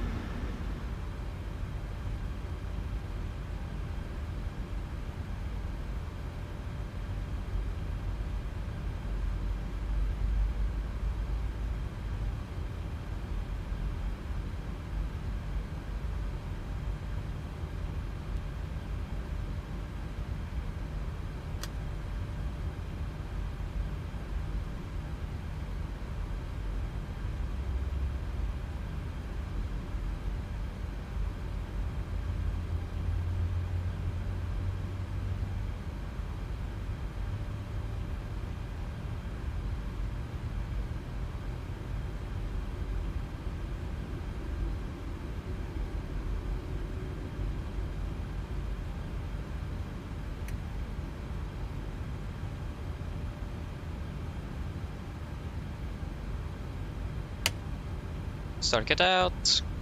There we go. Starting number 1. Roger. Bring up number 1.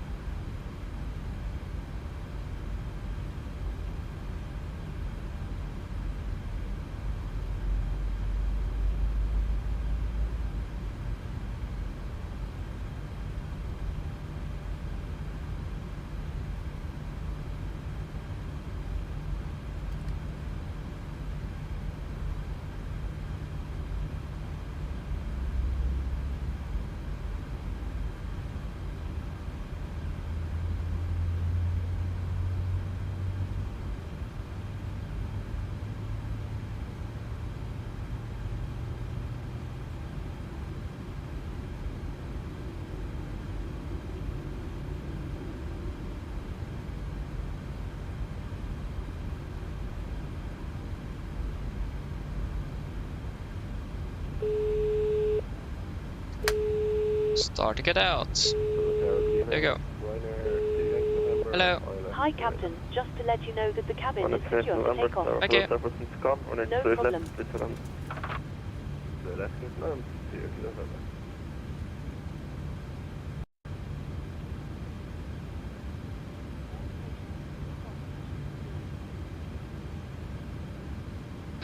Please set your parking brake. Park brakes is set.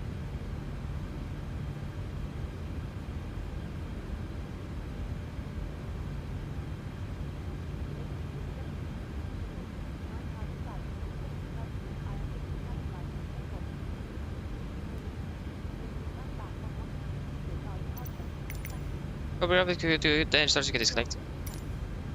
I didn't recognize my. At least we had 2 good starts. So.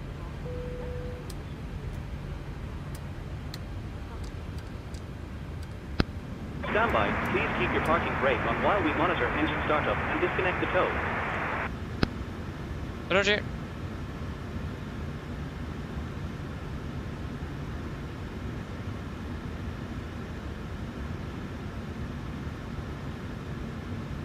It'd be interesting to get the taxi routing and see if we.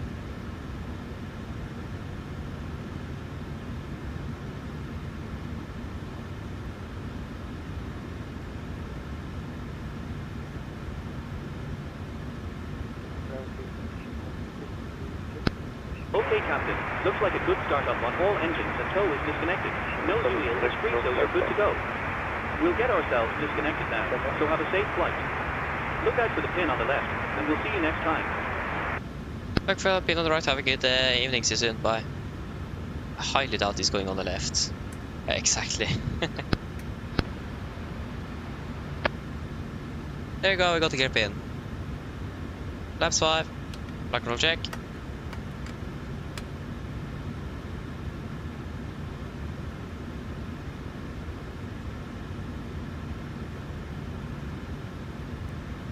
Before taxi checklist. Generators on, probate on, anti-ice off, air color press, packs auto, ice level auto, engine start switches, continuous, recall checked, engine start levers, alitant, flag controls, checked, ground equipment, clear, flaps, 5 plan, fire green, APU off before taxi checklist complete. We are ready to go.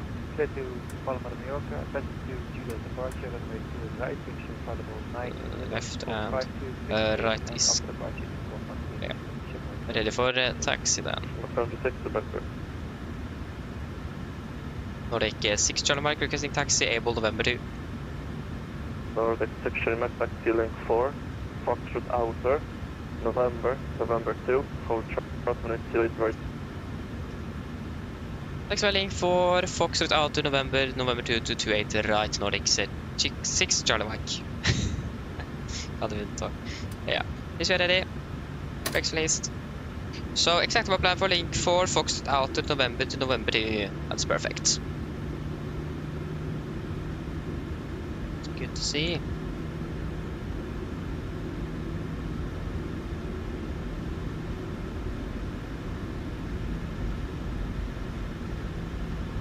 And the right is clear. And and minimum power is what we are required to use. So we're currently taxiing down via Ford, the Link Ford, and the Foxtrot Outer.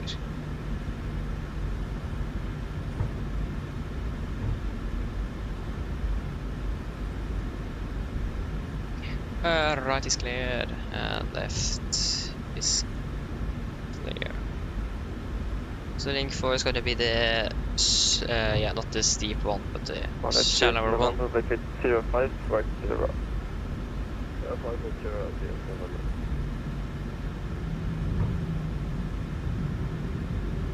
And then Foxtrot Outer.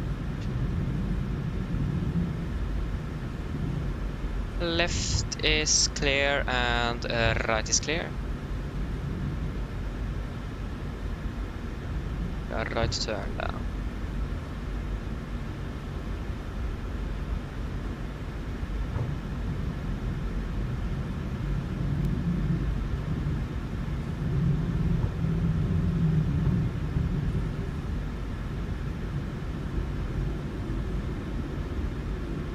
Left clear, right clear. 736, push a set of route face west, QNH 1008. Push up route face west, QNH 1008, Denmark 736.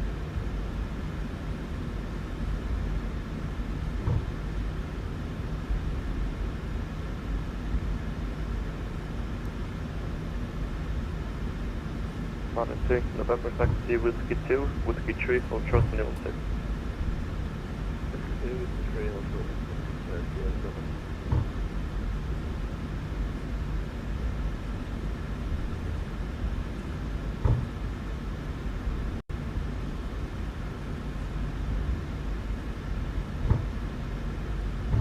And right is clear. Taxing var November. Which taxi are we currently passing? Not November at least. Charlie.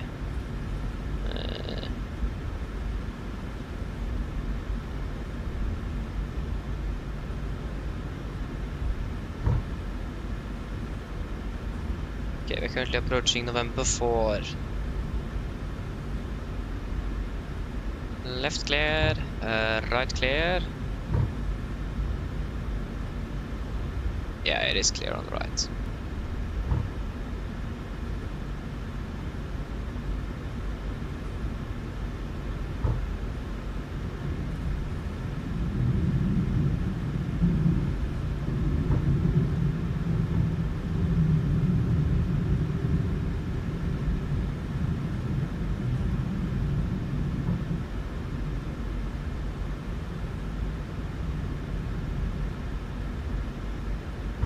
So we currently... So 6 Charlie Max from November 2 on 828 right, run up and wait. November 2, level 8, 28 right, Nordic 6 Charlie Mike. Okay, we can see the cabin.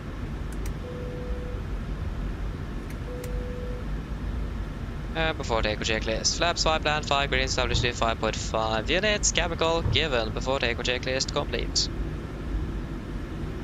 Already.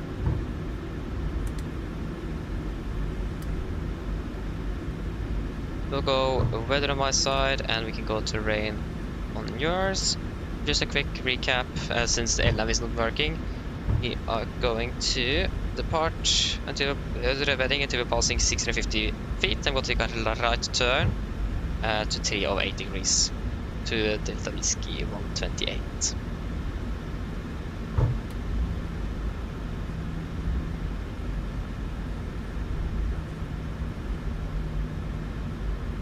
So November 2 is going to be this one to the left. Approach path looks to be clear, so that's good.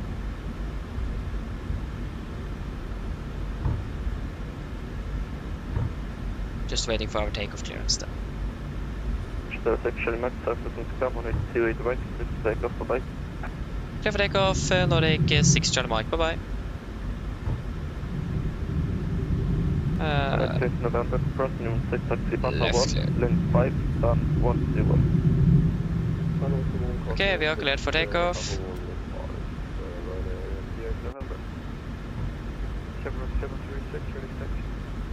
Okay guys, are we ready? Left, link 4, Foxtrot outer, November 2, hold short, runway 28 right. Left on link 4, then Foxtrot outer, November 2, runway 28 right, channel 736.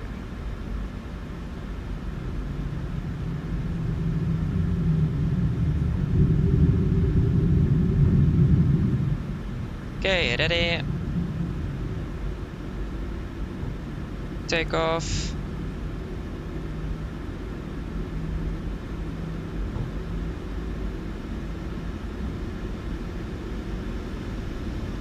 Stabilize, setting thrust. And take for a set.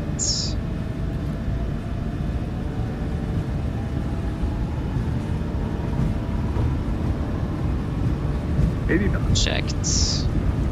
Oh, no, throttle disconnected.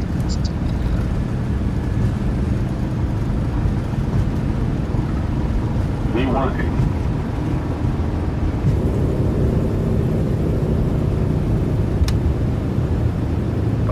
Great. Gear up.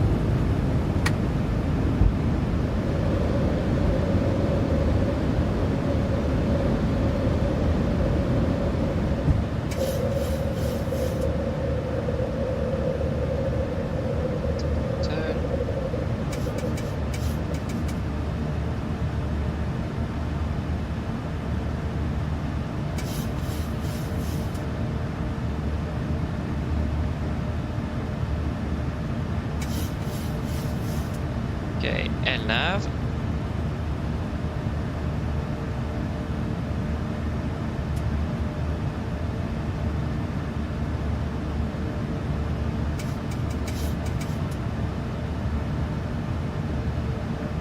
Still not really there. And not throttle. Okay, we'll fly direct to Delta Whiskey 129 then. Delta Whiskey 129, confirm, execute. There we go.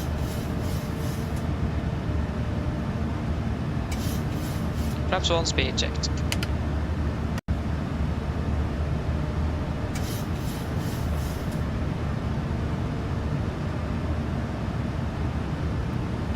And flaps up, speed checked. Monday, sorry for transporting.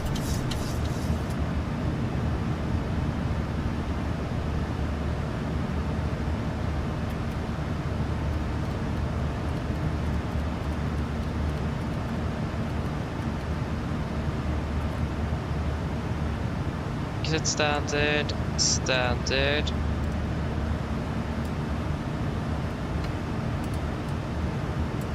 After take a checklist, engine bleeds. On, packs auto, landing gear. Up and off, flaps up, no at 0 meters. Standard set, cross check to passing. Flight level 70.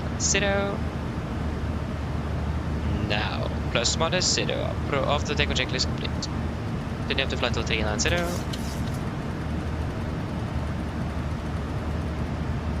390 is set.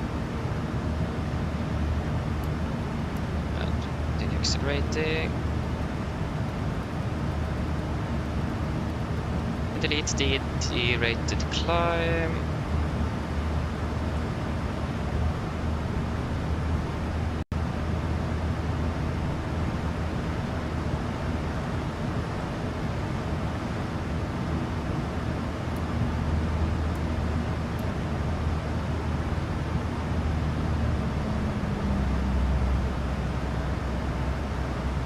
Yes, we can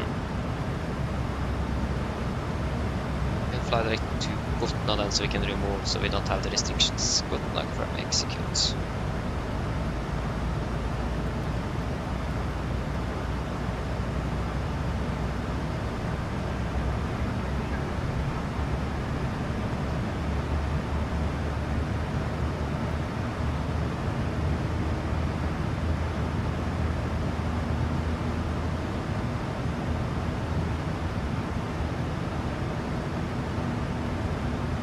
Passing flight level 100.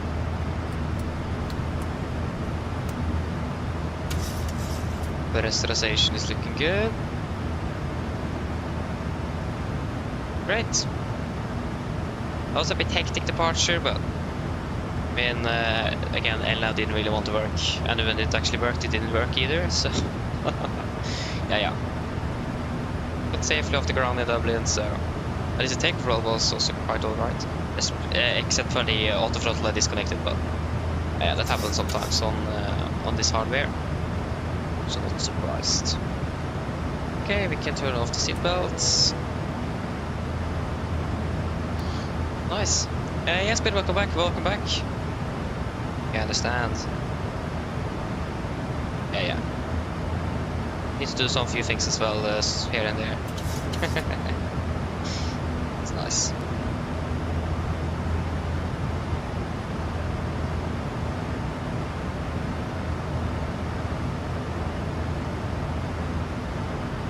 So nicely, I'm flying along our routing here.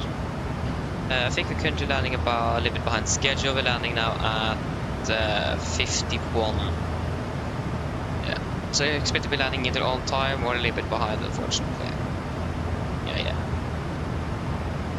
At least not too bad.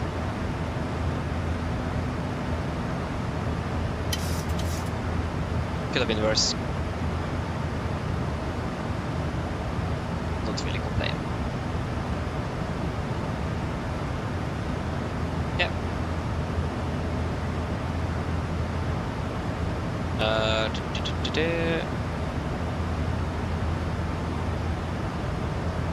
We still don't have anything in Oslo, so at least we got a little bit ATC today. We got yeah, what did we get? Yeah, tower in Dublin. That's basically it. Like I said, it's better than nothing, that's for sure. But it would be great with some more ATC.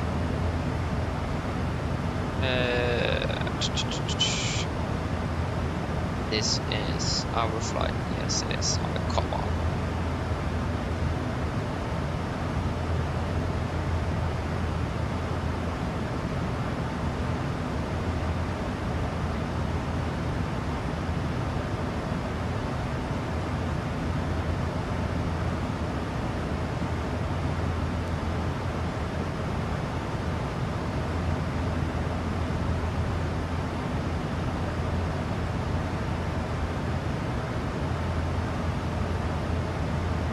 We should probably increase our cost index as well. We'll wait and see on that. Find out shortly. Wait.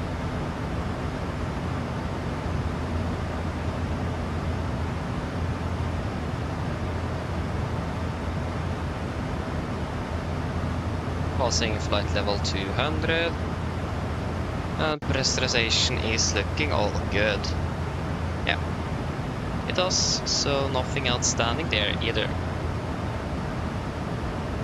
We have Flesland Tower online.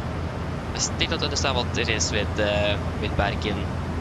I mean, from what I know is when you start your training in Norway, you always start at Bergen, so I mean that will make sense. It confirmed that from what we can see here on Vatsim with all the ATC over there.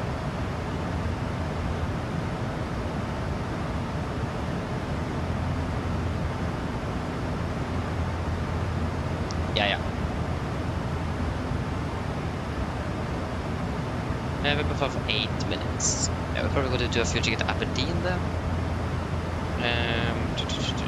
To be conducted fuel check within the next. Yeah, so about at 20 then. 2020. Yeah, so probably at Aberdeen then. Wait and see. Most likely Aberdeen. Because after Aberdeen it is going to be a bit about. No, actually not. But Aberdeen is actually quite close. Yeah, wait and see. Probably most likely Aberdeen. Find out.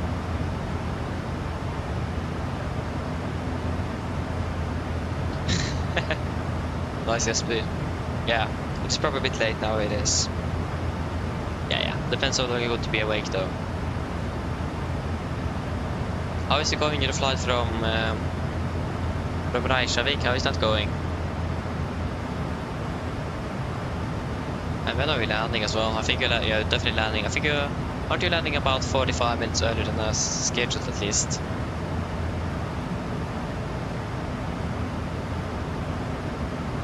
I think you are.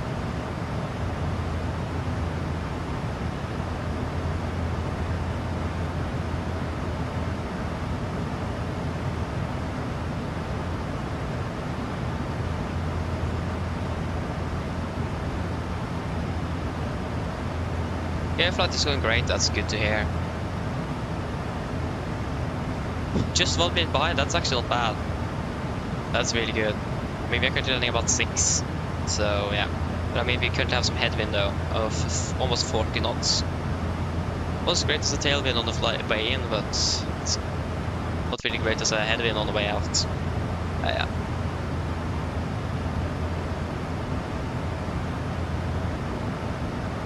Okay, so you're landing about 40 minutes earlier than we are scheduled though.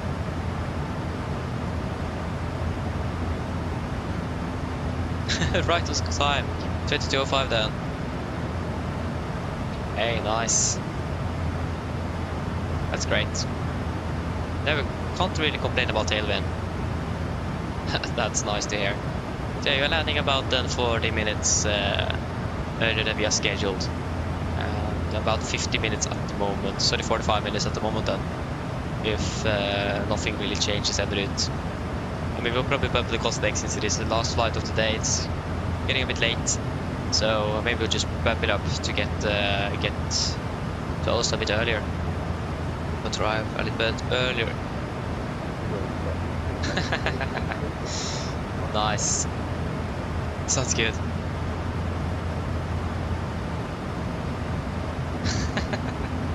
Nice.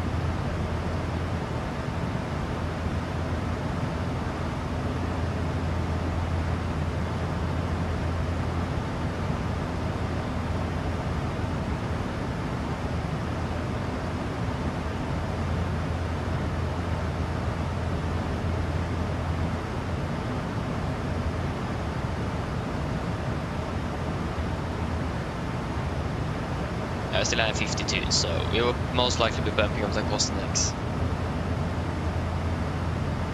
Do you really want to do a fuel check first? Just make sure that you have enough. I mean, we're landing with 2.7 tons in Gardermoen, and yeah, that's 700 kilograms more, so we can just bump it up then. We bump to 40. Over. Execute.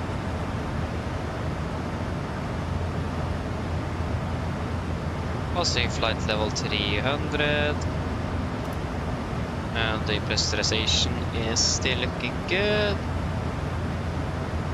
Affirmative it does. Nothing outstanding there.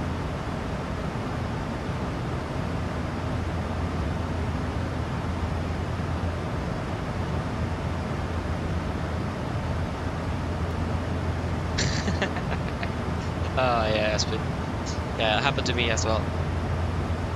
Typical, isn't it? I mean, that's really great that the real aircraft is have it on the side compared to the where we have it on top of the yoke here on the peripheral. That's a bit unfortunate. Yeah.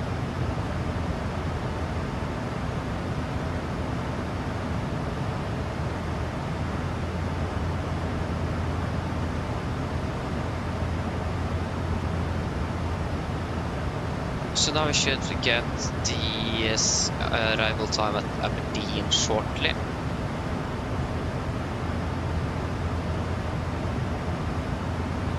Yeah, I think that's going to be after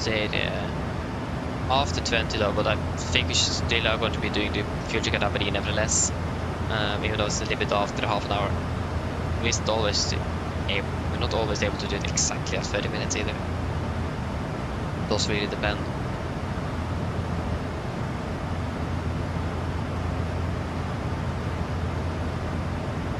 I mean, it's still more than 160 miles to Aberdeen.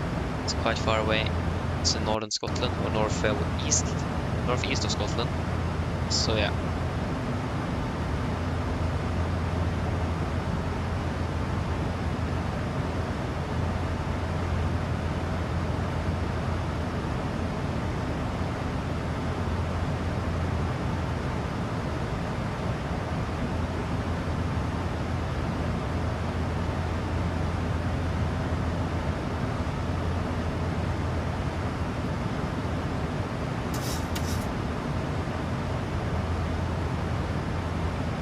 There we go.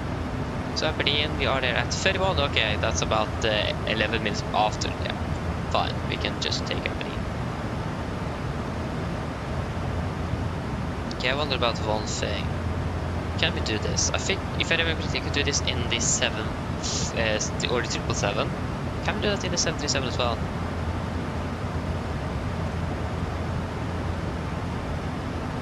No, it doesn't look like it. Because if I remember, in the 777 you can actually enter any waypoint in the prog page to see when you're arriving at it. It does look like we can that in the 73, even though the 77 actually is more advanced in the FNC than the 777 is. But yeah, that's like something we don't really use a lot nevertheless, so just wonder.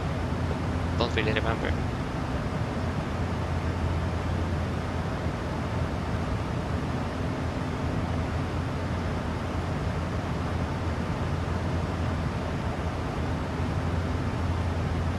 Welcome back again, Jesper. Welcome back.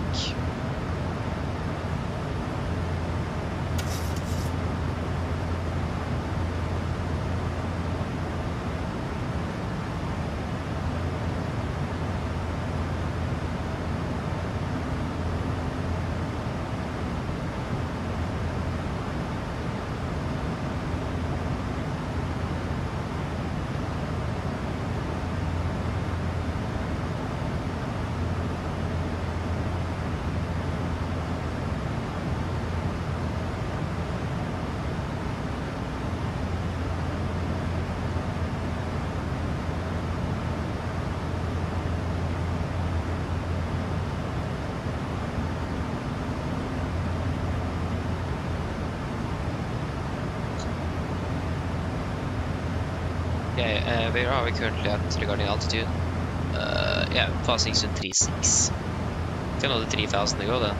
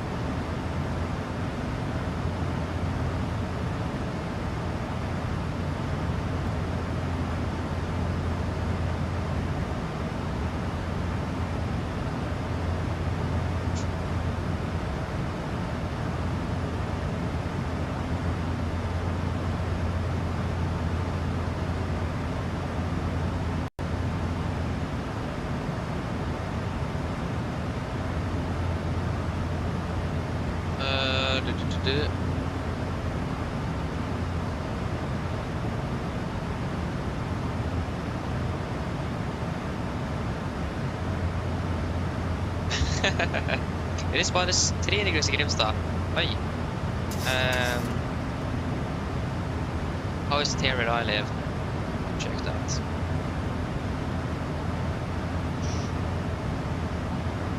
It's probably a bit colder here actually, but if I think about it.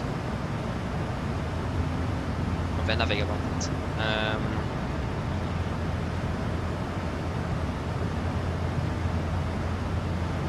Oslo, no, that's not really where I live.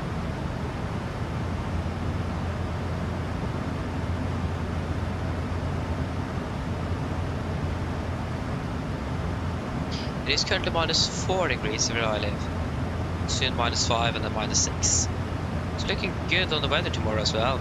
It is actually going to be up to plus 4 degrees during the evening or late afternoon. It's a bit cold in the morning though. 1,000 to go. So yeah, but in general it's looking good. We can check Gardermoen as well actually when I first get in Oslo lufthavn. Can't search up Gardermoen, that doesn't work.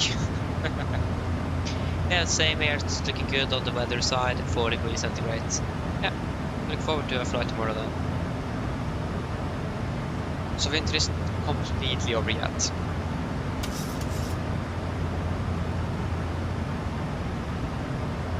I mean, it's just spring though, so.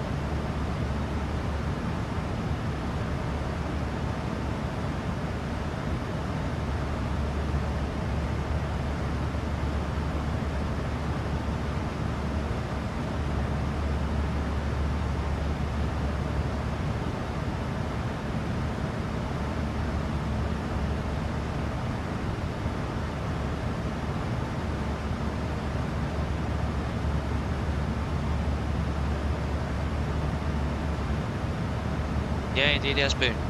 Looking forward to summer indeed, yeah. Great. Yeah, I can understand that, I can understand that. So yeah, was it like 1 month or something? I mean, that should be around half of the summer vacation. Maybe a little bit less, actually. Not really sure when you're finished or when you start. It's probably different from what, from, for example, 10th to 12th grade. So yeah.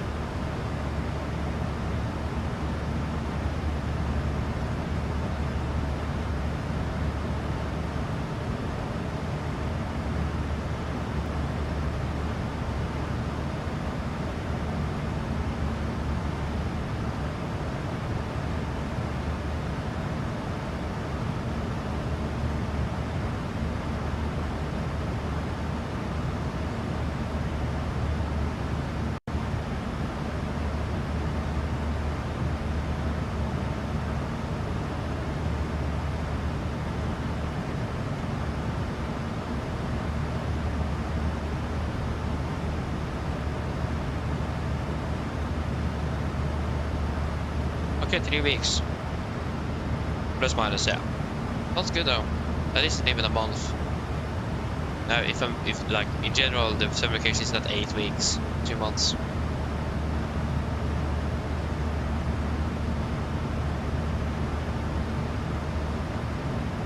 Yeah, I think also my last day is on the 20th. So yeah, it's a Friday, isn't it? And I have no clue when we're starting up in August. But we'll find out.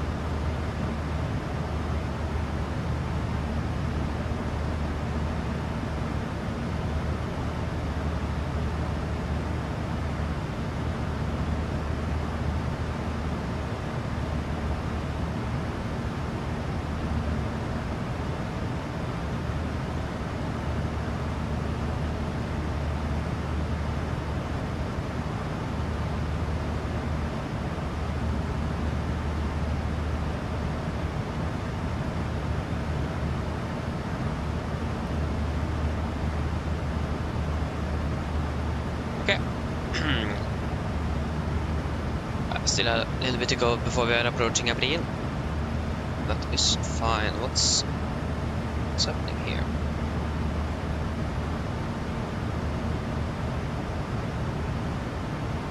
Yeah, it's you.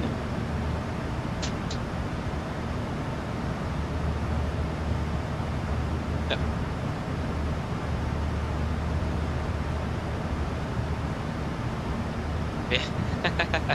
Nice, yes, we already planned that.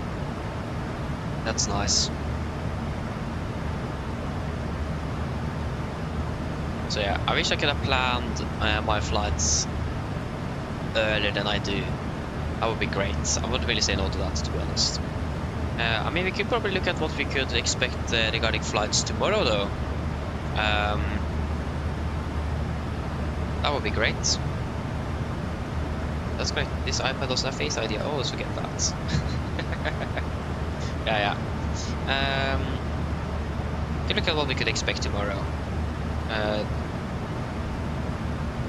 I don't think... Yeah, there you go. There's our aircraft, Dublin, Oslo. They are scheduled to land at 30. What? They expect to be landing at 48. 49 actually as well. They are over there. Just want to check the VR. They are quite... we are flying further north than they are though. Yeah.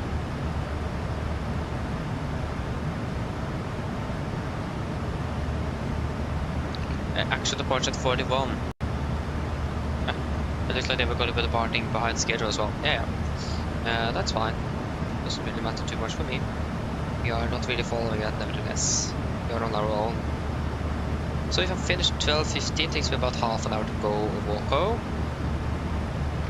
So that means can't really start doing any flights before 14:30 then. 12:15, 12:45, then 1300, and then 13:30. So that's going to be 14:30 then. So what do we have about then? 14:30. So yeah, the earliest then is Alicante is the first one then. So maybe we could fly to Alicante tomorrow. We can actually just find that out now. Like it's not going to be final, but at least then we have an idea. Trondheim 756. Hello. Hello. Hi, Captain. Would you like a drink, tea, coffee, or water? What do you guys want? Do you want anything? Any drinks?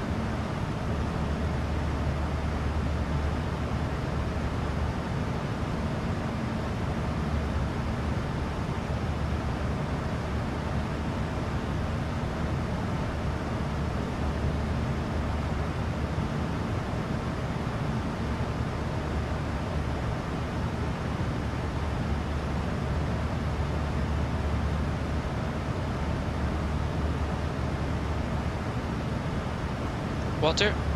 Can we please have one water? Of course. I'll go and get it for you now. Just give me a few minutes. Thank you. Yeah, that was Stoffan. So let's go to the Foss. 334. 346. 618.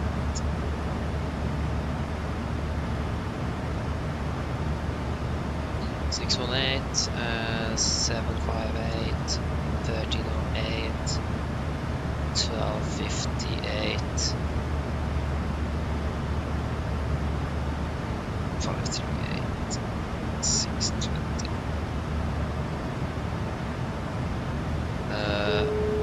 Hello. Hello. Hi, Captain. Your drinks are ready. They're in the storage compartment in our galley. Thank you. No problem.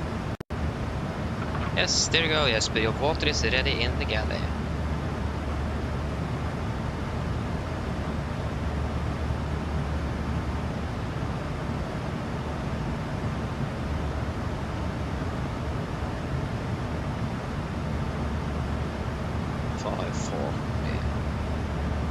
And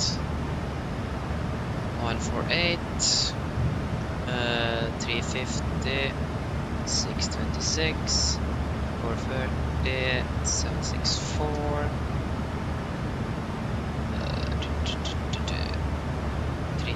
466. 414, 1108, 914. And it's quite a lot of flights actually. 628. Looks like we have a chance to get the billion.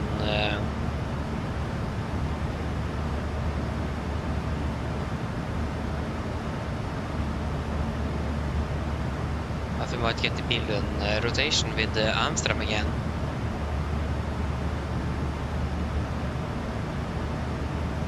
That looks quite likely, or that is a possibility.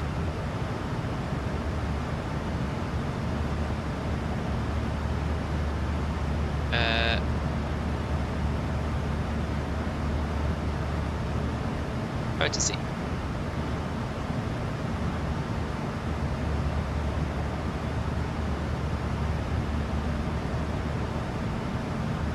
Oh, Krakow tour as well.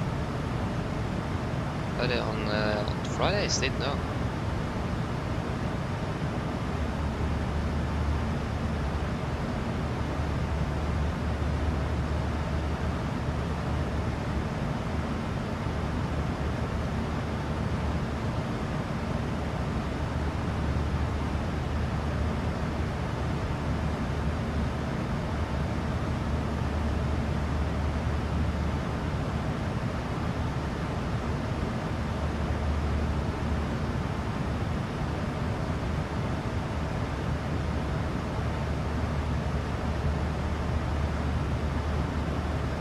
Yes. Okay, so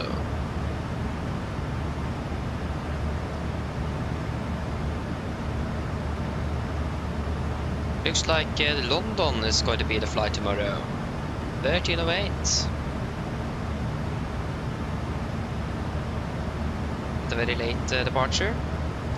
14th of March departs at 15:30.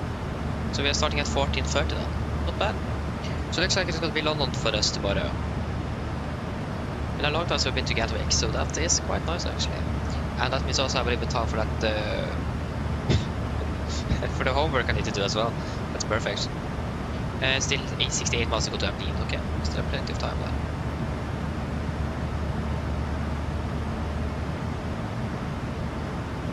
Yeah, I mean, I can agree Alicante will be fun. I haven't flown that in a long time indeed, that's correct. But we just need to wait and see when we can eventually get it. There's definitely something wrong with the ADBS data for this Wizz Air aircraft. It have currently landed and is currently taxiing in the forest on the right side of 0 on the right. It's definitely something wrong. I thought it was an overflying aircraft a second, but no. That is not correct. 40th of March, 1 week ago, that is going to be...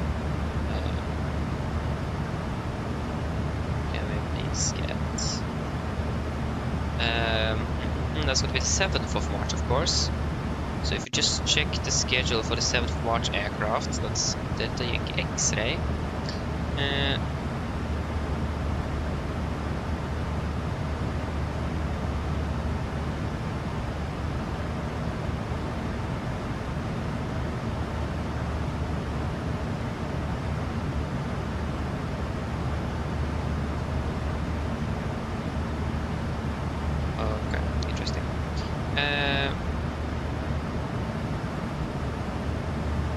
This wasn't really what I was looking for. And aircraft info, of course. 7th of March. So it started day from Stockholm to Oslo, Oslo Gdansk, Gdansk, Oslo. They landed at 14:40, 15:30. Just check, were there any flights after London rotation? No. Looks like most of the London rotations is just conducted by one crew, so like to do a crew change before the London rotation. I mean, that would make sense, it is London after all. So that's what I've seen. If you check a week earlier, the 1st of March, isn't it? I don't really trust myself. Oh, it was the 28th of February, exactly. 28th of February was conducted by Kilo. And they flew do some Stavanger rotations before the London rotation. Yeah, exactly. And I didn't fly anything more than that. No. So it looks like it's going to be just to and from London tomorrow, so that is nice to know.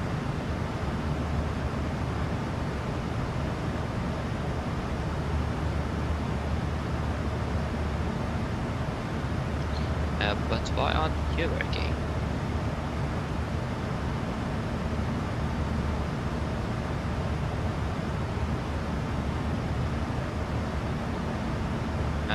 What? No thanks. No thanks.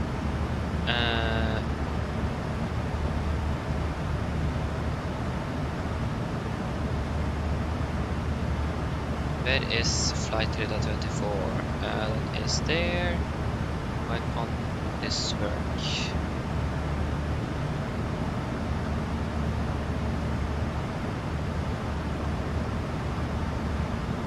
Ooh.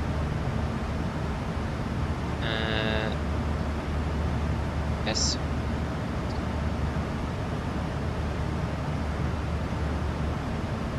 Yes.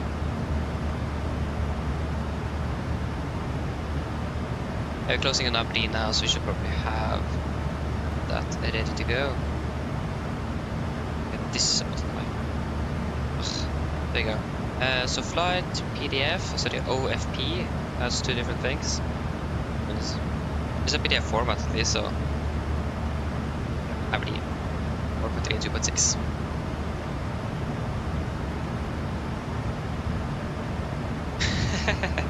Nice, yes, but I did it a lot before though, but after I started flying here, I haven't really done homework, unfortunately, while flying.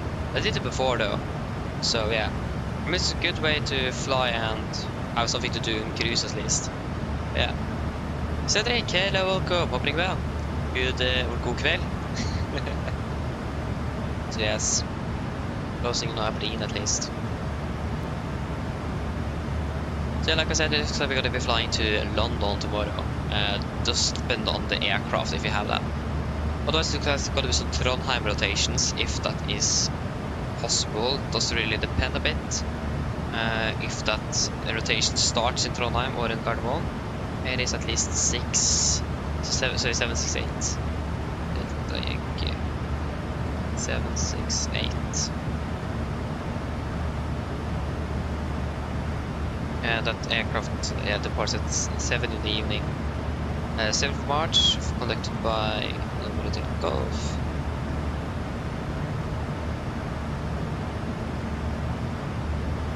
So this aircraft then started in Trondheim, yeah. So that is not going to be the second option at least. 538, that's Stavanger. I see Stavanger again. It's so... I don't like Stavanger anymore. Fly way too much to Stavanger. Yeah, it is Stavanger indeed. Being honest, it's been a bit too much to for Stavanger, to be honest. Laksö landing at 1500, departing at 1615 then, so it's going to be maybe a lot of Stavanger rotations. Or it's going to be 1, 2, 3. So we will end the day in Stavanger actually. Wait and see. How many options were there? 48 different flights that we could do tomorrow. At least London is on the... what we could expect.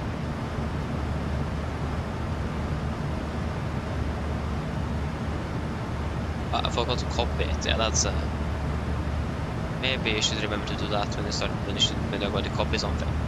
Actually copy it. Nice. Then we are pretty much ready for the schedule tomorrow then. We know approximately where we are going. Yes, Cedric, so if we are going to be flying this London rotation, it is going to be, we're starting at then, I think it was 14:30 local time, so Norwegian time. The flight departs at 15:30 Norwegian time, so 14:30 then, an hour before. It is local time, thank you. So yeah, finished early tomorrow, so It's at 12:15. I have some homework I need to do, so I'll be able to do that at least before the flight, and that's actually a really good thing. So yeah.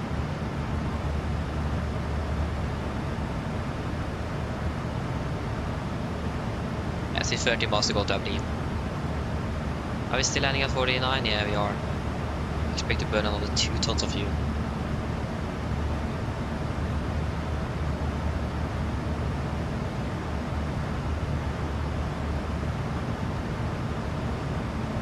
I mean, fair enough, yes, but fair enough. Can agree on that. So yeah, one day, we will have a nice, good old beefy computer. Good old.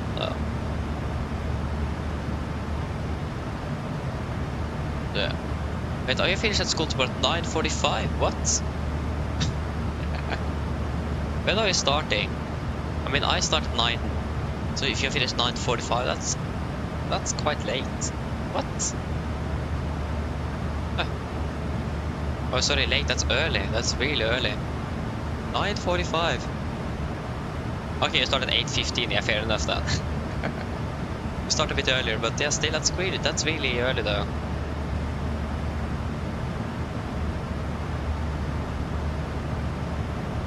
Yeah, exactly, Esper. Understandable. But at least, like I said, one day. We'll look forward for that. Okay, fuel ticket Aberdeen. So Aberdeen, 4.3 tons. We currently have 4.6. 2.6 burned. We have burned 2.4 tons. Flight time 43 minutes. We've been flying for 42. That's good.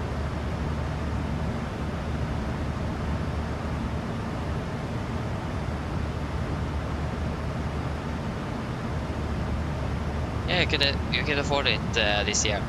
I mean, that all sounds good indeed, Jesper, so you will definitely be able to afford something at least. I mean, if you can see that you can afford a computer, but you will still have preferably a bit better one, I definitely recommend to wait, even though it's a bit annoying. Because when you first buy a computer, it's definitely good to buy a good one, and not just buy something to at least have something better. So yeah.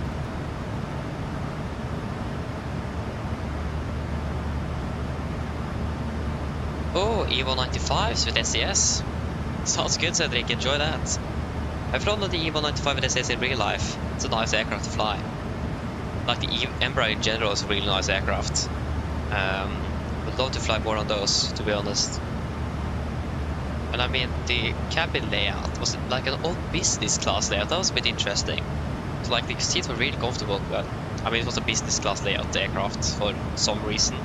Not domestic up between Oslo and Bergen, so that was a bit interesting. Yeah.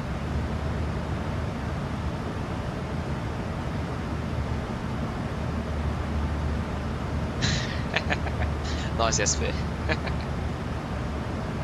Yeah.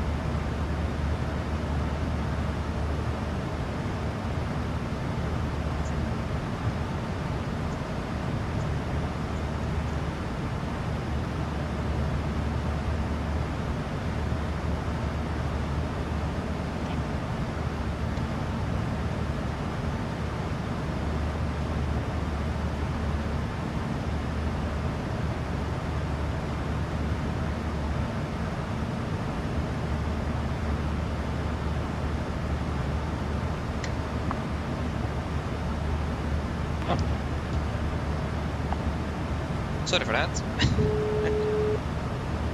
Hello. Hi, Captain. I was wondering if you'd like anything to eat. Anything from the menu, or maybe a snack. You guys want anything from any snacks for the last few hours? Last hour?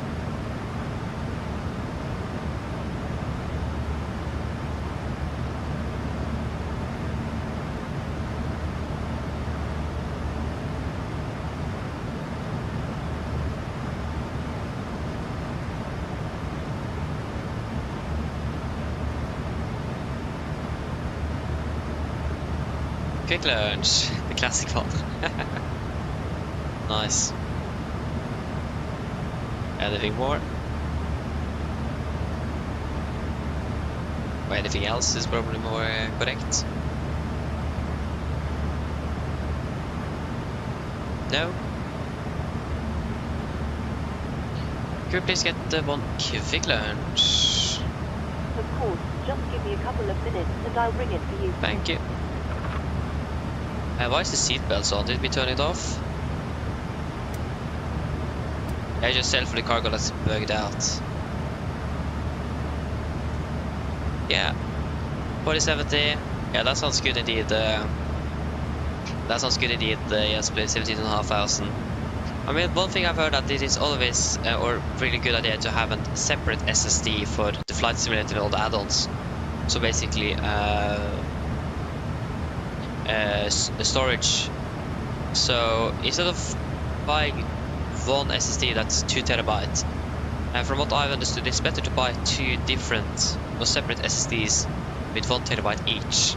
Then you have 1 terabyte for the operating system and everything else, and then 1 terabyte for the flight simulator. I mean, it takes about 5 to 600 gigabytes just the simulator itself and all add-ons and so on. You can probably do something or buy something a little bit less than 1 terabyte. But that's something I've heard. It's always, or it's much better to have a separate SSD for the flight simulator itself. So basically, an SSD is better than a hard drive. It is a bit faster and more efficient.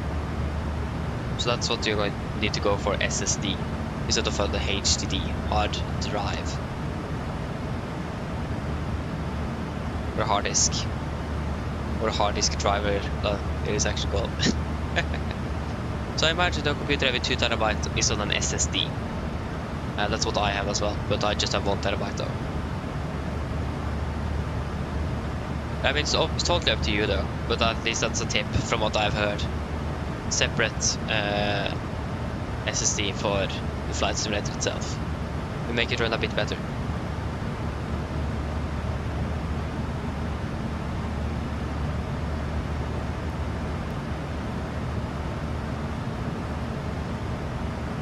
I mean, that's really something quite picky though.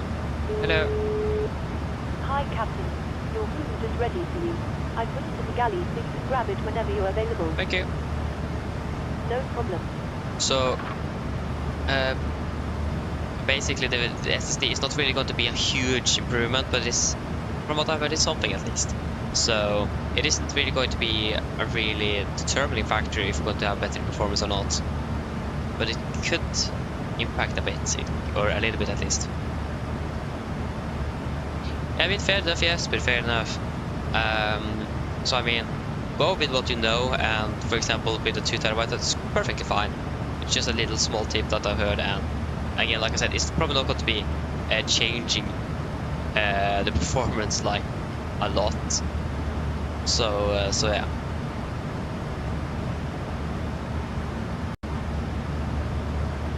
So yeah. So for you, I should probably just go with the 2 terabyte that you already have. Sounds like a good idea. I mean, if you're going to be either using X-Blade or 2024, that doesn't really matter too much, because 2024 is like less than 50 gigabytes or something ish, around 50 gigabytes compared to 450 on the old one. And in general, most of it is from the cloud, not streamed from, or like streamed from the cloud instead of installed on a computer, so that also isn't really going to be anything significant either. So we should be fine. So yeah.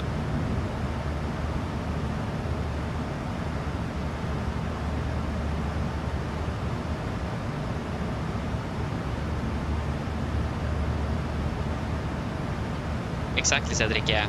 I think I have that as well, but I haven't bought anything either. I mean, an SSD isn't that expensive, but it could be a bit expensive as well. So yeah. I will probably buy it one day, but if I'm going to buy a new SSD or an extra SSD, I will probably just update my computer in general as well. So yeah. I think if I want to upgrade the computer, I need to change my motherboard. It doesn't have the correct socket to greatly, or to change the CPU to a CPU I want, so I need to change my motherboard as well. That's great. So yeah. I mean, I don't need to if I just go with an older generation, but if I want to use the new AM5 socket, then I need to change my motherboard. I'm running an AM4, so that's great. Yeah, we'll see one day. It is still going to take another minimum a year before I'm going to be upgrading my computer. I have just used my computer for about 1.5 years, so it isn't that old, so it is not time to upgrade yet. So yeah.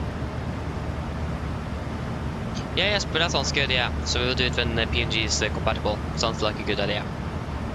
Yeah. Oh, I said you could just build a computer. That's great. So did you build it yourself? I didn't really build mine myself, unfortunately, but yeah. Sounds like a lot of fun, though, to be honest.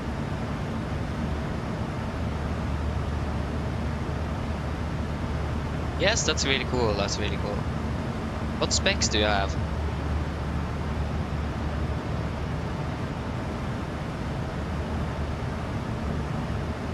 You probably have better than me, then I imagine.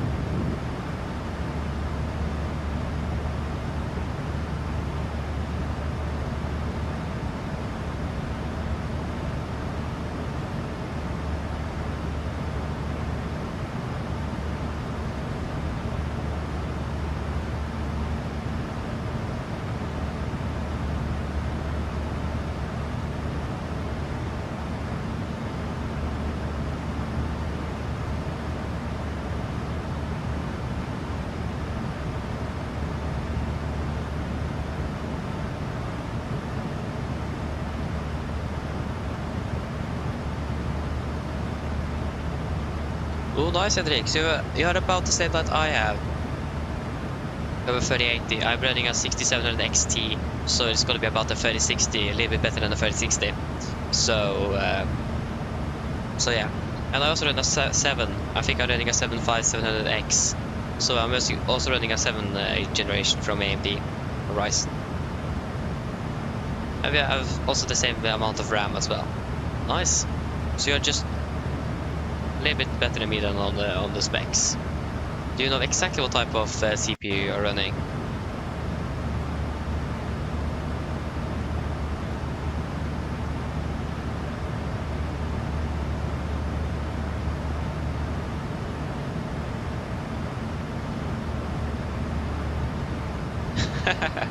Nice, Jesper. Understandable that it looks better indeed. I mean, the clouds actually can take quite a bit of, or can be quite performance heavy, so let's see how it performs though. That's nice. Yeah, Jesper. I mean, you need to start somewhere. I think you have the same specs I have on my old computer, and I'm still using that computer every time I'm flying. So yeah. I should probably clean some dust from it myself. It is like 6 years old now, so it's getting a bit old. At least I'm happy that I'm not flight simming on that computer anymore. Yeah.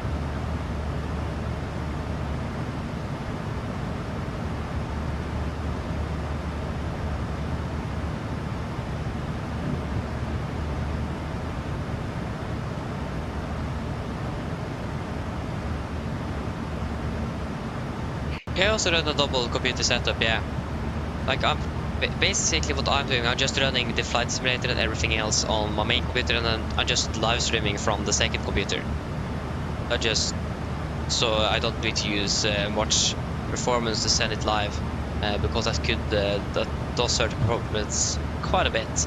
So I'm streaming from the second computer, and that's basically what I'm using it for. It's basically to read the chat and to actually send this live stream. That's basically it. All the rest of the stuff I do either on my iPad or on the main computer. I could have probably done more on this second computer, but yeah, it's better to just have everything. Yeah, it's a bit easier, especially like with the keyboard and the mouse setup here. Much easier to do everything on the main computer nevertheless. I mean, at least sending it over or the stream directly over from the second computer does really help significantly with the performance. But the specs as well on the stick computer is a bit worse than my main though, so yeah.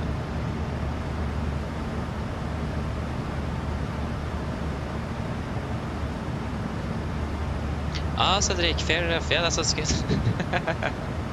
Oh, nice. That's actually a really good idea indeed. Used to play other games as well. Nice. So yeah. There's quite a few people that actually run a dual PC setup. Surprisingly a lot actually, to be honest. I mean, in general, the flight simulator is so performance heavy that you are quite limited to what you can do if you want to maintain good performance for your flights. So yeah, makes sense. Yeah, so okay, you have a 1060. I had a 1650 on my old, so I have a generation older, I think. I don't know. So that means you have even a worse computer than I have. Yes, but I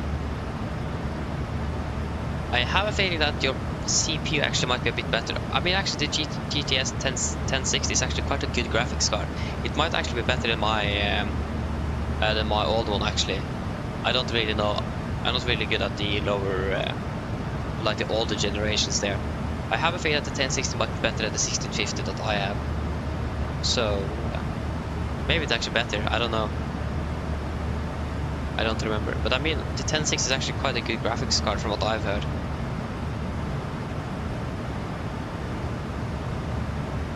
Yeah, yes, but I mean, you're flying a flight simulator. It's not optimal for flight simming, but for most other things, it is quite alright specs actually, from what I've heard.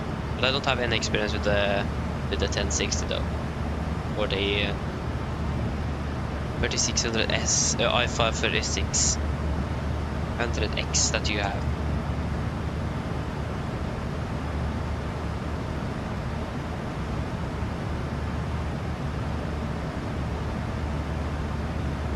Yeah, exactly, Esper. Most other games works fine. It's just that Flight Simulator is in general quite performance heavy. So yeah. I mean, you're running 45 FPS. I'm running less than that. So it isn't that bad though. But I probably still have better graphics though, nevertheless. So yeah. I mean, 45 FPS is not bad. I mean, optimally in the simulator you want the like around 30.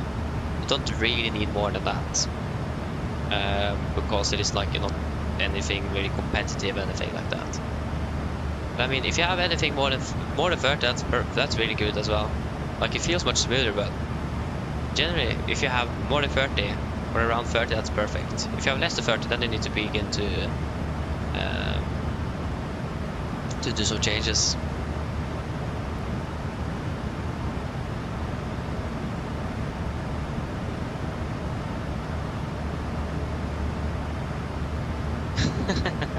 Yeah, fair enough. That's right. With better physics at least.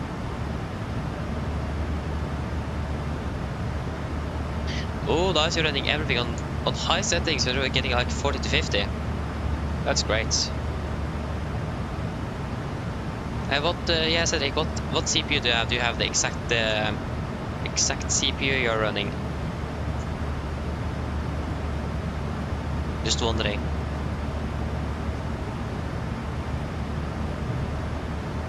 And also, generally, what type of aircraft are you flying? And do you have the aerosoft scenery for Gardermoen as well? If I may ask.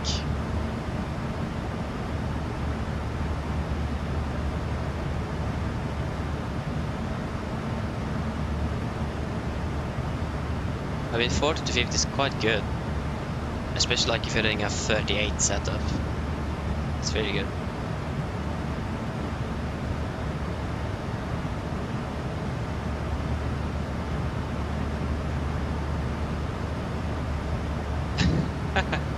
Nice SB. Yeah. Happened to me as well. It's quite easy to forget that sometimes. I mean, it's like it all overhead, so it's nothing you really look at. Okay, yeah, you're running a Ryzen 7 7800. Yeah, that's a bit better than I have. So, yeah. Makes sense that you have better performance than I have. I mean, in general, I do have some really strange problems, especially in Gardermoen. Actually, it doesn't really matter if I'm flying a Cessna 172 or a Phoenix aircraft. Same issue arises. So it is strange. Yeah, you have the air source in there. So like, have you noticed that the performance drops after like one flight or something? 1 or 2 flights? I mean, that's actually something I'm experiencing nevertheless, which airport it is, but it is most, you can notice that mostly in on the airsoft one, or in London, or in Amsterdam as well. Like, my performance drops quite significantly after one flight. It's a bit annoying, and I can't find out what's causing it.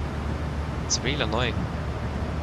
Well, like in Oslo, I will get about around 40 FPS actually when I start the day, and when I arrive back I will have less than 20 after one flight. So it's a bit annoying. It only around halves goes out 50%ish. It's really strange. Like I said, my specs are not bad either. Like if I spawn at the runway, for example, with high to ultra graphics, I will have 45 FPS or something. Yeah, it was something like that when I bought the computer at least. So it isn't bad specs, it isn't. So it's a bit annoying that I have this performance issue that I just can't fix. And from what I can find out, it isn't something wrong with my hardware. It's mostly this software that's causing it. It's the simulator that is the problem, because I can't ever fix it.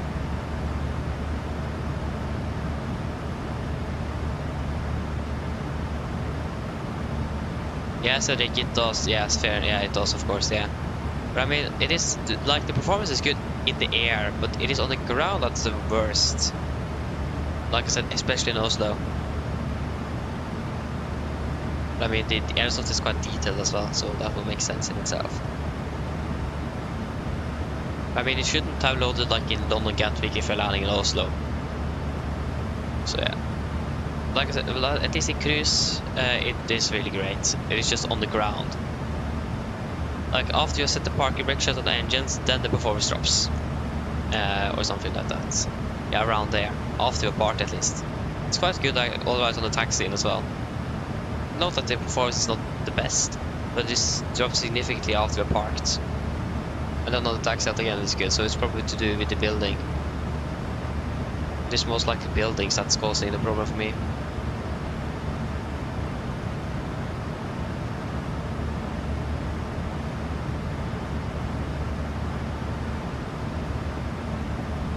Yeah, exactly. Yes, but if you get some good scenery for X-Plane, you can look good in India. I've seen that. There's a really great scenery for X-Plane. It is. Yeah, I mean, yeah, fair enough. It still saves the airport, yeah.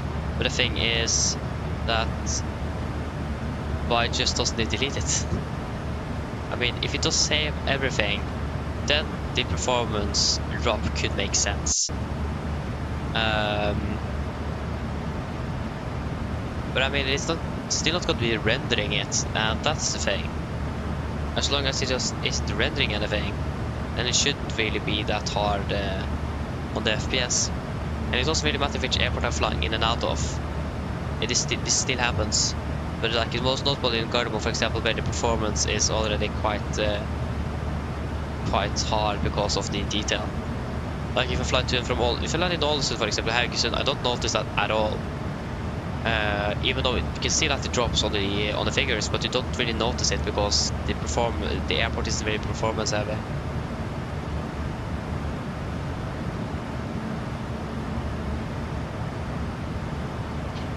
Yeah, Cedric.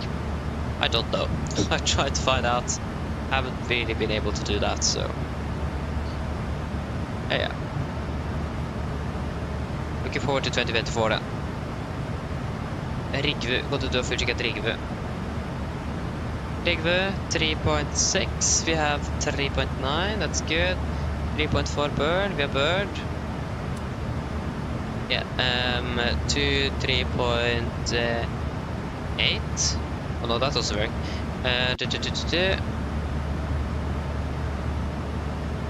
6 plus 6, what's that again?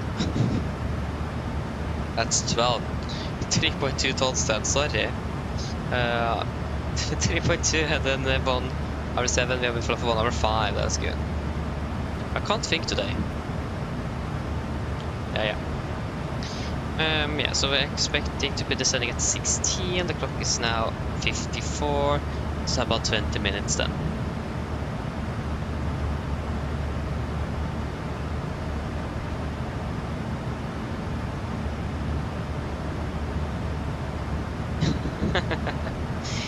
Nice.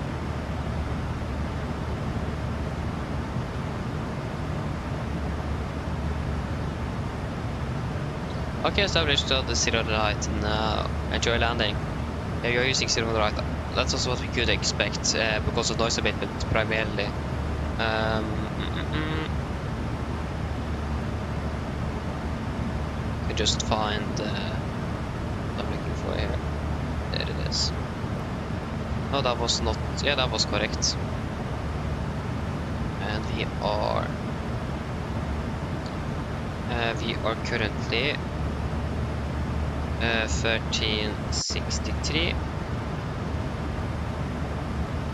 Maybe not 1363. Yeah, I clicked on 2 instead. So expecting stand 530 on the right for landing. Oh, this aircraft's going to Luxor tomorrow morning. Nice. UNICEF up to Luxor, not bad. Nice. Yeah, I should go give the cabin crew the 20 minute call. So yeah, so they're landing at 34. How in the world how they manage that?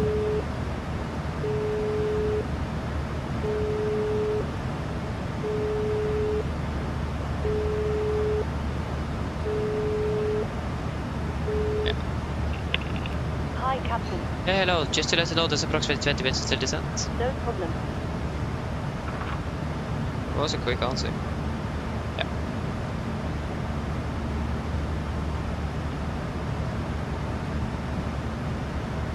So yeah, let's see all that. Just gotta go with the standard ILS today. Make it easy. It's getting late as well. Fatigue is a problem. So don't really want to overstress with an RMP or AR approach now. Just much easier to just do a nice, good old standard ILS. Makes life a little bit easier.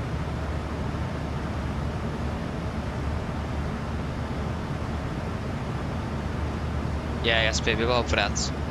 Hope for that indeed.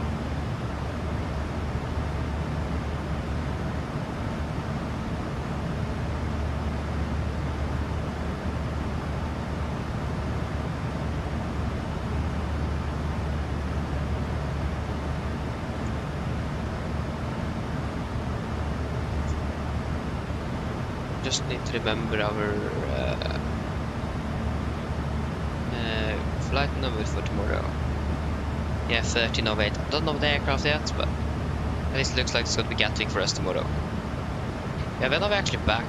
We're departing. Yeah, we shouldn't actually be that late. Arriving that late in Oslo.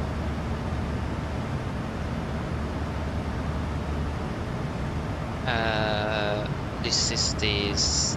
Yeah, this is with the Economy Sierra. That was the one flight that we could do.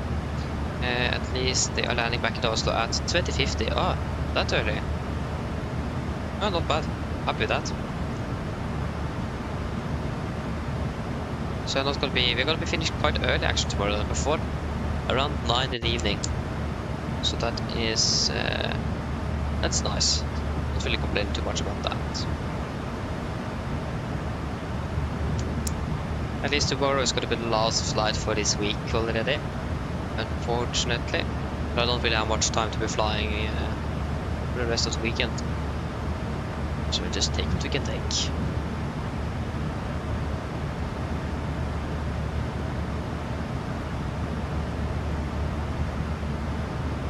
Like I probably could have time to do a morning flight out of Oslo, but on a Saturday. But I think it is better to take an evening flight on Friday instead, because the options is still going to be quite limited, and we may actually not be able to do anything really significant either. Maybe just to and from around trip Palanga again, but that isn't really anything special, is it? So yeah, better to just take an evening flight on a Friday, and we normally don't fly on Fridays either. So yeah. Do something a little bit different. is not a bad idea.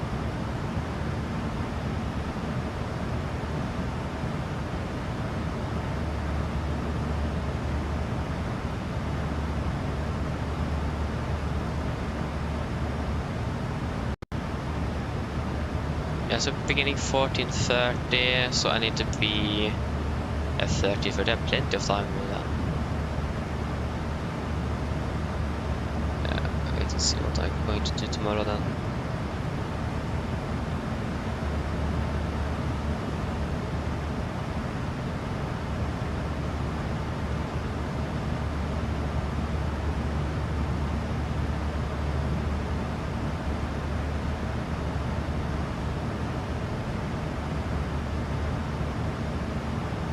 Again, it's Friday tomorrow. Yeah.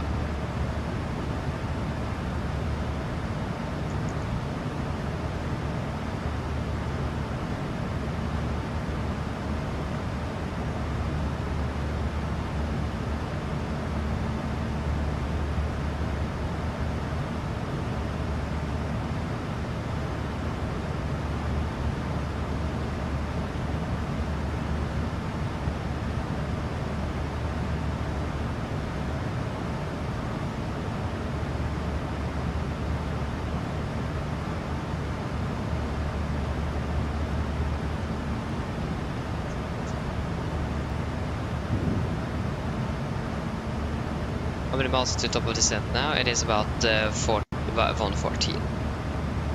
I mean, in general, the briefing and like the approach between the guard was quite quick. I can't really think about how many times we have done a briefing into Garmon and out. So yeah, it's going to be well above at least a lot. How many flights on Volanta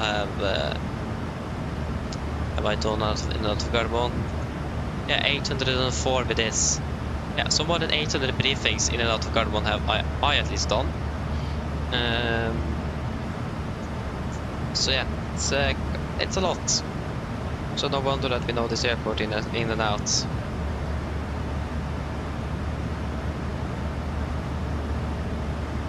Taxi San 39, nice. 1.2 Gs, oi. I mean, that's a little better than the landing in Reykjavik though. Yeah. Then it's probably a little bit on the more firmer side. I mean, if you get about 1.1 and less, then you have quite a good landing. I'm not really, I think so at least, I don't really remember. I mean, 1.2 Gs isn't that bad, but it isn't the best either though, not gonna lie. I mean, yes, we can't have good landings all the time. I mean, the landing in Dublin that I did now, for example, or that we did just 2 hours ago or something, way off center line.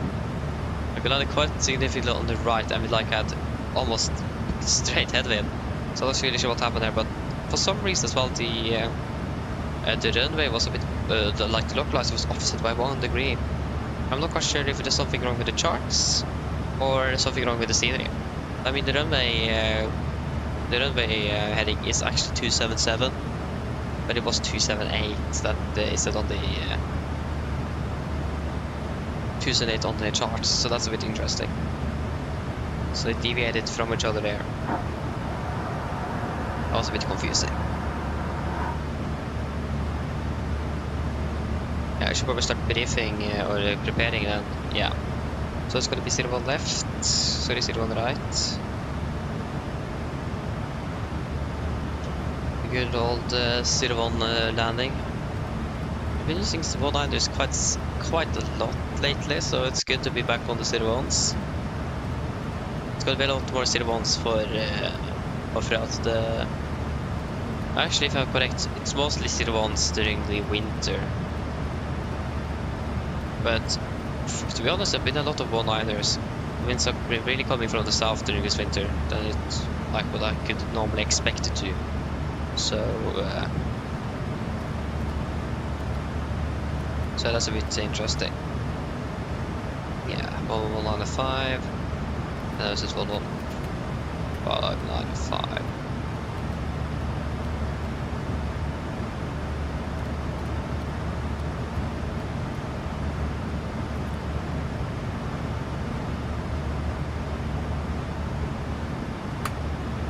Minimum at 871 feet.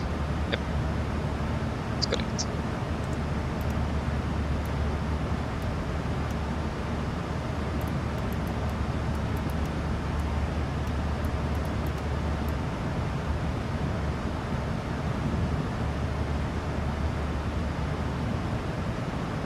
Okay, landing performance is going to be in flight. Guided 101 right, wait. Expecting to be landing with about 54,500. That's 200 kilograms more than the flight plan.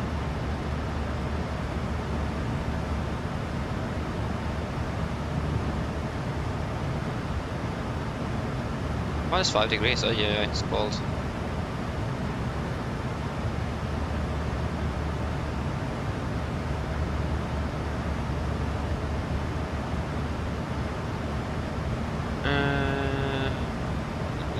Yes, calculate. That's going to be then flap 30, VD-phone 35, 30, 135, big wing correction of 5 knots, safer. We want to try to use idle reverse thrust. And manual braking, yeah. Yes, that should be it for that. Just going to confirm our parking stand again.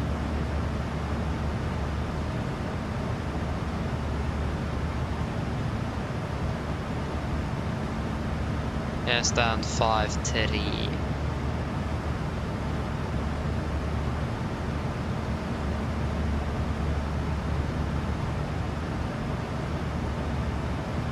Okay, are we ready for an approach briefing? So we can start off with star. So we're expecting the Adobe 3 Lima arrivals, chart and rush 2, effective 3rd of December 20. So we're coming in with Adobe, maximum 250, and then to Nivdu 250, just got to confirm that here in the FMC as well. So like I said, maximum 250 at Adobe, and that's going to be to Nivdu 250, Golf Mark 402, maximum 220 at flight level 100. That's going to be like this via 405, 406. And then 404 and 455 to Valby, initial approach fix 220 above 5,000. That's correct. MSA in Oslo is 3,900 feet, maximum 250 knots, and that's otherwise instructed. And we do not have any threats for our arrival. For the approach itself, we are expecting the ILS was 0 on right, this is on chart. 11-2 effective 1st of December 22. So we are coming in via Valby, initial approach fix, mandatory 225,000. Then continue to Oslo, initial fix, maximum 204,000. Remaining 0-2 degrees, ILS is 311.95 Oscar November Echo, 0-2, and 0-1, 2 and 111.95 is also set. We got one, we are on 11595 on standby, number 1. We're also going to be meeting a minimum 160 knots till 4 DME. It's going to be standard 3 degree glide, minimums at 871 feet. Transition level, flight 80, and for mist, if we need to go around, we're going to climb on track 0 degrees to DME 2.5 as November Echo. Then turn right and proceed on track 0.5 degrees to 4,000. Expect vectoring by Oslo approach. So mist approach on 210 is going to be 4,000. Yeah. Good to know. Okay, we're going to be landing with flaps 30, 135 on the video, fin correction 5, so flight is going to be 140 knots. With the manual braking and idle reverse thrust. Then for the taxi, this is airport charge 10-9, effective 5th of September 24. So we're landing on the runway 01 right here. We're going to vacate via Bravo 6 or Bravo 7. It's gonna be actually probably Bravo 6 is more preferable. Just need to double check where actually 5-3 is located. I don't remember.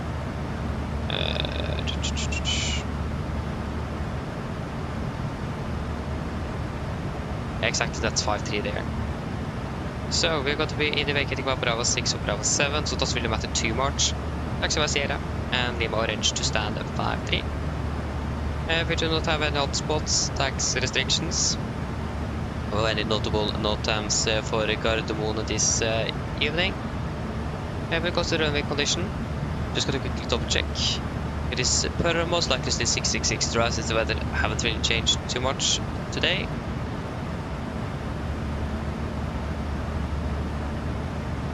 Yes, it is supposed to be 666 dry. It's a dry, good and dry runway, and weather conditions looking good. And like I said, there's nothing really specific or anything noteworthy about Gardermoen this evening. Any questions?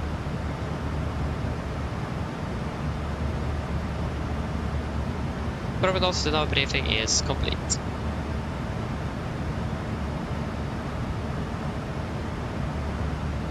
This is our checklist. Presentation landing altitude set to 0 feet, recall checked, auto brake off, landing date of the DRF135, minimums 871 feet. And approach briefing completed, descent checklist complete. So once we're ready, we can descend down to flight level 210.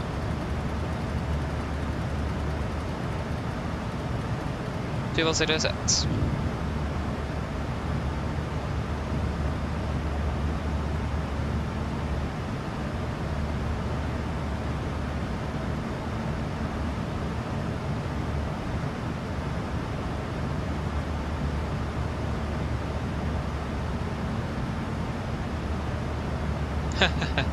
yeah, Jesper, yeah.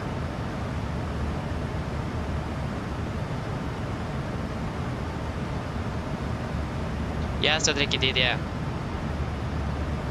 It's mostly, yeah, from my experience actually, it is, I've been landing mostly on 01s during the summer, at least last summer it was a lot of 01s, and but yeah, it's actually more, yeah, when I think about it, for 01s during the winter and more 1-9ers during the summer, but now it's been a bit opposite. There's been a lot of 1-9ers now during this winter, surprisingly a lot, yeah. I can agree, it's a really great place for today without a car indeed, yeah. I can agree on that.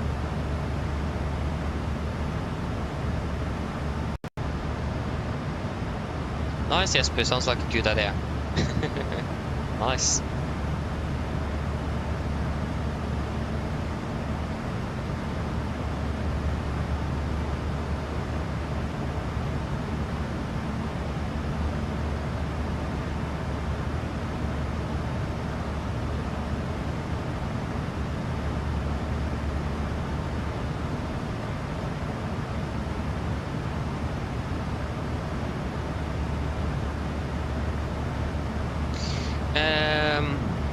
There's a good question, Cedric. I don't know yet. I don't know. It really depends which day it is. I'm going to Stockholm early this summer vacation, so we'll wait and see. I was actually supposed to go there last year, but we need to cancel it for some different reasons. So we're going there now. I'm going to be flying with the Max one day as well, so that's great. Really looking forward to fly with the Max IRL. So yeah, that would be great. Now wait and see. It's a Sunday. Do you know exactly which date it is? Is it before the 20... I think I'm flying the 27th or something. June, so it's probably before that. April, May... Yeah, I think it is... I think I'm gone from the 23rd to the 25th of June. I don't remember, I need to double check. 1st of June, I don't, yeah, 1st of June is on a Sunday. Yeah, that could make sense. Yeah, we'll wait to see if I have time. Check. I have some exams around that period, if I'm correct, so we'll wait to see, but I highly doubt I'm going to be working on that during during a Sunday. So, most likely I have time. Wait to see.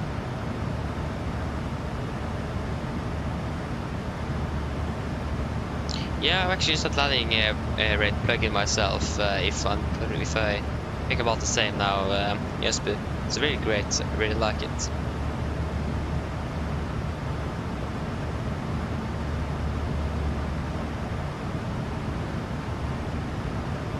So yes.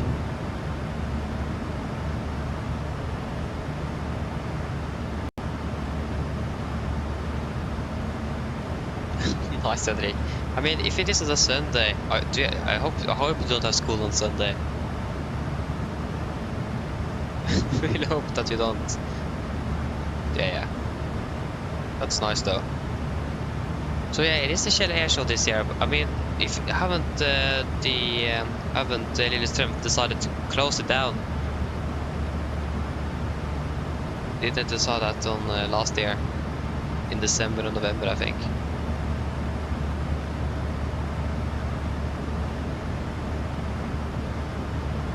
Yeah, exactly. Some exams, yeah, understandable. I can understand that.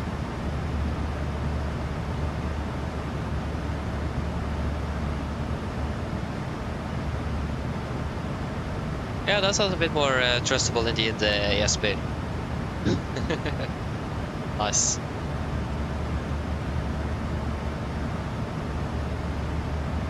In 2 years with it, okay. Yeah. We'll hope that they will change their mind. I think there was, like, it wasn't really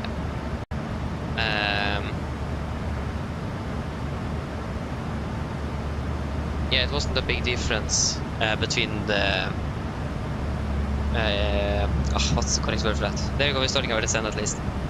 But I think it was quite close between the voting between if they were going to close it down or not. Those who wanted to close down did win with a large margin, so it was quite close. So that could definitely change in the future, hopefully. Like, you can't really close down, like, Shell is basically a museum as well. You can't really close down that. So it's really sad actually that they have chosen to do it. Just to get more people in here. That's I don't think I would say that it isn't a valid argument. So yeah.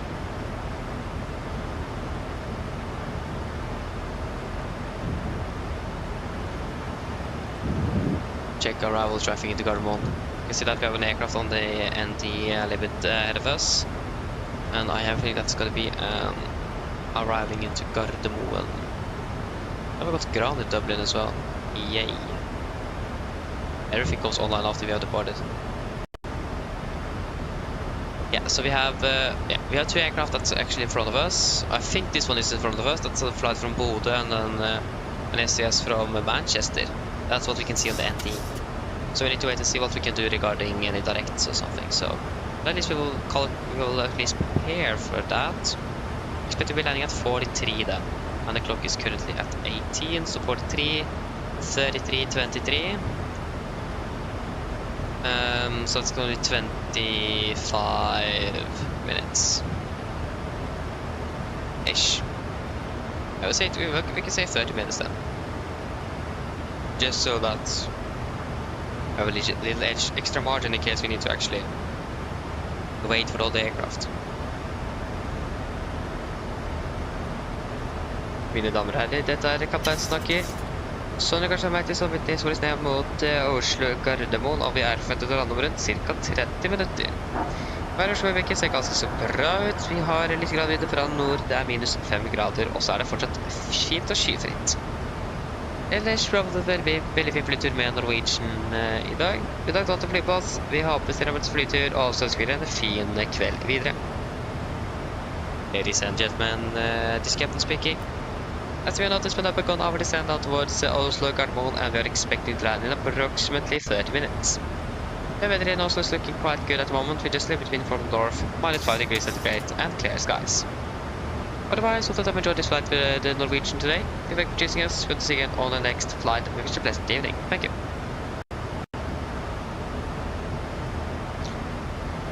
I'm not quite sure why it did start saying Norwegian instead of us. I'm not really sure how that sounded. I just suddenly said Norwegian on the Norwegian PA.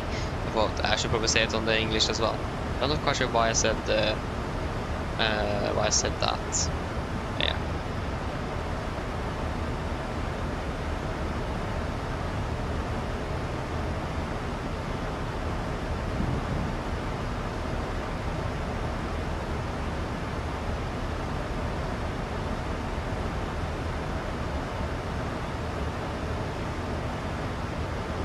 I got bus flight to 300.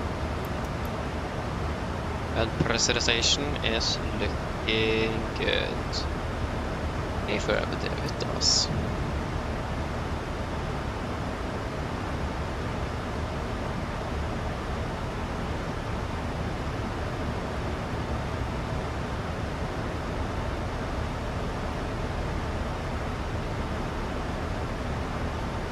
Ja.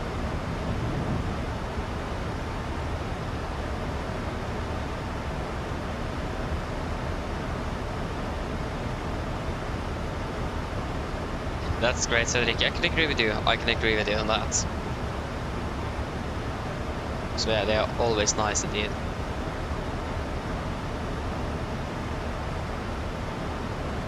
Like in general, the work environment in Norwegian is really great.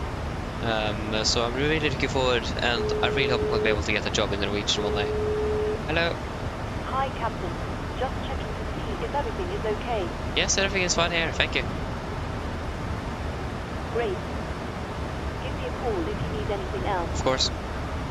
So that's my dream, to get a job in Norwegian as a mechanic. That would be great. I really would have loved that. So that's the dream, at least.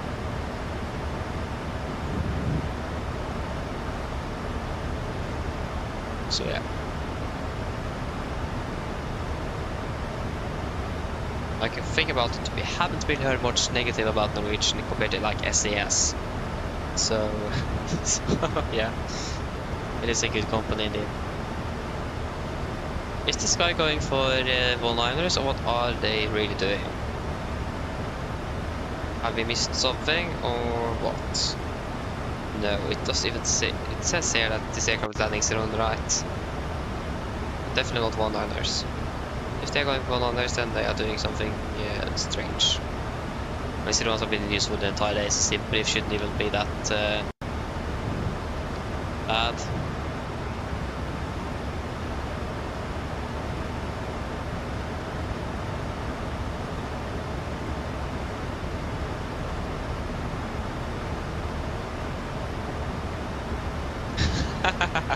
Nice, you actually got to shut down the aircraft to take flytoget with him. Nice, that's really nice indeed.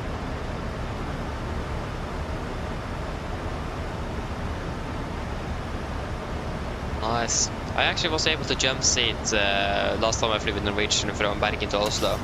Really great. The crew was non-Norwegian speaking one though. And I was nervous as well, so you can just guess how my English was. Like, it wasn't that I couldn't really speak, it was that I just didn't really, I always understood what they said. Because I was so nervous as well. So yeah. So yeah. That was really really nice, really enjoyed that. Okay, we continue to 120. So yeah, and also when I'm going to do this round trip to Stockholm early this summer, looking forward to hopefully be able to jump seat on both flights as well, especially on the Max. That would be so much fun. I mean, the headset wasn't really that comfortable, but that's like on the outside, and the seat as well. Jump seat in the 737 isn't that it is the first class seat. So yeah, but in general it's a lot of fun though.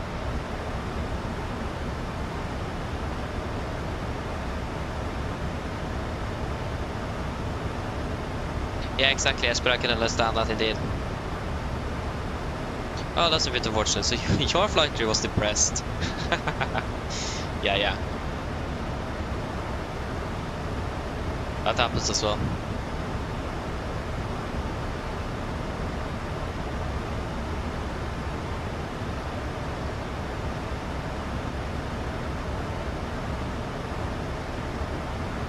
Interesting, Cedric. Yeah. I mean, maybe they just didn't really want to reject it because they didn't really want to have you there, for example. I mean, it does really depend from the pilots on board. So yeah, like maybe they didn't really want to say it directly out that it just didn't work out, or that yeah, I don't know. But from what I know and experience myself, it does really depend on the flight crew if they will allow it or not. So it does really depend on that. I can agree, it's much better in first class for sure, yeah, but the seat is not better in first class, but the view is definitely much better.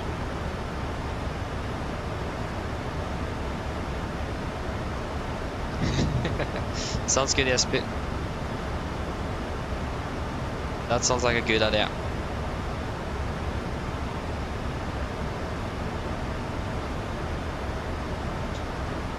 So if you're landing 13, also the 43, that means we're going to be turning on the seatbelt at 28.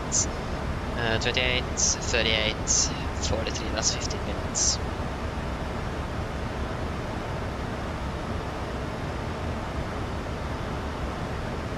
Oh, I've flown the A321 to New York with SAS. Ooh, that's cool. On the LR. Nice. I imagine that went well then.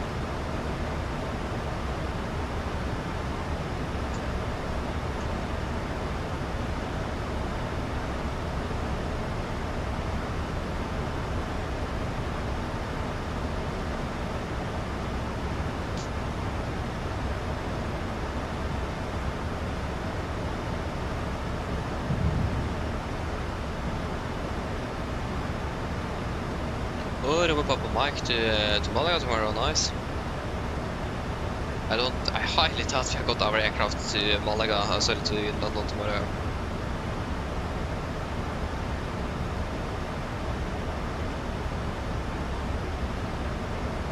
Like, knowing our flights like 1 or 2 days ahead of schedule, it would be so great. Unfortunately, I don't know that.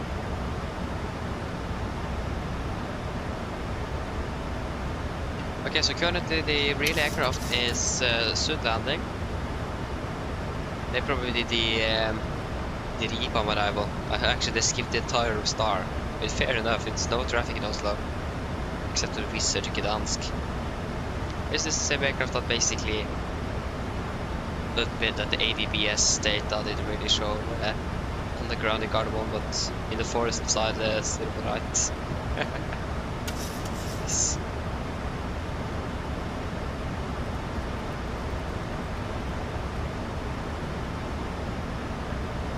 I really hope this guy's going to be taking a direct here. Oh, this is a guy from Berlin. It looks like he actually did a direct. Or maybe not, he is over there. Yeah, actually it looks like he did take a direct indeed. Oh, that's great. That's wonderful. 15 minutes landing, so we give the call.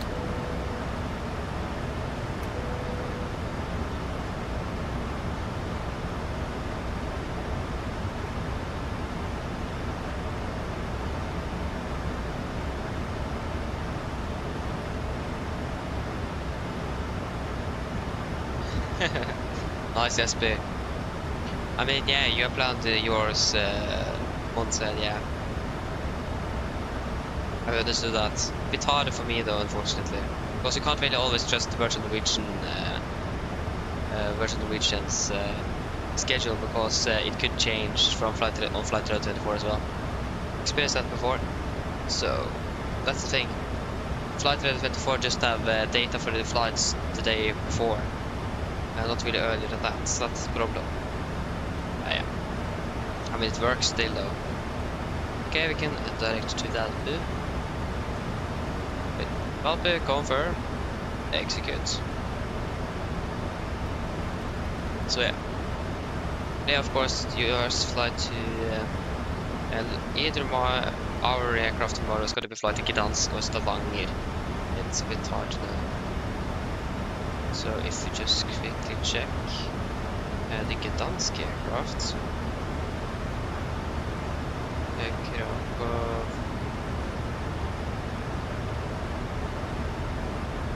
Gdansk is a bit later, isn't it? good question. Where is Gdansk?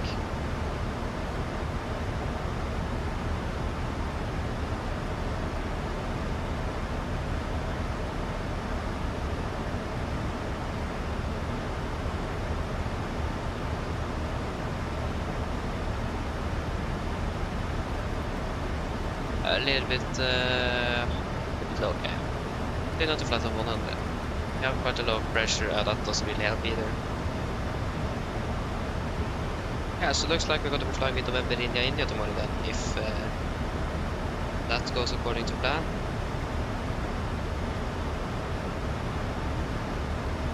Wait and see. We'll find out tomorrow morning. Well, that's also a problem. We don't know the aircraft either, and that's definitely a problem. Like, Rima Papa Mike is an aircraft that we did have for the simulator, but that doesn't, we're not able to download it anymore. That's an aircraft we did have, but that we don't have anymore. That's also a downside.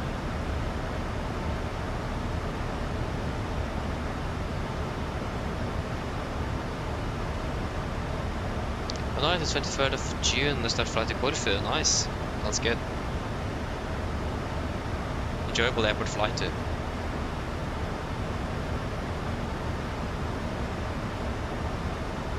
Okay, so yeah, of course we can just disregard here. We continue on to 5,000 feet. 5,000 set.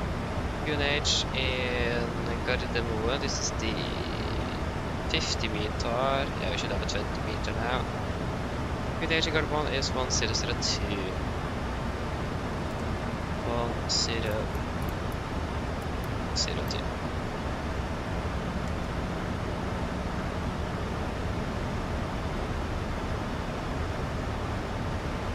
Code 002, yeah. Approach checklist. QNH 1002. Set Kuros jet with passing flight level 109. Now, plus minus 0. Approach checklist complete.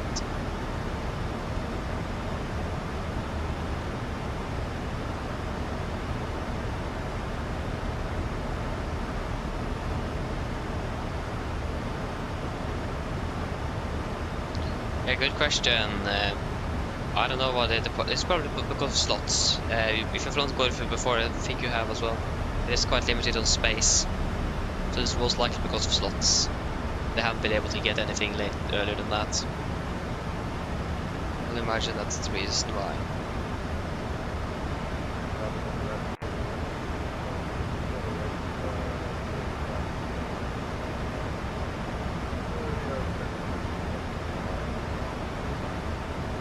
Nice, so he's now fine. And we have passing flight of 100.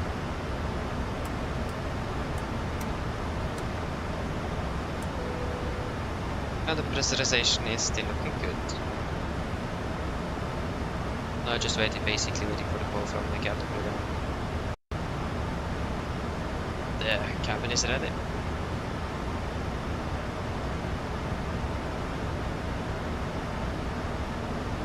It's clear, it's beautiful, the clear skies.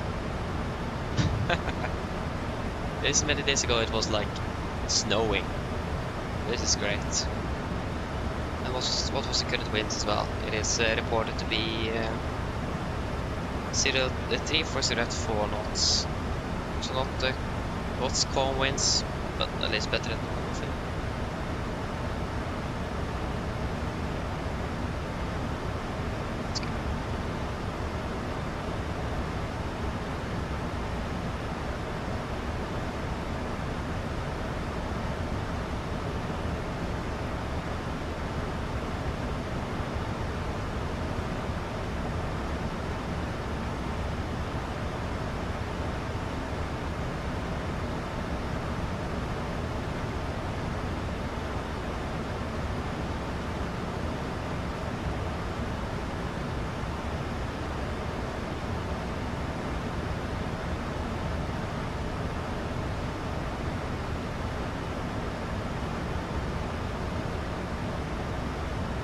Got one inside, that's good. We go speed it went, maintain 250 knots.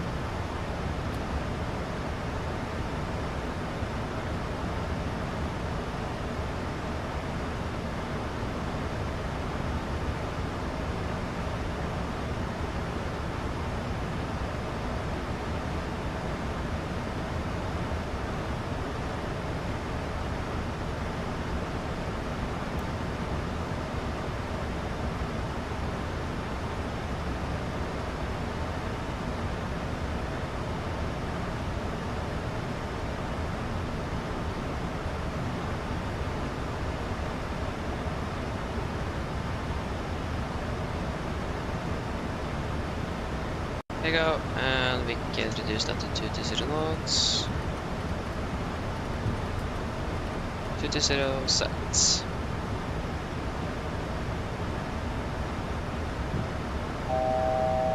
1,000 to go, continue on to 4,000 feet. 4,000 set.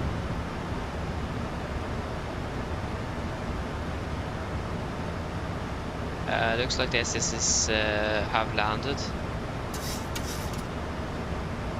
This is a blink like some aircraft on the ground, but we haven't got a vacated call though, so we'll wait and see.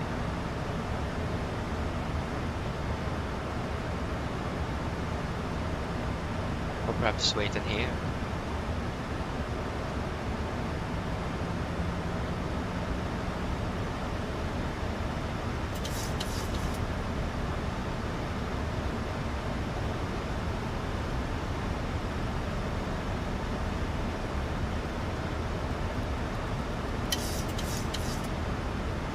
Oslo traffic, Australian 2309, find the landing traffic, land after wait, runway 01 left, survey Alpha 3. 01 left.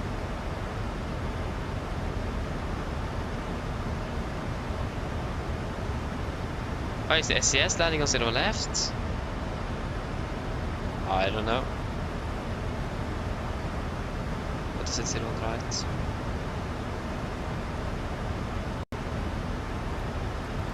Might be wrong then.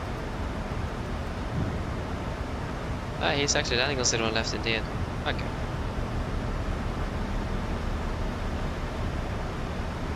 Scandinavian 4608, completing runway 01. 1,000 to go. Laps 5, speed checked. Scandinavian 2309, Speed 200. runway 01 left, Oslo traffic. Well, that's it. And we are clear for approach. And localizer captured.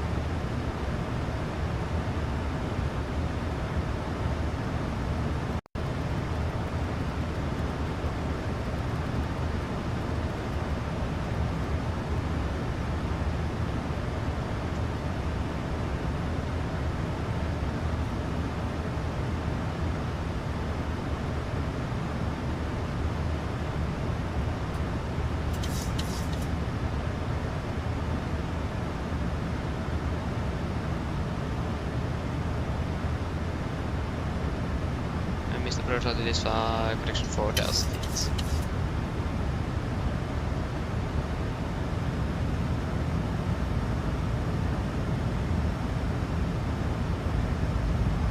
Carbo traffic, Doric, 6 Charlie Mike, established ILS 01, right, 10 miles out, Cardamom.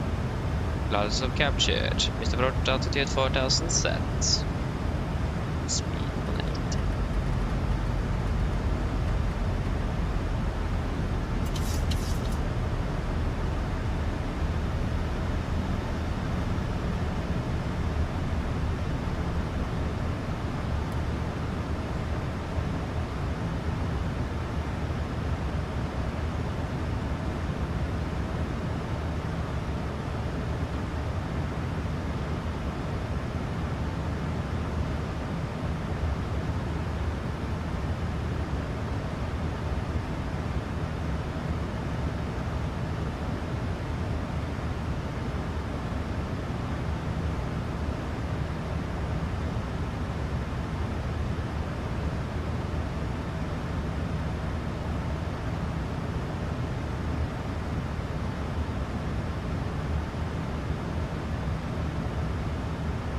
Get down, flap 15, speed checked.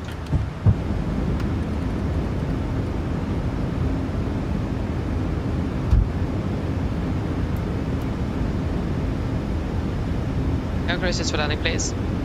I'll check the flaps. Chemical given, and to start features continuous, speed brakes armed, landing down, flaps holding 50.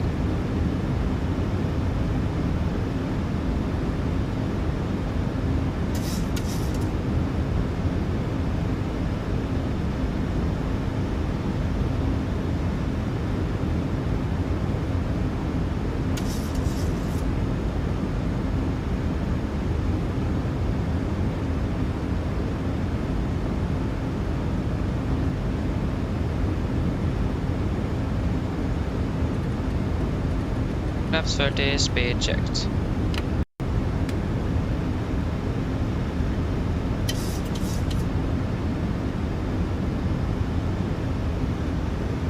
Complete land checklist, flaps, 30 planned, 30 green light, land check is complete. We are approaching 1000, we are stable, clear to land. Gardermoen traffic, Nordic, 6 Charlie Mike, short final 01 right, Gardermoen. And we currently have no winds.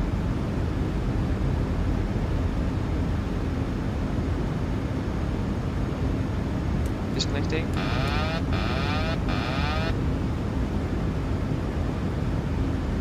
$1,000.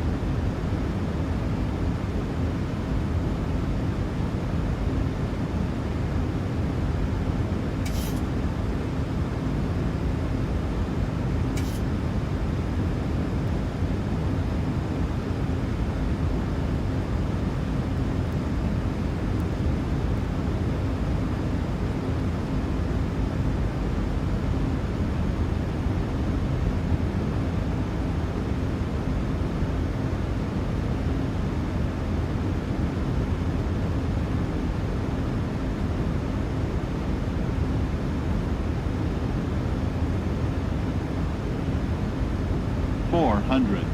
Approaching minimums. Contact. 200 minimums.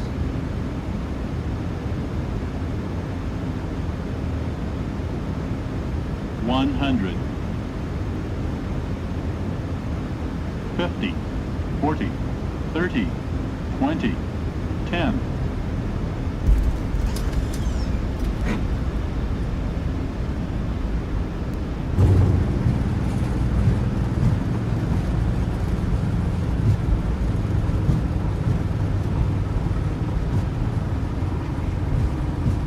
Knots.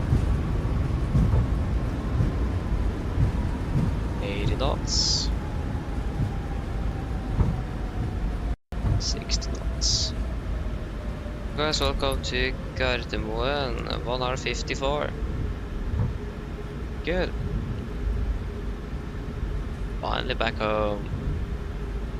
Almost. Nice.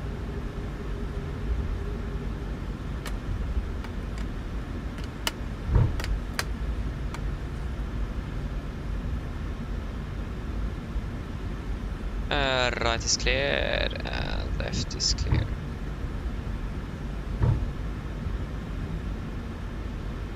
Gardermoen traffic, Nordic, 6 Charlie Mike, runway 0 on the right, vacated Gardermoen.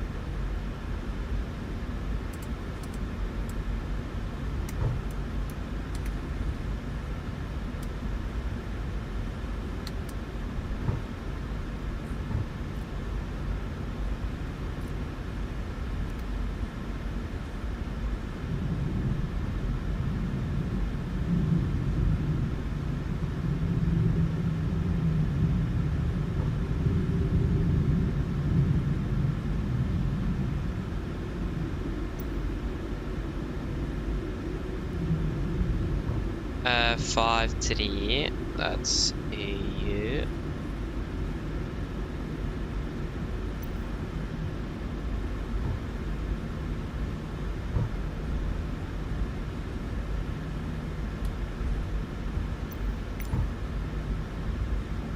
It's going to be the east pier, so 5 3, no, and cis. Left clear, right clear.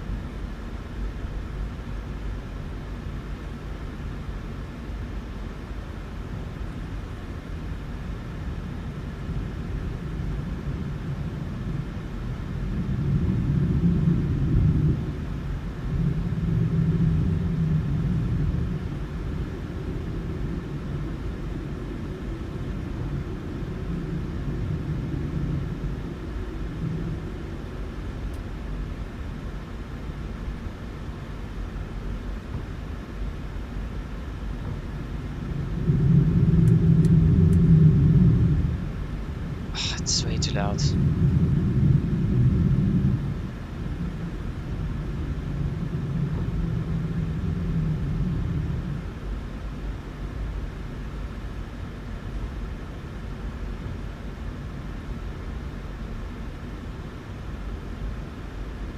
What? Huh? What? That was a bit unexpected. Yeah, clock is set. Yeah, the clock is 46, so that means we can turn off the engines. Shut the number.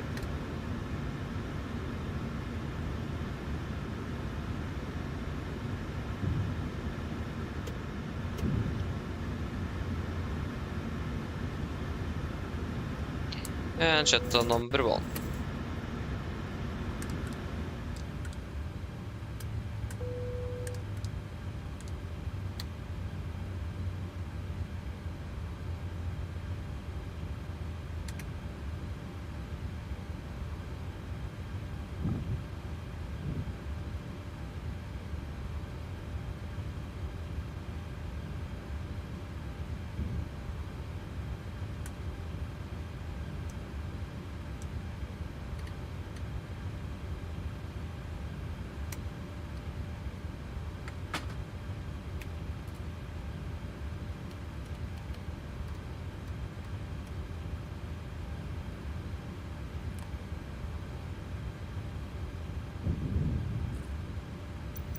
Oh, server got crashed, that's why it's so silent. Ah, I'll explain it.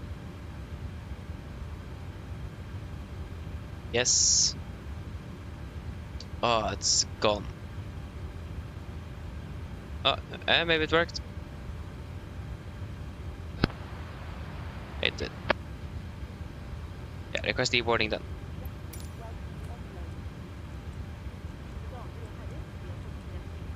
Okay, shuttle checklist to the line. Fuel pumps off, probate off, autopilot set. Flaps upload, parking brake set, engine start, levers cut off, and weather radar off. Shuttle checklist to the line is complete.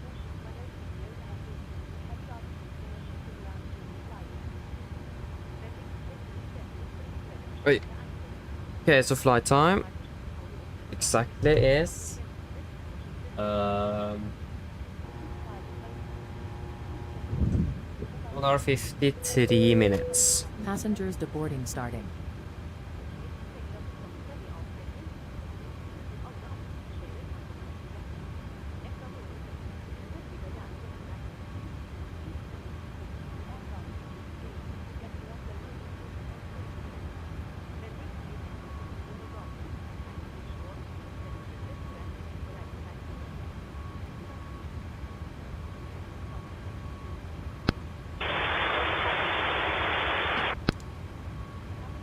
Go ahead.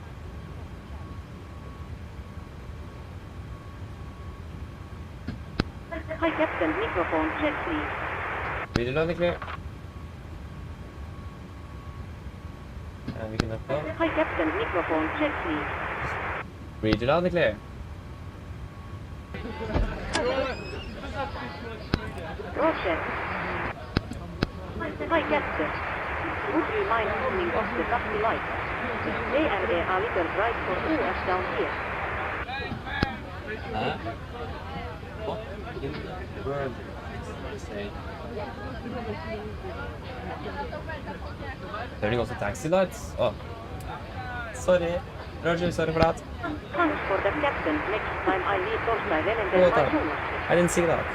Call for Captain. Ground cover ES available. Stand by. DLL starts getting you uploaded in a couple of minutes. Thank you. Hey, Captain Oscar. Hello, welcome back, welcome back. Okay. And there we go. That's the outside.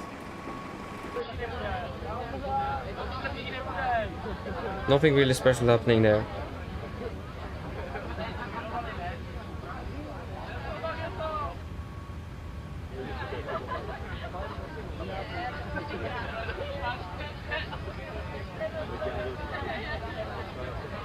Yeah, Jesper, thank you for watching and see you tomorrow. Good night sleep. Sorry if I'm a bit late. Yeah, bye bye. Yeah.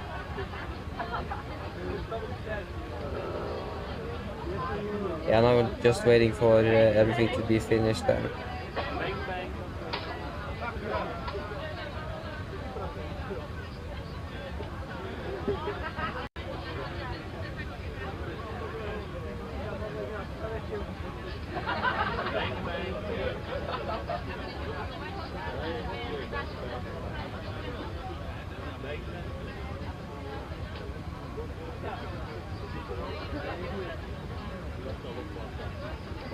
Yeah, so shutdown checklist below the line. Technical log completed, FB completed, shutdown checklist complete.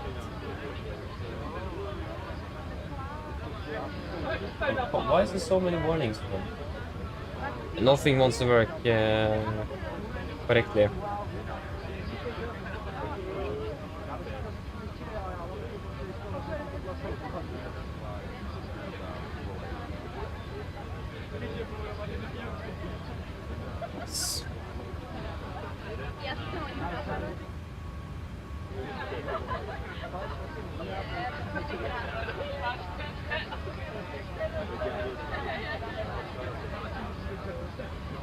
Oh, but just waiting for the passengers to be board, then we are pretty much finished.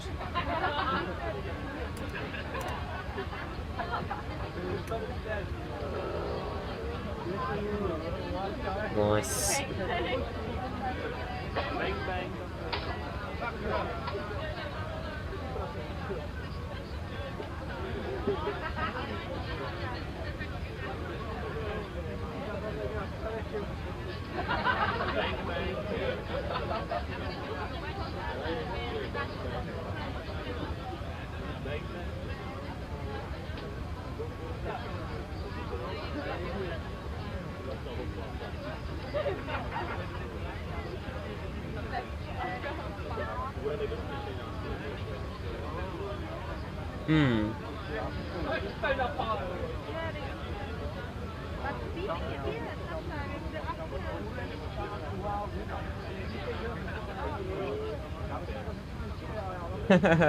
Nice, Jesper, you can't sleep. That's great. I can understand that.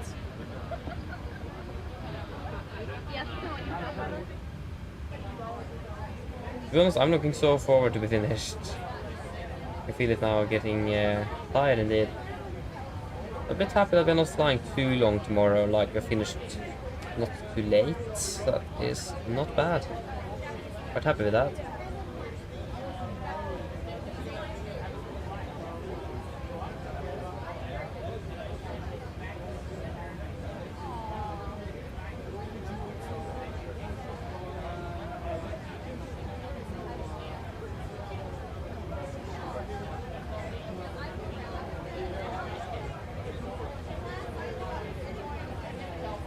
Oh. Oh, yeah. Could have been worse, couldn't it?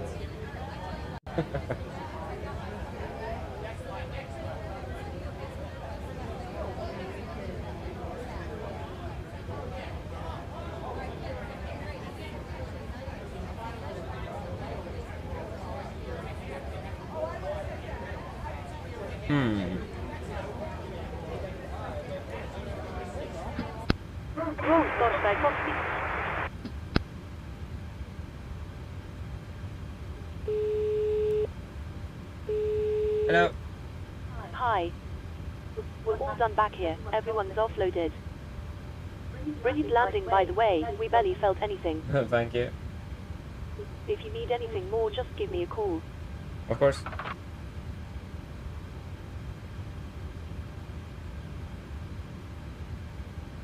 Okay.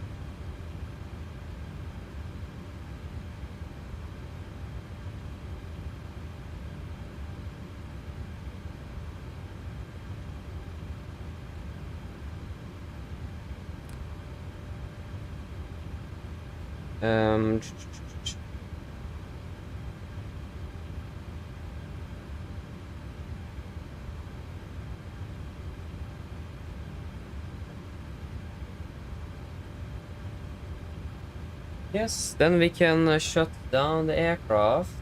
So that's good. You're off. That's good. Turn off you. Wait a minute. Off.